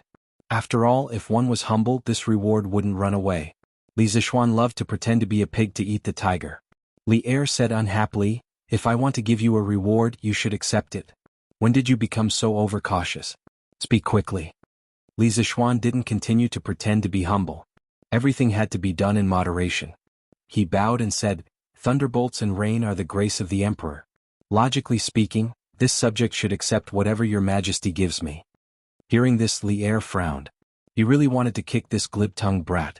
However, he heard Li Zixuan continue, however, this subject has something to ask of your Majesty. I would like to take the opportunity to say it today. I hope your Majesty will allow it. This brat had finally returned to his original appearance. Li Er said seriously, speak. Li Zixuan said, this subject wishes to set up a medical school in Yanhuang College. At that time, this subject will train medical students together with the Imperial Medical Department. When the time is ripe, this subject intends to open medical schools all over the great Tang Empire to relieve the suffering of thousands of people. This subject will let the people of the great Tang Empire be able to treat illnesses and afford medicine. I hope your Majesty will allow it. Silence. After Li Zixuan finished speaking, the court immediately fell into silence. No one, including Qing Yaojin, expected Li Zixuan to make such a strange request. Wasn't he wasting the opportunity? Chapter 933. Inside the Taiji Palace. After Li Er heard Li Zixuan's words, he muttered in his heart. He thought to himself, why did this brat suddenly change his personality? He didn't even want to take the advantage that was sent to his mouth? Is this the only request? Li Er waited for a long time and didn't see Li Zixuan continue speaking. He asked uncertainly. Your Majesty, I only have this one request. I hope that your Majesty will grant it. Li Zixuan said lightly. As Xiao Xian Yu. Qing Yaojin anxiously glared at the side. He wanted to say something but was pulled back by Qin Xiong. Li Er looked deeply at Li Zixuan and then nodded. He said in a deep voice, okay, I grant it. Among the officials in the palace, some let out a sigh of relief while others sighed. Thank you, your Majesty. No matter how others looked at him, Li Zixuan still had a calm and at ease look on his face. He had the demeanor of an expert who didn't care about material gains and didn't care about personal losses. Who knew that before Li Er finished speaking, Li Er changed the topic and said, I have always adhered to the principle that meritorious deeds should be rewarded and wrongdoings should be punished. Li Zixuan, whether it is saving the 3,000 people from the cholera or establishing the medical school in the future, they are all acts of meritorious deeds for the country. They should be rewarded. Marquis Yong and Li Zixuan, come forward and listen to the decree. Li Zixuan secretly thought that old Li still had a conscience. His move of retreating in order to advance was not in vain. Putting away the messy thoughts in his mind, Li Zixuan walked to the front under the stunned gazes of the officials. He solemnly bowed and cupped his fists saying, this subject obeys the decree. Li Er's eyes narrowed as he scanned the officials in the palace. He then said, Marquis Yong, and has meritorious deeds for quelling the cholera. With the strength of one person, you saved thousands of people from life and death. At the crucial moment, you didn't claim the credit and didn't become arrogant. You are still able to worry about the country. You are truly a role model for all officials. I have decided to grant you 400 households and 100,000 gold. I will also bestow upon your mother the title of Lady Yi and your wife the title of a Korean third-rank noble lady. Your father, Li Jingma, is a secondary 7th-rank winged cavalry officer. Are you satisfied? Previously, Qing Yaojin had jumped out and said that he wanted to give 100 households worth of land to Li Zishuan. This gave Li Er a little inspiration. Since he could not raise Li Zishuan's title and position, and Li Zishuan did not lack money, he might as well increase his land and land. At the same time, he could also reward his family members with some empty positions. If everything was calculated, the reward would be very generous. In addition to the 600 households that were given to Li Zishuan when he was conferred the title of Marquis Yong, Li Zishuan now had a total of 1,000 households. What kind of concept was 1,000 households? One must know that the Duke of Lu country, Qing Yaojin, only had 700 households. The Duke of Yi country, Qin Qiong, also had 700 households. The Duke of Wei country, Li Jing, only had 400 households. Li Zishuan's current land was almost catching up to the Prince of Hejin County, Li Shaogong. According to the records, Li Shaogong had 1,200 households. Li Zishuan was only a small marquis, but his land had already reached a shocking 1,000 households. It was truly inconceivable. Furthermore, 1,000 households land meant that Li Zishuan was now in charge of the life and death of 400 to 500 people. This subject thanks your majesty for your great kindness. Li Zishuan was also shocked by Li Er's sudden generosity. He had to admit that old Li's all-round, multi-layered reward plan made him very satisfied. Your majesty is brilliant. Qing Yaojin was overjoyed. He quickly followed behind Li Zishuan and sang praises. Zhang Sun Wuji hesitated for a moment before saying, Your Majesty is brilliant. The Marquis of Yong, and cared for the people and even quelled the cholera single-handedly. None of the ancient sages could do this. Your Majesty's generous reward is definitely worthy of the Marquis of Yong and's name. No matter what, Li Zishuan had saved his son Zhang Sun Chong. If he, Zhang Sun Wuji, didn't do anything, it wouldn't make sense. Furthermore, the rewards that Li Er gave were all within the rules. It wasn't too out of line. He had no reason to make things difficult for Li Zishuan on this matter. Instead, he might as well fulfill his wish. Since Zhang Sun Wuji had already agreed, who else in the imperial court would dare to come out and cause trouble for such a small matter? Strictly speaking, Li Er didn't give Li Zishuan a promotion. This was the most important thing. Most people could accept this result. Li Er nodded and said, Yes, Li Zishuan, I heard that Yanhuang College has made an astronomical telescope. Through this mirror, one can observe the sun, moon, and stars in the sky. Is this true? Once he said that, everyone was shocked. The officials couldn't help but look at each other. They were shocked and speechless. What kind of mirror could observe the sun, moon, and stars in the sky? Why does this sound so much like nonsense? It had to be said that even though these people were high-ranking officials in the imperial court, they weren't as knowledgeable as most of the students in Yanhuang College. Li Zishuan was already prepared. It should be said that from the moment Yan Xiaoning and Mo Lingwei finished making the telescope, he had already expected that Li Er would know about this news soon. Furthermore, he had never thought of exchanging a national treasure like the telescope for money. He would definitely hand it over to the country. At this moment, Li Zishuan cupped his hands and answered, Your Majesty, the Academy has indeed made an item that can see the moon and stars from hundreds of thousands of miles away. It's called the astronomical telescope. Many teachers and students of the Academy have tried this mirror. Hearing Li Zishuan's confirmation, the officials couldn't stay calm anymore. The quiet and orderly imperial court suddenly exploded like a drop of water in a pot of oil. What? Yanhuang College actually has a magical item that can see the sun, moon, and stars clearly? This can't be right? I wonder what it's like on the moon.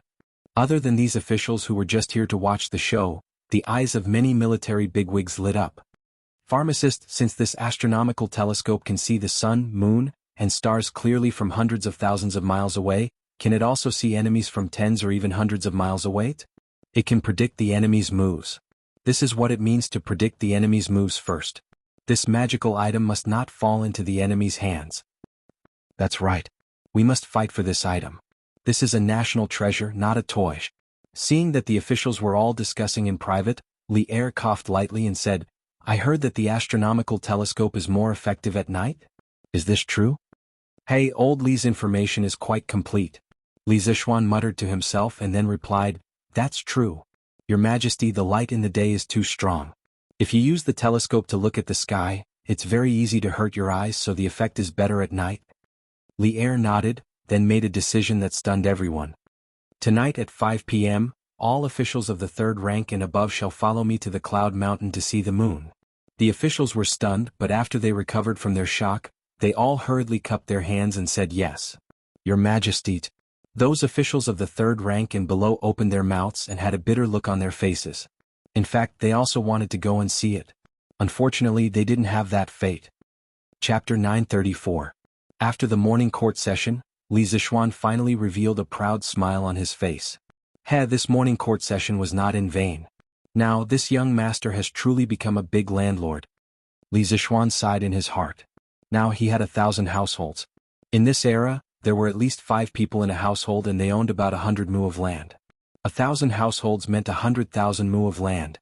Although the yield of grain was very low in this era, 100 mu of land is only 300 dan, about 30,000 caddies. It could not cover the total amount of land. 100,000 mu of land could produce millions of caddies of grain every year. Even if he only collected 10% of the tax, he would still have millions of caddies of grain. This landlord could really just sit at home and wait for death. It could be said that with Li Zishuan's family business, even if his descendants did not achieve anything in their lives, it would be very difficult for them to squander the family business. Marquis, is there good news? Pang Feiji saw that Li Zishuan was very excited and came up to him with a smile. Li Zishuan mounted his horse and said with a smile, "And great news. Let's go.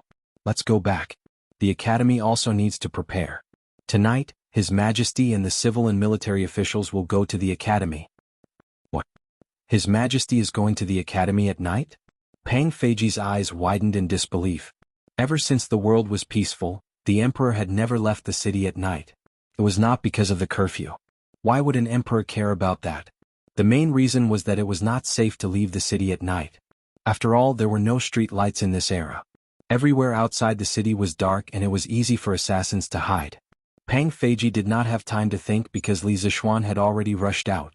He quickly mounted his horse and led his men to chase after Li Zishuan. Yin Mountain. After Li Zishuan returned home, he was not in a hurry to tell his family about the reward that Li Er had given him. This was because he knew that in the afternoon, the imperial edict from the palace would be sent down. When that time came, they would naturally know. Sure enough, someone from the palace came in the afternoon.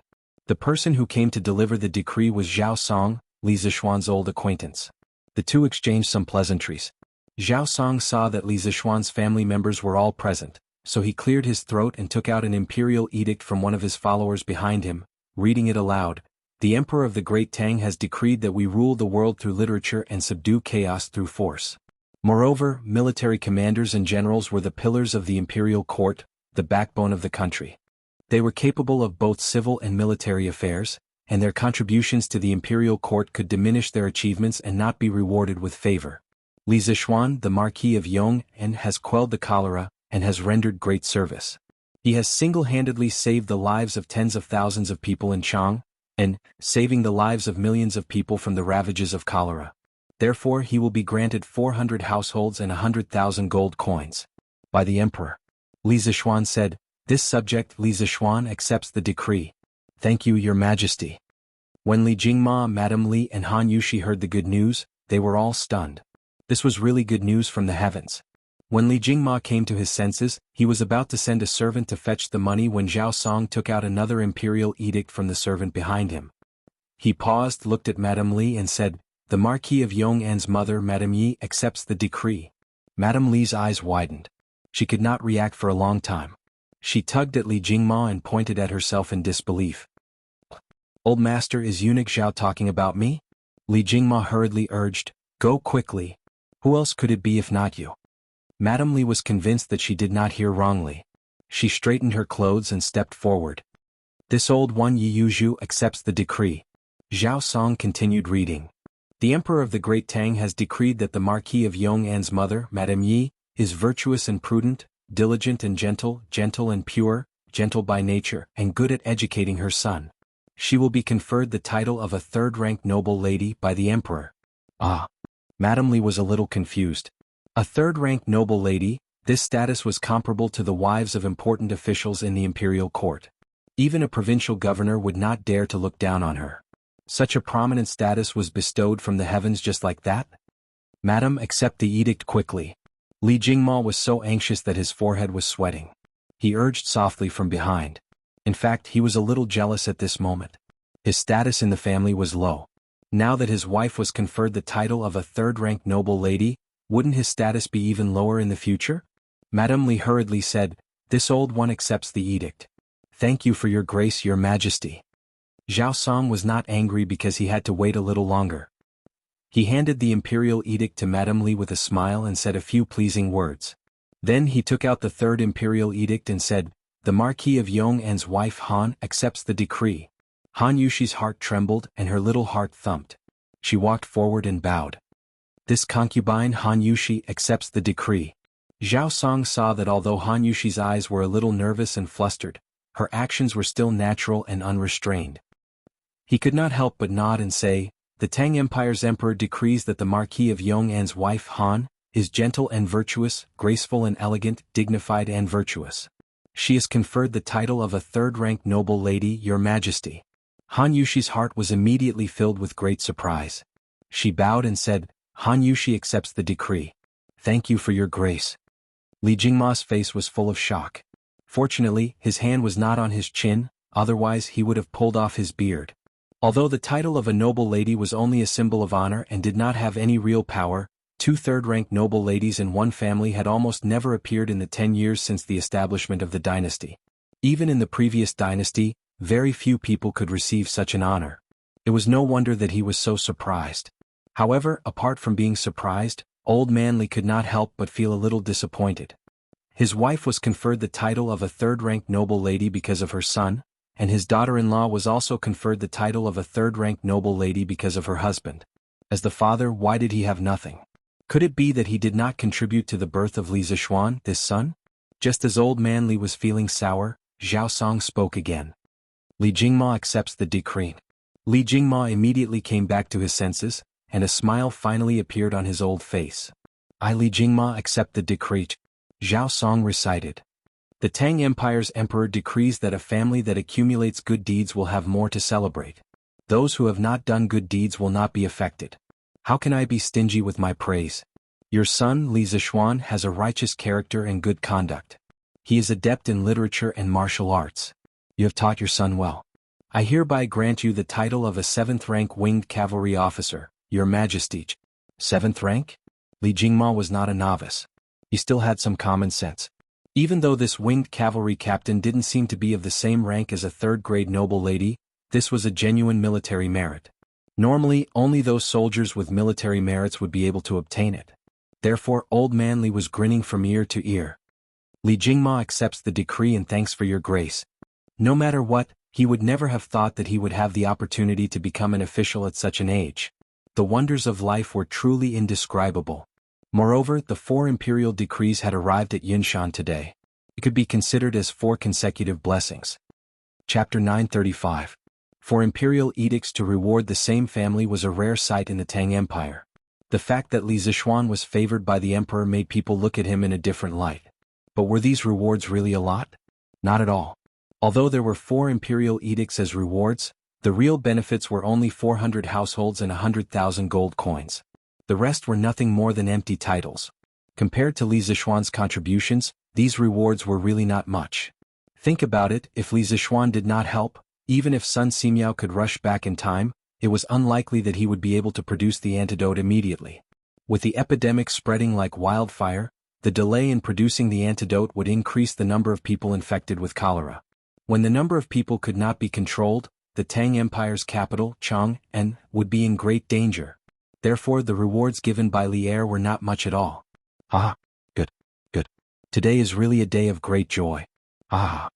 After Zhao Song left, Li Jingma laughed heartily. It was rare that Madame Li did not dampen old Li's enthusiasm. She looked at her son lovingly and said, "Xian'er is getting more and more favored by the emperor. Thanks to you, Xian'er, offering the antidote for cholera, not only did you save the people, but you also earned a title for your father. Your father will be happy for a while." Old Li was immediately unhappy. "Ah, Madam, weren't you unwilling to let Xian'er help the king of Wei treat cholera?"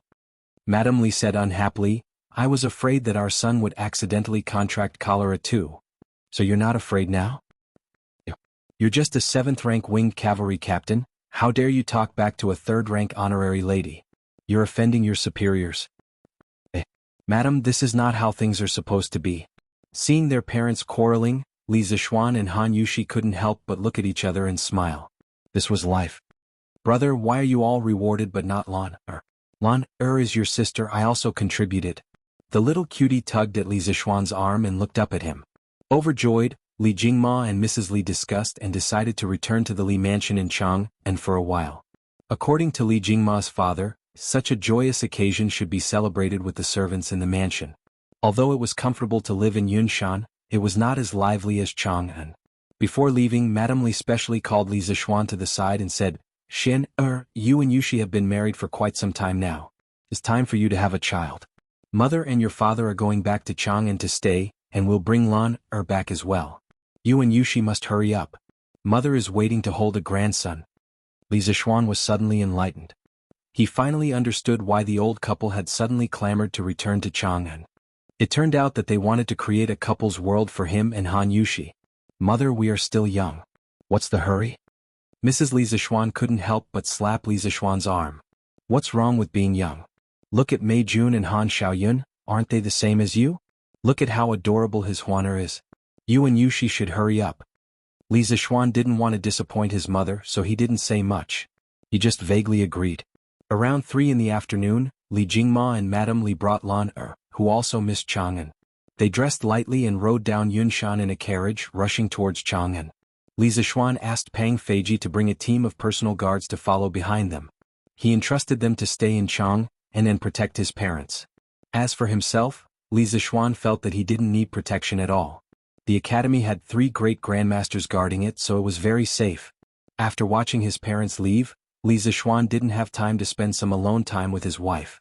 He was called over by Mo Zhong to Yanhuang College. Li Gang heard that Li Zixuan was going to bring the civil and military officials to the academy to admire the moon with binoculars tonight. He wanted Li Zixuan to return to the academy in advance to take charge of the situation and make arrangements in advance to prevent any accidents. The old teacher had already treated the academy as his home. The students of the academy were his children. If something happened to Li Zixuan in the academy, the entire academy wouldn't have an easy time. Therefore the old teacher was especially attentive. At 5:45 p.m., the sky gradually darkened. A full moon appeared in the sky, but it didn't look very bright. The civil and military officials who were admiring the moon led by Li Zixuan ascended Yunshan and arrived at the gate of the academy. They saw that there were big lanterns hanging on both sides of the road leading out of the academy. They were hung up every 5 steps, making the entire academy as bright as day even at night. Li Zixuan brought the leadership of the academy to the school gate to welcome them personally. I'm just here to try the binoculars. You're so good making such a big fuss. I wonder how much money you've spent. After exchanging pleasantries, Li Zixuan pointed at Li Zixuan and scolded him jokingly as he walked. Li Zixuan cursed in his heart, but he said, Your Majesty and the officials of the imperial court came to the academy to admire the moon. Of course, the academy should prepare in advance. Otherwise, if Your Majesty and everyone accidentally knocked or bumped into each other in this pitch-black darkness, wouldn't it be my fault? You're getting more and more glib-tongued, Li Zixuan said unhappily. After exchanging a few more words, they arrived at the courtyard of Guanghua Building. A huge binoculars came into view. Li Zixuan looked at it with interest. He touched and knocked on it for a long time before asking, How do I use this? Li Zixuan explained, Your Majesty only needs to put your eyes in front of the cylinder. Then you'll see a whole new world. The angle of the binoculars had been adjusted in advance. There was no need for Li Zixuan to do anything. He just needed to look. Li Zixuan nodded. Under the gazes of the officials, he bent his knees slightly and put his eyes in front of the binoculars. Suddenly, Li Zixuan opened his mouth in shock. He saw a bumpy sphere in the binoculars. When the attentive officials saw this, they couldn't help but be secretly shocked. Even before Li Zixuan ascended the throne, he didn't show his emotions on his face, let alone now that he was the emperor. He didn't show his emotions on his face. But now Li Zixuan looked so surprised that people couldn't help but think. What kind of scenery could surprise Li Zixuan, the emperor of a country? The more they thought about it, the more eager they were to use the binoculars. But here came the problem. Li Zixuan had been in front of the binoculars for almost 15 minutes, but he still didn't have any intention of leaving. What could the officials do? Could they go up and kick Li Zixuan away? So, they could only wait at the side for Li Zixuan to finish using it. Chapter 936. Tiske, I didn't expect the moon to be like this. There's no moon lord, no jade rabbit, and no trees. It looks like there's only barren mountains and dry rocks. The moon lord refers to Chang'e, and the moon star refers to the moon in the ancient language. The Book of Changes states that Tai Chi gives birth to Yin and Yang, and Yin and Yang give birth to the four symbols. Yin and Yang refers to Yin and Yang, and the four symbols refers to Taiyang, Taiyin, Shaoyin, and Shaoyang. After the Qin and Han dynasties, they gradually referred to the eastern god Azure Dragon, the western god White Tiger, the southern god Vermilion Bird, and the northern god Black Tortoise. Yanhuang College, Guanghua Building Atrium. Li Er looked at it for a long time and finally couldn't help but sigh. However, he still didn't have any intention of moving. It seemed like he hadn't seen enough. The ministers all sighed in their hearts. Encountering such a boss who liked to eat alone, they, as little brothers, felt very helpless. Li Zixuan, can you point this telescope somewhere else? I want to see the Milky Way. Well, the origin of the word Milky Way is unknown, but there was the word Milky Way before the Sui dynasty. There were earlier names like Milky Way, and so on. Li Er reluctantly moved his eyes away from the telescope and said to Li Zixuan. All the officials were cursing in their hearts. Li Er was really pushing his luck. They hadn't even seen the moon yet, but old Li wanted to see the Milky Way. He was pushing his luck. Most of the ministers were angry, but they didn't dare to say anything. However, there were always one or two brave ones. Your Majesty, why don't you let me see what the moon looks like? I've lived for most of my life and have seen everything, but I've never seen what the moon looks like. Qing Yaojin couldn't help but mutter. Old Li didn't take it to heart. He laughed and said, Jijia, there's no hurry. The night is long and there's still a long time. Besides, it'll be late at night and the moon will rise. You'll see it more clearly, right? Everyone was speechless, thinking that Li Er was really a shameless old scoundrel. Seeing Li Zixuan looking at him again, Li Zixuan had no choice but to bow and say, Your Majesty, this telescope is just a prototype. There are still many imperfections, so it is not enough to see the celestial bodies outside the moon. If you want to see other celestial bodies in the Milky Way, you have to wait for the Academy to make a greater technological breakthrough in the future. To be honest, this telescope was still very crude and its image was not very clear. It could barely be used to see the moon, but as for other celestial bodies, forget about it. Li Er shook his head and said with a smile, It's fine. I just want to see what's the difference between using this telescope and using the naked eye. When Li Zixuan heard this, he could only nod in agreement. He looked up at the night sky. Fortunately, the weather was very good tonight. He could clearly see a band of light in the night sky. That was the Milky Way. Li Zixuan stepped forward and pointed the telescope at a random location in the Milky Way, then said, Okay, Your Majesty. Li Er nodded. Under the covetous gazes of the officials behind him, he once again put his eyes in front of the telescope's eyepiece. What he saw made Li Er feel as if he was in a sea of stars, surrounded by boundless stars. Further away there were dreamy and magnificent nebulae and star clusters, giving people a strong visual impact. In the vast dark space, everything seemed so small. Emptiness, vastness, loneliness, shock, and all kinds of complicated emotions poured into Li Er's heart in an instant, making him, the supreme ruler of the human world, a little confused at this moment. Seeing that Li Er was silent for a long time, the officials couldn't help but look at each other. They didn't know what Li Er had seen that made him silent for so long. Qing Yaojin was so anxious that he scratched his ears and cheeks. If the person squatting in front of the telescope was not Li Er, but someone else, old Qing would probably go forward and kick him away and take his place to enjoy himself. In fact, Li Zixuan quite understood Li Er at this moment. In his previous life, when he went to the cinema to watch Interstellar, he had been severely shocked. Some movies were not worth going to the cinema to watch. The big screen also exposed the shortcomings. Some movies were born for the big screen. When he went to the cinema to watch Interstellar, he was deeply shocked by the visual effects on the screen.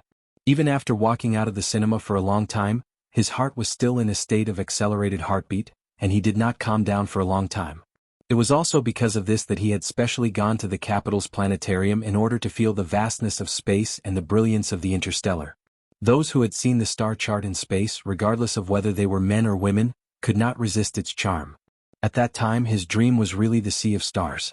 If a technology company wanted to recruit volunteers for interstellar travel, he really might have given it a try. However, this was just his unrealistic dream at that time. Later, his dream became a house, a car, and money, and he completely became a layman. As a modern person, he was so shocked when he saw space. How could Li Er, an ancient person, be indifferent when he saw space for the first time? After about 15 minutes, perhaps he felt that his legs were a little tired from standing, Li Er finally came back from space. His face was full of absent-mindedness. He walked to the side and stood beside Li Zishuan, giving up the position of the telescope. Qing Yaojin could not wait any longer. This old guy was afraid that someone would beat him to it. He rushed to the front of the telescope and shouted, "Xiao Xian, quick! Quickly point this guy to the position of the moon. Old Qing want to see if there are any fairies on it." Hearing this guy start talking nonsense, everyone could not help but laugh. Li Zishuan had no choice but to step forward and point the telescope at the position of the moon. Old Qing smacked his lips and began his journey to the moon. Li Zishuan returned to his original position. Seeing that Li Er was still in a daze, he said, "Your Majesty, what do you think after seeing this Milky Way?" Li Er murmured, "Vast, vast. I feel that I am so tiny in the midst of all the stars in the heavens. Previously you said that the ground under our feet was a sphere. At that time I didn't believe it. Tonight I completely believe it. In the past I was still complacent about conquering this land, but compared to the universe, this land is probably as small as a speck of dust." After a pause, Li Er looked at Li Zishuan with a burning gaze and said faintly, "Marquis Yong, and is it possible for Yanhuang College to let me go to the sky to take a look in my lifetime?" Li Zishuan was speechless. He never thought that old Li's feelings after seeing space were to actually want to go to the sky. Could it be that Li Er wanted to conquer the sea of stars in the future? Wasn't that too ridiculous? Chapter 937. Your Majesty, when engineering is developed to the extreme, it is indeed possible to achieve interstellar flight. However, there is still a long way to go. It could take decades or even centuries. Li Zishuan was speechless for a while. He looked into Li Er's burning eyes and replied. In his previous life, the United States of America, which had been established for more than 100 years, relied on its advanced and complete industrial system to launch the Apollo program, which started in May 1961 and ended in December 1972. They achieved the first moon landing in history. The entire Apollo program lasted for about 11 years and cost more than $25 billion. It accounted for about 0.57% of the United States GDP and about 20% of the United States total scientific and technological research and development funds. At the peak of the project, there were more than 20,000 companies, more than 200 universities, and more than 80 research institutions that participated in the project. The total number of people involved was more than 300,000. It could be said that the United States of America had mobilized the entire country to complete the first moon landing project. Even a powerful country like the United States of America had done so. For a feudal dynasty like the Tang dynasty, which did not even have a complete industrial system, to complete space travel was tantamount to a fantasy. Not to mention a few decades, even 100 or 200 years would be difficult. A few decades? A few hundred years? Li Er's eyes suddenly dimmed. He muttered, "How I wish to live for a few hundred more years." Li Zishuan thought to himself. If Li Er had heard Han Lei's borrow another 500 years from the heavens, would he also sing a song to his heart's content? Feng Zhidai, who was standing behind Li Er, could not help but feel shocked when he heard the conversation between Li Er and Li Zishuan. According to his official position, Feng Zhidai was actually not qualified to stand here tonight. However, as the Vice Minister of the Guard, he had the responsibility of accompanying the Emperor. Moreover, for some reason, Li Er seemed to be afraid that he would forget and specially sent someone to inform him to accompany the Emperor at Yanhuang College tonight. Hence he came. Although he had not used the binoculars before, from Li Er's expression and words, he could roughly imagine what Li Er was describing. After hearing Li Zishuan's reply, he could not help but feel a huge wave of emotion surging in his heart. This was because Li Zishuan did not give Li Er a direct negative answer. Instead, he said that it would take decades or centuries. This was a mission that seemed impossible to ordinary people, but Li Zishuan had turned it into a goal that could be achieved. This had completely overturned Feng Zhidai's understanding of the world. During his stay in Chang'an, he had collected a lot of information about Li Zishuan. The more he read, the more surprised he became. He was even more confused about Li Zishuan. Tonight was the first time he came to Yanhuang College. The majestic college was like an immortal palace standing on the top of a mountain. However, Li Zishuan, a mortal younger than him, seemed to have the ability to surpass immortals. He could talk about interstellar flight, which completely broke his understanding. Feng Jidai felt that Li Zixuan's ability was even more terrifying than the so-called martial arts of the Grandmaster realm. He could win in terms of individual bravery, but what could he use to fight against this kind of power that he couldn't understand? If he made an enemy of such a person, he wouldn't even know how he died. At this moment, Feng Jidai was deeply grateful for his original decision. Li Zixuan was very difficult to defeat, and with the help of someone like Li Zixuan, Feng Jidai felt that if the Feng family had the slightest disloyalty, they would definitely die a horrible death. At the same time, he also rejoiced for his father's wise decision. Earlier on, some of the tribes under the Feng family had tried to persuade Feng Ong to establish himself as the king, but Feng Ong had refused. Now it seemed that the older the ginger, the spicier it was. At this time, Qing Yaojin had already come down from the platform where the telescope was placed. The other ministers went up to look at the moon according to their ranks and qualifications. Old Qing kept muttering things like, "There are no fairies," and "no energy." He looked very disappointed. At this moment, Li Er had already recovered a little. He whispered to Li Zixuan earnestly, "Develop Yanhuang College well. Although I won't have the chance to go up and see it in my lifetime, I hope that one day, my descendants can jump out of this land and go to other places to see it." Li Zixuan inexplicably felt a toothache. Old Li said it so lightly, but he didn't want to dampen Li Er's enthusiasm, so he replied, "Yes, Your Majesty. We will definitely not disappoint Your Majesty." Li Er nodded and looked up at the sky. He couldn't help but sigh when he thought of the vast starry sky he had seen earlier. That scene would probably stay in his mind for a long time, and he wouldn't be able to forget it. Before Panga died, he turned into the sun and moon. His left eye was the sun and his right eye was the moon. The mountain and sea scripture. Western scripture of the Great Wilderness also states that Emperor Jun's wife, Changxi, gave birth to 2 moons. At this time there were rabbits and toads in the moon. But from what I see, this moon seems to be barren. Sure enough, everything in this world is seen with your own eyes. In ancient legends, the sun and moon were transformed from the eyes of Pangu. The mountain and sea scripture also states that Emperor Jun's wife, Changxi, gave birth to 12 moons. Emperor Jun was a mythical figure in the Shang dynasty. After looking at the moon with a telescope, Old Feng couldn't help but sigh. "Hey, I say, Old Feng, if there are no fairies on the moon, then there are no fairies. You are complaining so much here. Aren't you afraid that sister-in-law will?" Qing Yaojin couldn't help but make fun of Feng Xianling after listening to him for a long time. Everyone roared with laughter. Few people didn't know that Feng Xianling was afraid of his wife. "Qing Jijie, if you continue to talk nonsense, do you believe that I won't go to your house and tell sister-in-law what you muttered before?" Feng Xuanling's face turned red, and he pointed at Qing Yaojin angrily. As the saying goes, don't expose a person's shortcomings. Qing Yaojin was too immoral. While these people were making fun of each other, there was never a shortage of people around the telescope. The courtiers who had never used it came up one by one to try it. After about 2 hours, almost all the courtiers had tried the telescope.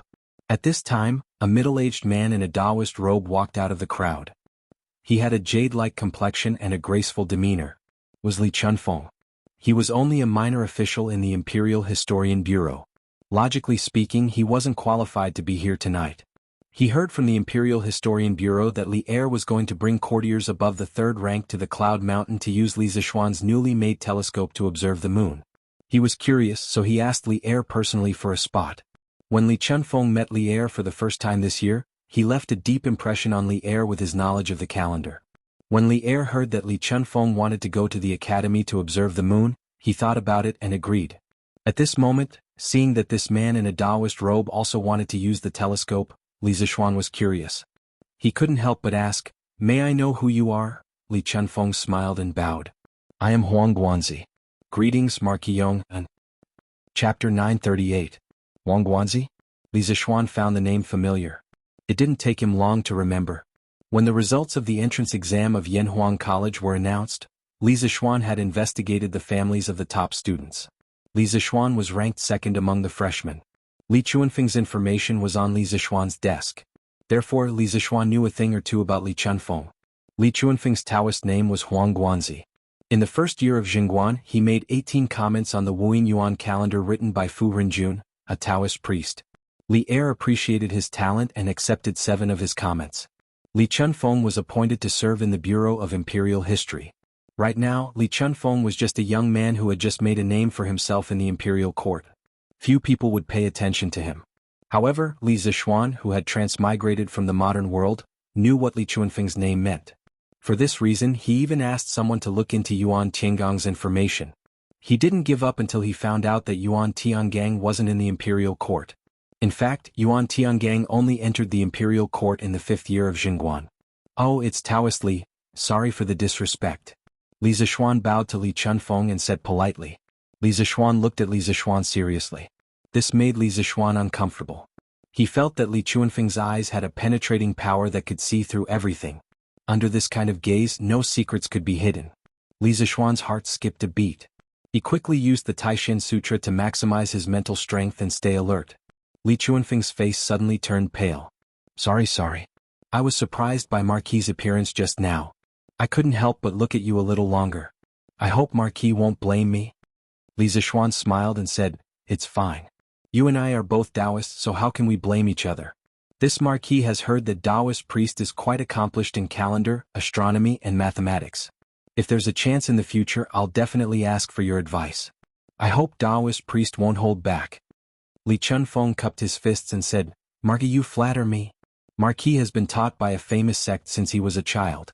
How can my insignificant skills be compared to Marquis'? I'm here today to use Yanhuang College's binoculars to verify some of my past conjectures. I hope that Marquis can help me. Confirm some conjectures? It was probably related to the calendar, right? Li Zixuan thought to himself. At the same time he promised, just use it, Taoist priest. In the future, the door of the academy will always be open for you. If you want to use this telescope, you can come anytime. Li Chuanfeng's face lit up and he said, Marquis, are you serious? Li Zixuan smiled and said, Of course. If I'm not wrong, you probably want to use the telescope to calculate the calendar, right? Since ancient times, the calendar has been very important to the people's agriculture. If this telescope can help you, then it's Yanhuang College's and my good fortune, isn't it? Li Chuanfeng's face turned serious and he bowed sincerely. Marquis, you are a righteous man. This humble Taoist is very impressed. The people of the world will definitely remember your kindness, Marquis. Li Zixuan was right. His main purpose for coming today was to see if Yanhuang College's telescope could help him improve the accuracy of his calendar deduction. Simply put, the so-called calendar was based on the natural law of the changes in the sky to measure the longer time intervals, judge the changes in the climate, and predict the arrival of the seasons. The calendar based on the cycle of the moon's phases, the synodic month, was called the lunar calendar. The calendar based on the cycle of the Earth's rotation around the sun, the solar year, was called the solar calendar. China's ancient calendar used the solar year as the unit of year and the synodic month as the unit of month. It was a combination of the solar and lunar calendars. When the rulers of the dynasties ascended to the throne, they would usually organize officials to revise the calendar. This was because the people's annual spring plowing, autumn harvest, and other agricultural activities were all based on the calendar. The importance of the calendar to the country could be seen from this. Many people who knew about China's lunar calendar would sigh in their hearts. How could the 24 solar terms in the lunar calendar, which had existed for thousands of years, be so accurate in predicting agricultural activities? At the beginning of spring, people would start to cultivate the land to raise seedlings. The rain would weed the wheat, the insects would fertilize the wheat would grow at the spring equinox, and so on. Every mid-autumn festival, the moon would never be round. The creator of the calendar and the discoverer of the laws of the calendar for thousands of years was truly admirable. Compared to it, the modern Gregorian calendar was so weak. In fact, China's lunar calendar used the 24 solar terms to determine the year, the leap month, the leap year, and the lunar moon to determine the month. The 24 solar terms were based on the solar calendar. Thus, it was very accurate in predicting the farming season. Thus, China's lunar calendar was based on the solar calendar. The 24 solar terms were based on the solar calendar. Its cycle was the same as the Earth's revolution. Observed from the Earth, the moment when the sun passed the spring equinox in the ecliptic was the beginning of a new year and the end of an old one. The ancient dynasties set up the imperial astronomer to observe and correct the equinox every year to ensure that the spring equinox was accurate and the farming season was accurate. Li Zixuan felt that giving the telescope to Li Chunfeng was like giving a sword to a hero. This way, Li Chunfeng might be able to perfect the calendar even more. This was something that would benefit the country and the people. Furthermore, if Li Chunfeng discovered the 8 planets of the solar system through the telescope and came up with a heliocentric theory or solar system theory, wouldn't that be a contribution to the Tang dynasty's astronomy? You Markyong-un. I don't know what tricks you used to make Dr. Sun move to Yunshan, but now you want to use the telescope to poach my man? The two of them were chatting happily as if they regretted not having met earlier. Li Er walked over from the side and said angrily. He had always been a good judge of character. Li Er had high hopes for Li Chunfeng. I'm afraid. I, Li Chunfeng, will always be loyal to your majesty in the Tang dynasty. Perhaps Li Er was joking, but Li Chunfeng had not known Li Er for a long time, so he did not know much about Li Er's personality. As the saying went, being in the king's company was akin to being in the company of a tiger, so he did not dare to treat Li Er's words as a joke. Li Zishuan wasn't afraid at all. He could tell that old Li was joking. He cupped his hands and said helplessly, Your Majesty, I would like to borrow the Academy's technology to help Li Shilang perfect the calendar. We are both working for your Majesty, the Tang dynasty, and the people. How can you say that we are poaching him? Although Li Zishuan did have this idea, he couldn't say it out loud. Chapter 939. In fact, Li Zishuan wasn't the only person he wanted to poach. He wanted to poach a few other people as well. Previously, he had mentioned in the imperial court that he wanted to establish a medical school in Yanhuang College. This wasn't something he said on the spur of the moment. He truly wanted to contribute to the development of Tang Dynasty's medical science, not only for others but also for himself. As the saying went, how could people not get sick after eating grains? He had a strong internal energy, so he wasn't worried about getting sick. However, what about his family? What if they got an incurable disease? What could he do with his half-baked medical skills? Sun Simiao had great medical skills, but how could he be in Chang, and every day? Therefore, Li Zishuan had to push the development of Tang Dynasty's medical science on the right track, even if it was for the sake of his family's health and longevity. The cholera incident had given him a huge warning. Just think about it. If he didn't happen to know a few prescriptions for cholera, Chang, and might have been hit by a large-scale cholera outbreak. As the saying went, when the nest was overturned, no egg would remain unbroken. When that time came, how would their family be able to stay in one corner of the country? The only way was to develop medical science and establish a medical school. However, establishing a medical school required a large number of medical-related talents. That was why Li Zishuan had made a request to Li Er in the imperial court. He wanted the Imperial Physician Bureau to help Yanhuang College train medical students. Of course, it was not a bad idea to poach a few imperial physicians with excellent medical skills and noble medical ethics into the Yanhuang Academy during the process of nurturing them. The moon viewing event lasted until around 9 in the morning. When they were about to leave Yanhuang College, a group of military officials asked Li Zishuan if the telescope could be used in the military. After Li Zishuan gave a positive answer, the military officials requested Li Er to ban the telescope manufacturing technology in Yanhuang College and put it on the list of prohibited weapons. Only Tang Dynasty's fourth-ranked generals and above had the right to own it. Reality had proven that none of these bigwigs who had been able to make it to their current positions in the imperial court were fools. Even without Li Zishuan's reminder, they could imagine just how great of a threat it would be to their side if the telescope were to fall into the enemy's hands. Li Er naturally understood this as well. He didn't think too much about it and agreed to Li Jing, Qin Xiong and Niu Jinda's request. However, before leaving, Li Er asked Li Zishuan in front of all the officials, "You're now an adult. Do you have a courtesy name?" According to the weekly system, a man will be crowned at the age of 20. However, in order to take control of the country as soon as possible, the emperor and the dukes will do it earlier. Legend has it that King Wen of Zhou crowned at the age of 12 and King Qing crowned at the age of 15. Later generations changed according to the time and place. Among the people, it was held from the age of 15 to 20. Li Zishuan was about to reach the age of 15, so he could be considered an adult. Li Zishuan naturally replied that he didn't have one. Li Er smiled and said, "You're multi-talented and you're proficient in both literature and martial arts." Zhuge Liang once said in the Book of Commandments that a gentleman should cultivate his body with quietness and cultivate virtue with frugality. Without living a simple life, there is no way to show one's aspiration.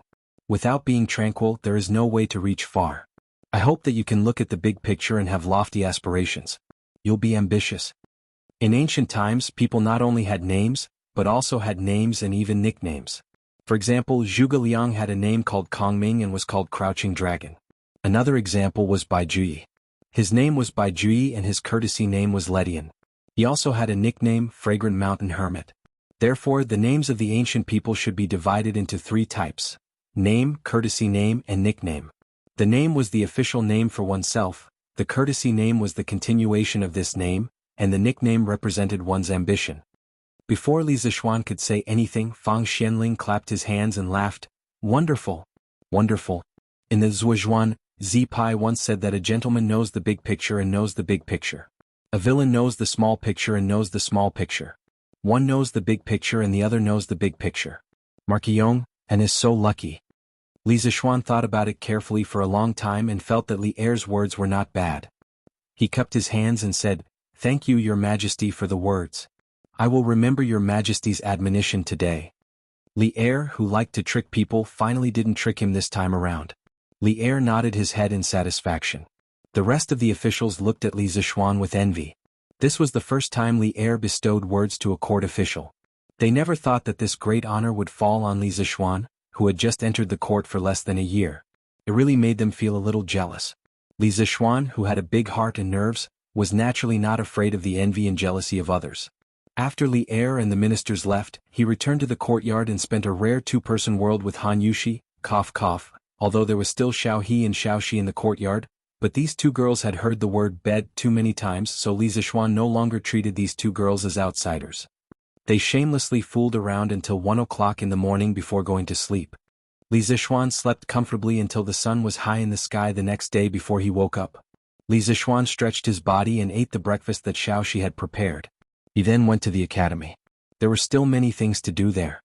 First of all, he had promised Mo Lingwei that he would persuade her father, Mo Lingwei. However, there were a lot of things to do yesterday. He had to attend court, receive the imperial edict, and receive Li Er and the other big shots who came to the academy to look at the telescope. Therefore, Li Zishuan did not have time to do this. However, since he had promised Mo Lingwei, he had to get it done as soon as possible. Otherwise, when that girl went crazy, not many people could control her. Back then, Mo Lingwei said that the principle of the telescope was proposed by Li Zishuan. She did not want the credit for inventing the telescope. She only wanted a little effort to make Li Zishuan persuade her father to let her stay in the academy. However, from the looks of it now, this credit was undoubtedly more worth it for her. This was because Li Zishuan realized that it was very difficult for his current noble rank and official position to be promoted. Unless he made a very significant military contribution, such as the war that destroyed the country, Li Er would not let him be promoted. This could be seen from the reward given to him for the cholera incident. Therefore, it was better to use the credit of inventing the telescope to exchange for some substantial rewards for Mo Lingwei.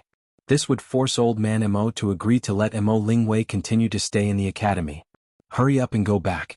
I thought you were just fooling around in Yanhuang College. I didn't expect you to want to stay in the academy for a long time. You're simply fooling around. Sure enough, just as he approached Mo Huai's office, he heard old man Mo's angry roar from inside. Li Zishuan shook his head and quickly pushed the door open and walked in. Chapter 940. Father. Why can't I study at Yanhuang College? Don't you just dislike your daughter for being a girl? But back then, Grandmaster Liang not only became a general as a girl, but she also became the head of the Mo family. Why can't I come to the academy to study? Li Ying, the 42nd generation head of the Mo family, was also the first female head of the Mo family. She fought with the Northern Wei many times and once fought with the Erju family and defeated them. She commanded the cavalry and was one of the valiant generals of the Southern dynasty. As soon as Li Zishuan entered, he heard Mo Lingwei arguing with Mo Huai. Mo Huai slammed the table and said angrily, "Bastard! How can the present be compared to the past?" At that time, the 5 barbarians were in chaos and the world was in turmoil. The Mo family was facing internal and external troubles, so Grandmaster Liang stepped forward. But now that the world is peaceful, the Mo family has no internal and external troubles. Why do you need a girl to show her face in public? Yamacho. Mo Huai only realized that Li Zishuan had pushed open the door and entered at the end of his sentence. Awkwardness immediately appeared on his old face. After all, this was a family scandal. Li Zishuan smiled and walked to a spot not far from Mo Huai. Then he said, "Haha, I was looking for Mr. Mo for some matters, but I accidentally came in without permission. I hope Mr. Mo won't blame me." Mo Huai waved his hands awkwardly and said, "It's fine, it's fine. It's my daughter who is naughty and has embarrassed herself in front of Yamacho." Li Zishuan shook his head and said, "Mr. Mo, you're wrong. Also, Mr. Mo said something wrong just now." Mo Huai asked, "Oh? May I ask what Yamacho is referring to?" Li Zishuan glanced at Mo Lingwei and gave her a look that said, "Leave it to me." Then he said to Mo, why? Mr. Mo just said that now that the world is at peace, the Mo family no longer has any internal or external troubles. Why would they need Ink Girl to show her face in public alone? In the past, Confucius, Li Zixuan said Confucius, not Confucius, in order to avoid provoking Mo. Why? After all, in the eyes of the followers of the school of Mo, there was only one saint, and that was Mozi, said, only women and villains are difficult to raise. Later on, the Western Han Confucian Grandmaster Dong Zhongshu was given an important position by Emperor Wu of Han due to his 3 strategies for heaven and man. Emperor Wu then adopted Dong Zhongshu's theory of heaven and man interaction, the 3 cardinal principles and 5 constant principles, and officially proposed, abolish the 100 schools of thought and respect Confucianism. The result of this was that men were superior to women, and women were inferior to each other. Originally, I thought that the concept of men being superior to women would only exist in Confucianism. Who would have thought that it would also exist in Moism? But Mr. Mo, don't forget that when the Mo family's divine ancestor was recruiting followers of the school of Mo and promoting Moism, did he mention anything about men being superior to women and women not being allowed to show their faces in public? Confucianism has changed a lot since then. I don't want, and I believe that Mr. Mo and the Mo family's divine ancestor don't want Moism to follow in the footsteps of Confucianism, right? Women's rights. Although Li Zixuan wasn't a woman, he also felt that the excessive concept of men being superior to women was very detrimental to the development of society. Perhaps he could use the Mo family and Mo Lingwei to set an example for women's rights in this era. Moreover, if he let go of women's rights appropriately, it would also help to liberate society's productivity. Good. Yamacho, what you said is too good. Every word that Li Zixuan said was in Mo Lingwei's heart. She also wanted to say these words, but she felt that they weren't as imposing as Li Zixuan's. As soon as Li Zixuan finished speaking, Mo Lingwei excitedly clapped and cheered. At the same time, she couldn't help but sigh in her heart.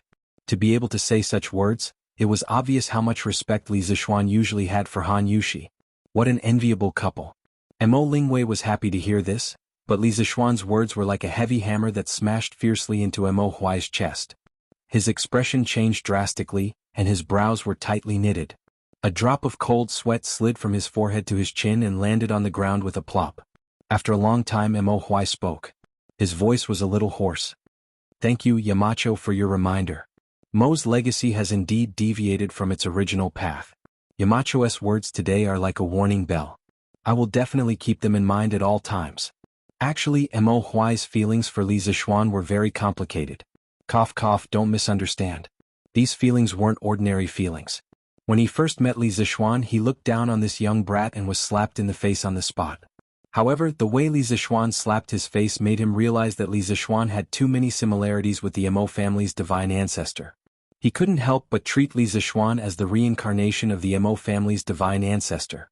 Although Li Zixuan had explained that he wasn't, Mo Huai still subconsciously treated Li Zixuan as the reincarnation of the Mo family's divine ancestor. It was precisely because of this that he was willing to bring the few remaining members of the Mo family to Yanhuang College. He felt that this might be a better way to continue Mo's legacy. Li Zixuan's words just now made Mo Huai feel that the Mo family's divine ancestor was beating him to his face. That was why his expression changed drastically and he broke out in cold sweat. Li Zixuan saw this and hurriedly said, Mr. Mo, you're too kind. That was just my opinion. If you feel that it's wrong, please don't take it to heart. Mo Huai said with shame, No. Yamacho is right. This old man brought the Mo family's disciples into the world for several months. I didn't expect that they would be tainted with the vulgarity of the world. I really shouldn't have. Oh, by the way, Yamacho, didn't you say that you wanted to talk to this old man about something? Li Zixuan finally revealed his foxtail at this moment and said, Ahem, Mr. Mo, I'm sure you've seen the telescope upstairs. His Majesty is very satisfied with it. And this telescope was mainly completed by your daughter. I see that your daughter is very talented in this area, so I want to invite her to the academy as a specially appointed professor. What do you think? Mo Huai frowned. Li Zixuan saw this and hurriedly said, Don't worry, Ink Girl will only be responsible for research after coming to the academy. She won't be responsible for teaching students. What do you think? Unexpectedly, Mo Zhong waved his hand and said, Yamacho, you're mistaken. This old man isn't worried about that. This old man thinks that the identity of a professor in the academy is very noble. How can this girl be qualified with her little cleverness? Li Zixuan laughed and said, Mr. Mo, you don't have to worry about that. Ink Girl's knowledge and ability are obvious to everyone. As the saying goes, a hero doesn't care about his background. A person's ambition doesn't depend on his age. The Academy needs to promote talent. Ink Girl is completely worthy of the title of a specially appointed professor. Mo Huai couldn't help but feel happy when he heard Li Zixuan praise his daughter. After all, she was still his biological daughter. In that case, this old man has no objections. Mo Huai glanced at his daughter and nodded. Wow, Dad, you finally agreed. That's great. You're so open-minded. Mo Lingwei, who had gone through a lot and finally got what she wanted, immediately flattered him without hesitation, causing Mo Huai to roll his eyes. Chapter 941. Hehe. Yamacho, thank you so much this time.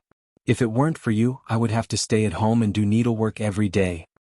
Mo Lingwei followed Li Zixuan out of Mo Huai's office. The girl caught up to Li Zixuan and smiled sweetly. Li Zixuan shook his head with a smile and said, There's no need to thank me. This is what I promised you. I'm just fulfilling my promise.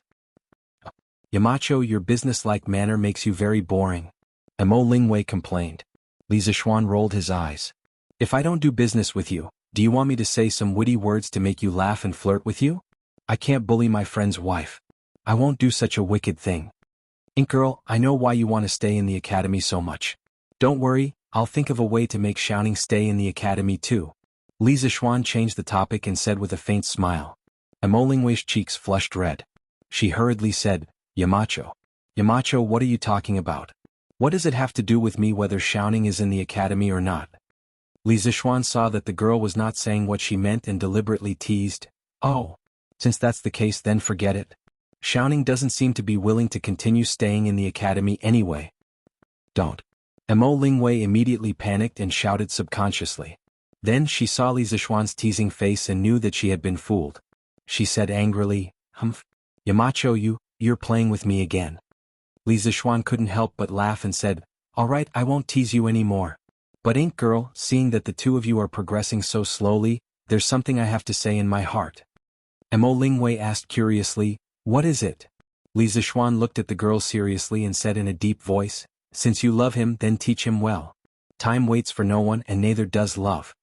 Faced with such straightforward words, Mo Lingwei couldn't help blushing no matter how shrewish she was. However, the meaning of Li Zixuan's words aroused her curiosity and anticipation, making her unable to care about her embarrassment. Train? Yamacho, what is training? Seeing that Mo Lingwei had taken the bait, Li Zixuan's lips curled into an inexplicable smile. He said, Well, for example, you have a dog and you play with it all day long. You comb and bathe the dog carefully. When the dog makes a fuss, you play with it. When the dog lies down and doesn't speak, it looks at you. You look at the dog and stroke its head. Everything is going well, but the only thing that makes you feel awkward is that the dog doesn't go to the designated place to pee. It always pees here and there, leaving behind either a wet mark or a small pile of dog poop. Tell me, what should you do? Mo Lingwei stared at him and said with a disgusted expression, If it were me, I would beat it until it doesn't dare to pee anywhere. Li Zixuan shook his head and said, This is the problem I want to talk to you about today. Sometimes violence, force, sometimes blindly using force can't solve the problem. Take this dog for example. If you blindly beat it, it might not do as you wish. I have another method here. You can see if it's better. You can first lead the dog to the designated place to pee 5 or 6 times a day for a week. After a week, you can start doing something. When you find the dog peeing at the designated place, you should try to gently hug its neck and stroke its head. Let it know that it will be praised by its owner if it pees here. When you find the dog peeing somewhere else, you should severely reprimand it on the spot. Poke its nose and scold it. After a period of time, the dog will obediently go to the designated place to pee. Mo Lingwei frowned and thought seriously for a while. She said, It seems that Yamacho's method is better. Li Zixuan smiled and said, Of course. In fact, this process is training. Training is a reward and punishment. The purpose of training is also very direct. It is to make the other party obedient. Obedient is the so-called obedience. Dogs need to be trained, but some people also need to be trained. If you blindly use force on Yan Xiaoning, it will only make him more afraid of you. In this way, the distance between you and him will naturally increase. I believe that you don't want to see this result, right? Mo Lingwei's little face was a bit pale. She was probably frightened by Li Zixuan's analysis. At this moment, the girl nodded pitifully and said, yes, yes. Although Yen Xiaoning is usually quite hateful, I know that he has a good heart. Yamacho, did you just say that you want me to train him like a dog? Underscore. Li Zixuan was sweating profusely. He resisted the urge to vomit blood and said, cough cough, that was just an example. Mo Lingwei blinked and said, I know. I mean like training a dog. You have to clearly punish and reward Yen Xiaoning. This way he won't be afraid of me in the future.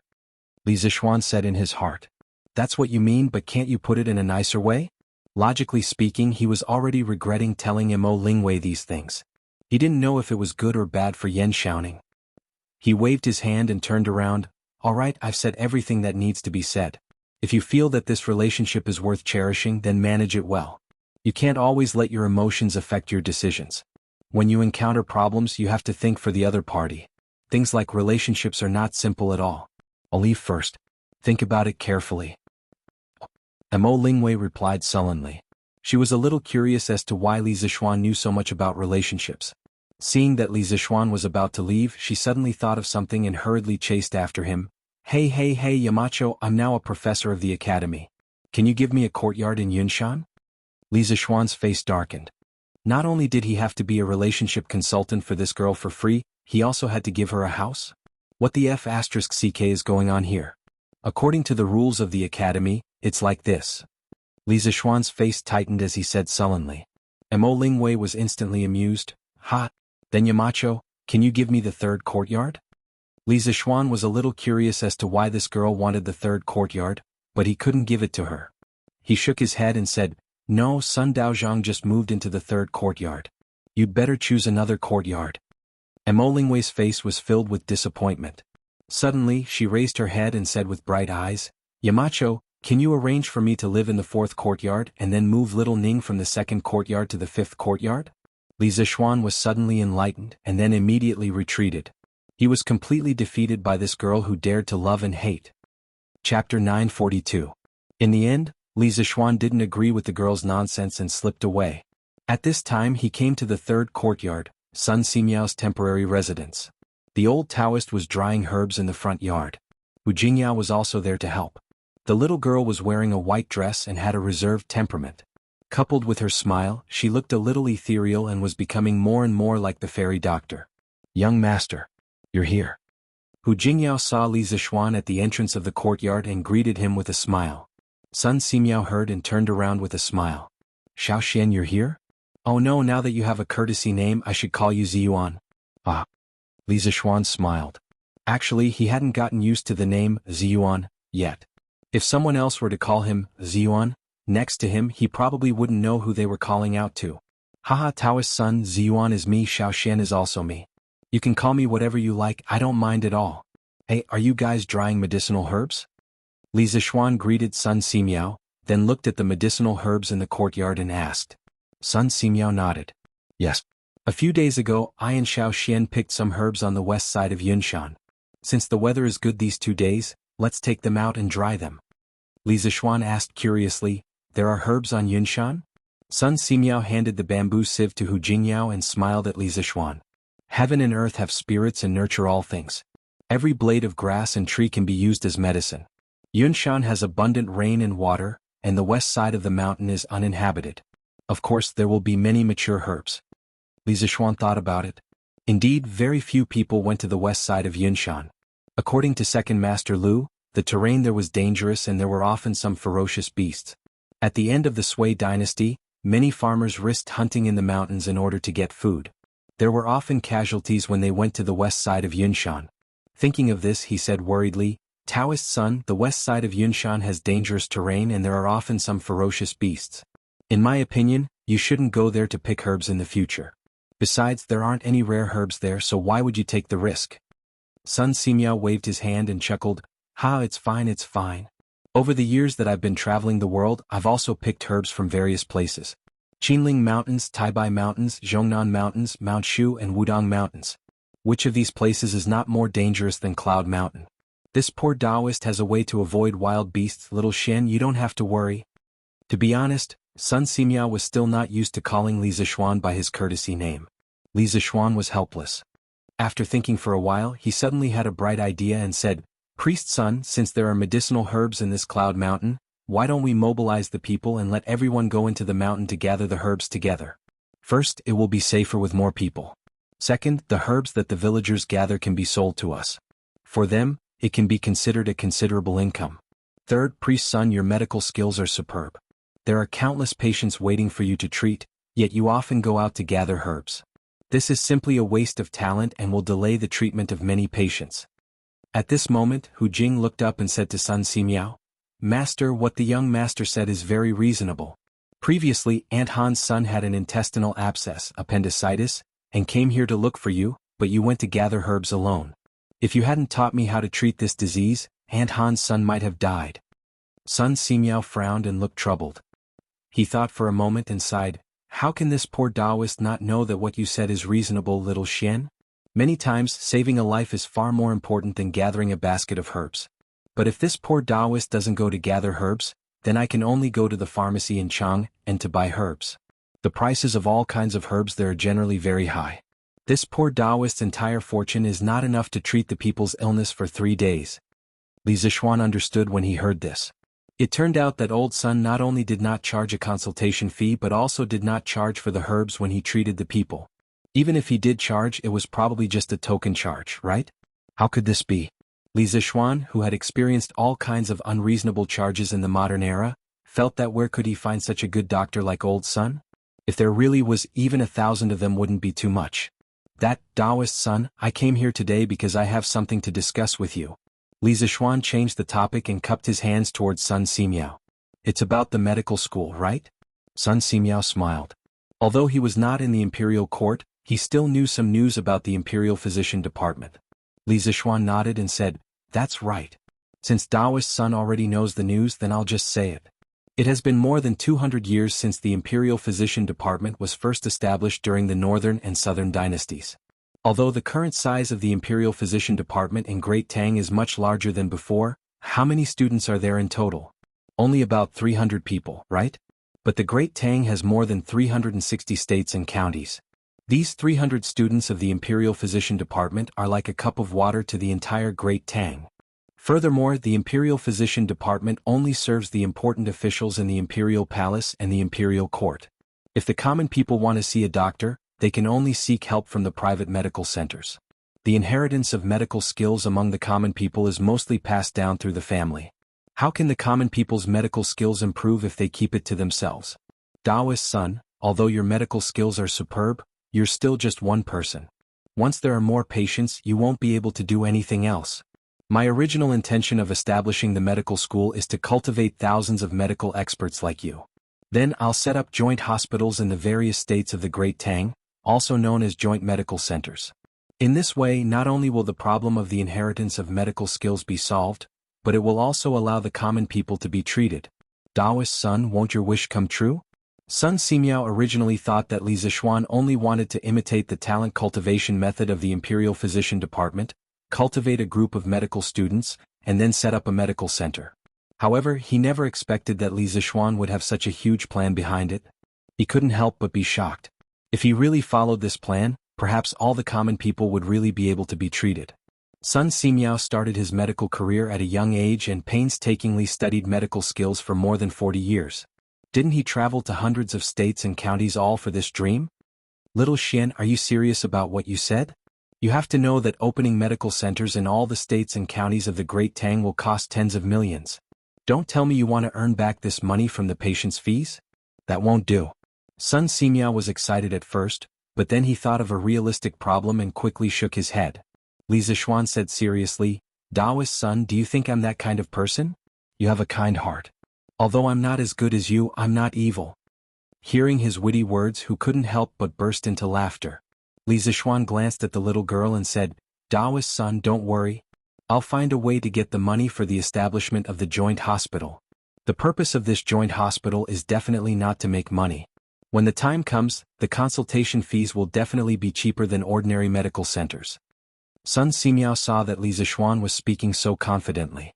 Moreover, based on his understanding of Li Zixuan, he really wasn't a greedy person, so he was relieved. That's good. Little Xian, if you really want to set up this joint hospital, I'll definitely give you a hand. You don't have to worry about the medical center. Since His Majesty has agreed, the doctors of the Imperial Physician Department will definitely help you set up the medical center. I'm afraid there won't be enough time to enroll students this year. Wait until next spring to enroll students. At that time, if I'm free, I can also help teach the students. Li Zishuan said happily, "Thank you, Taoist son."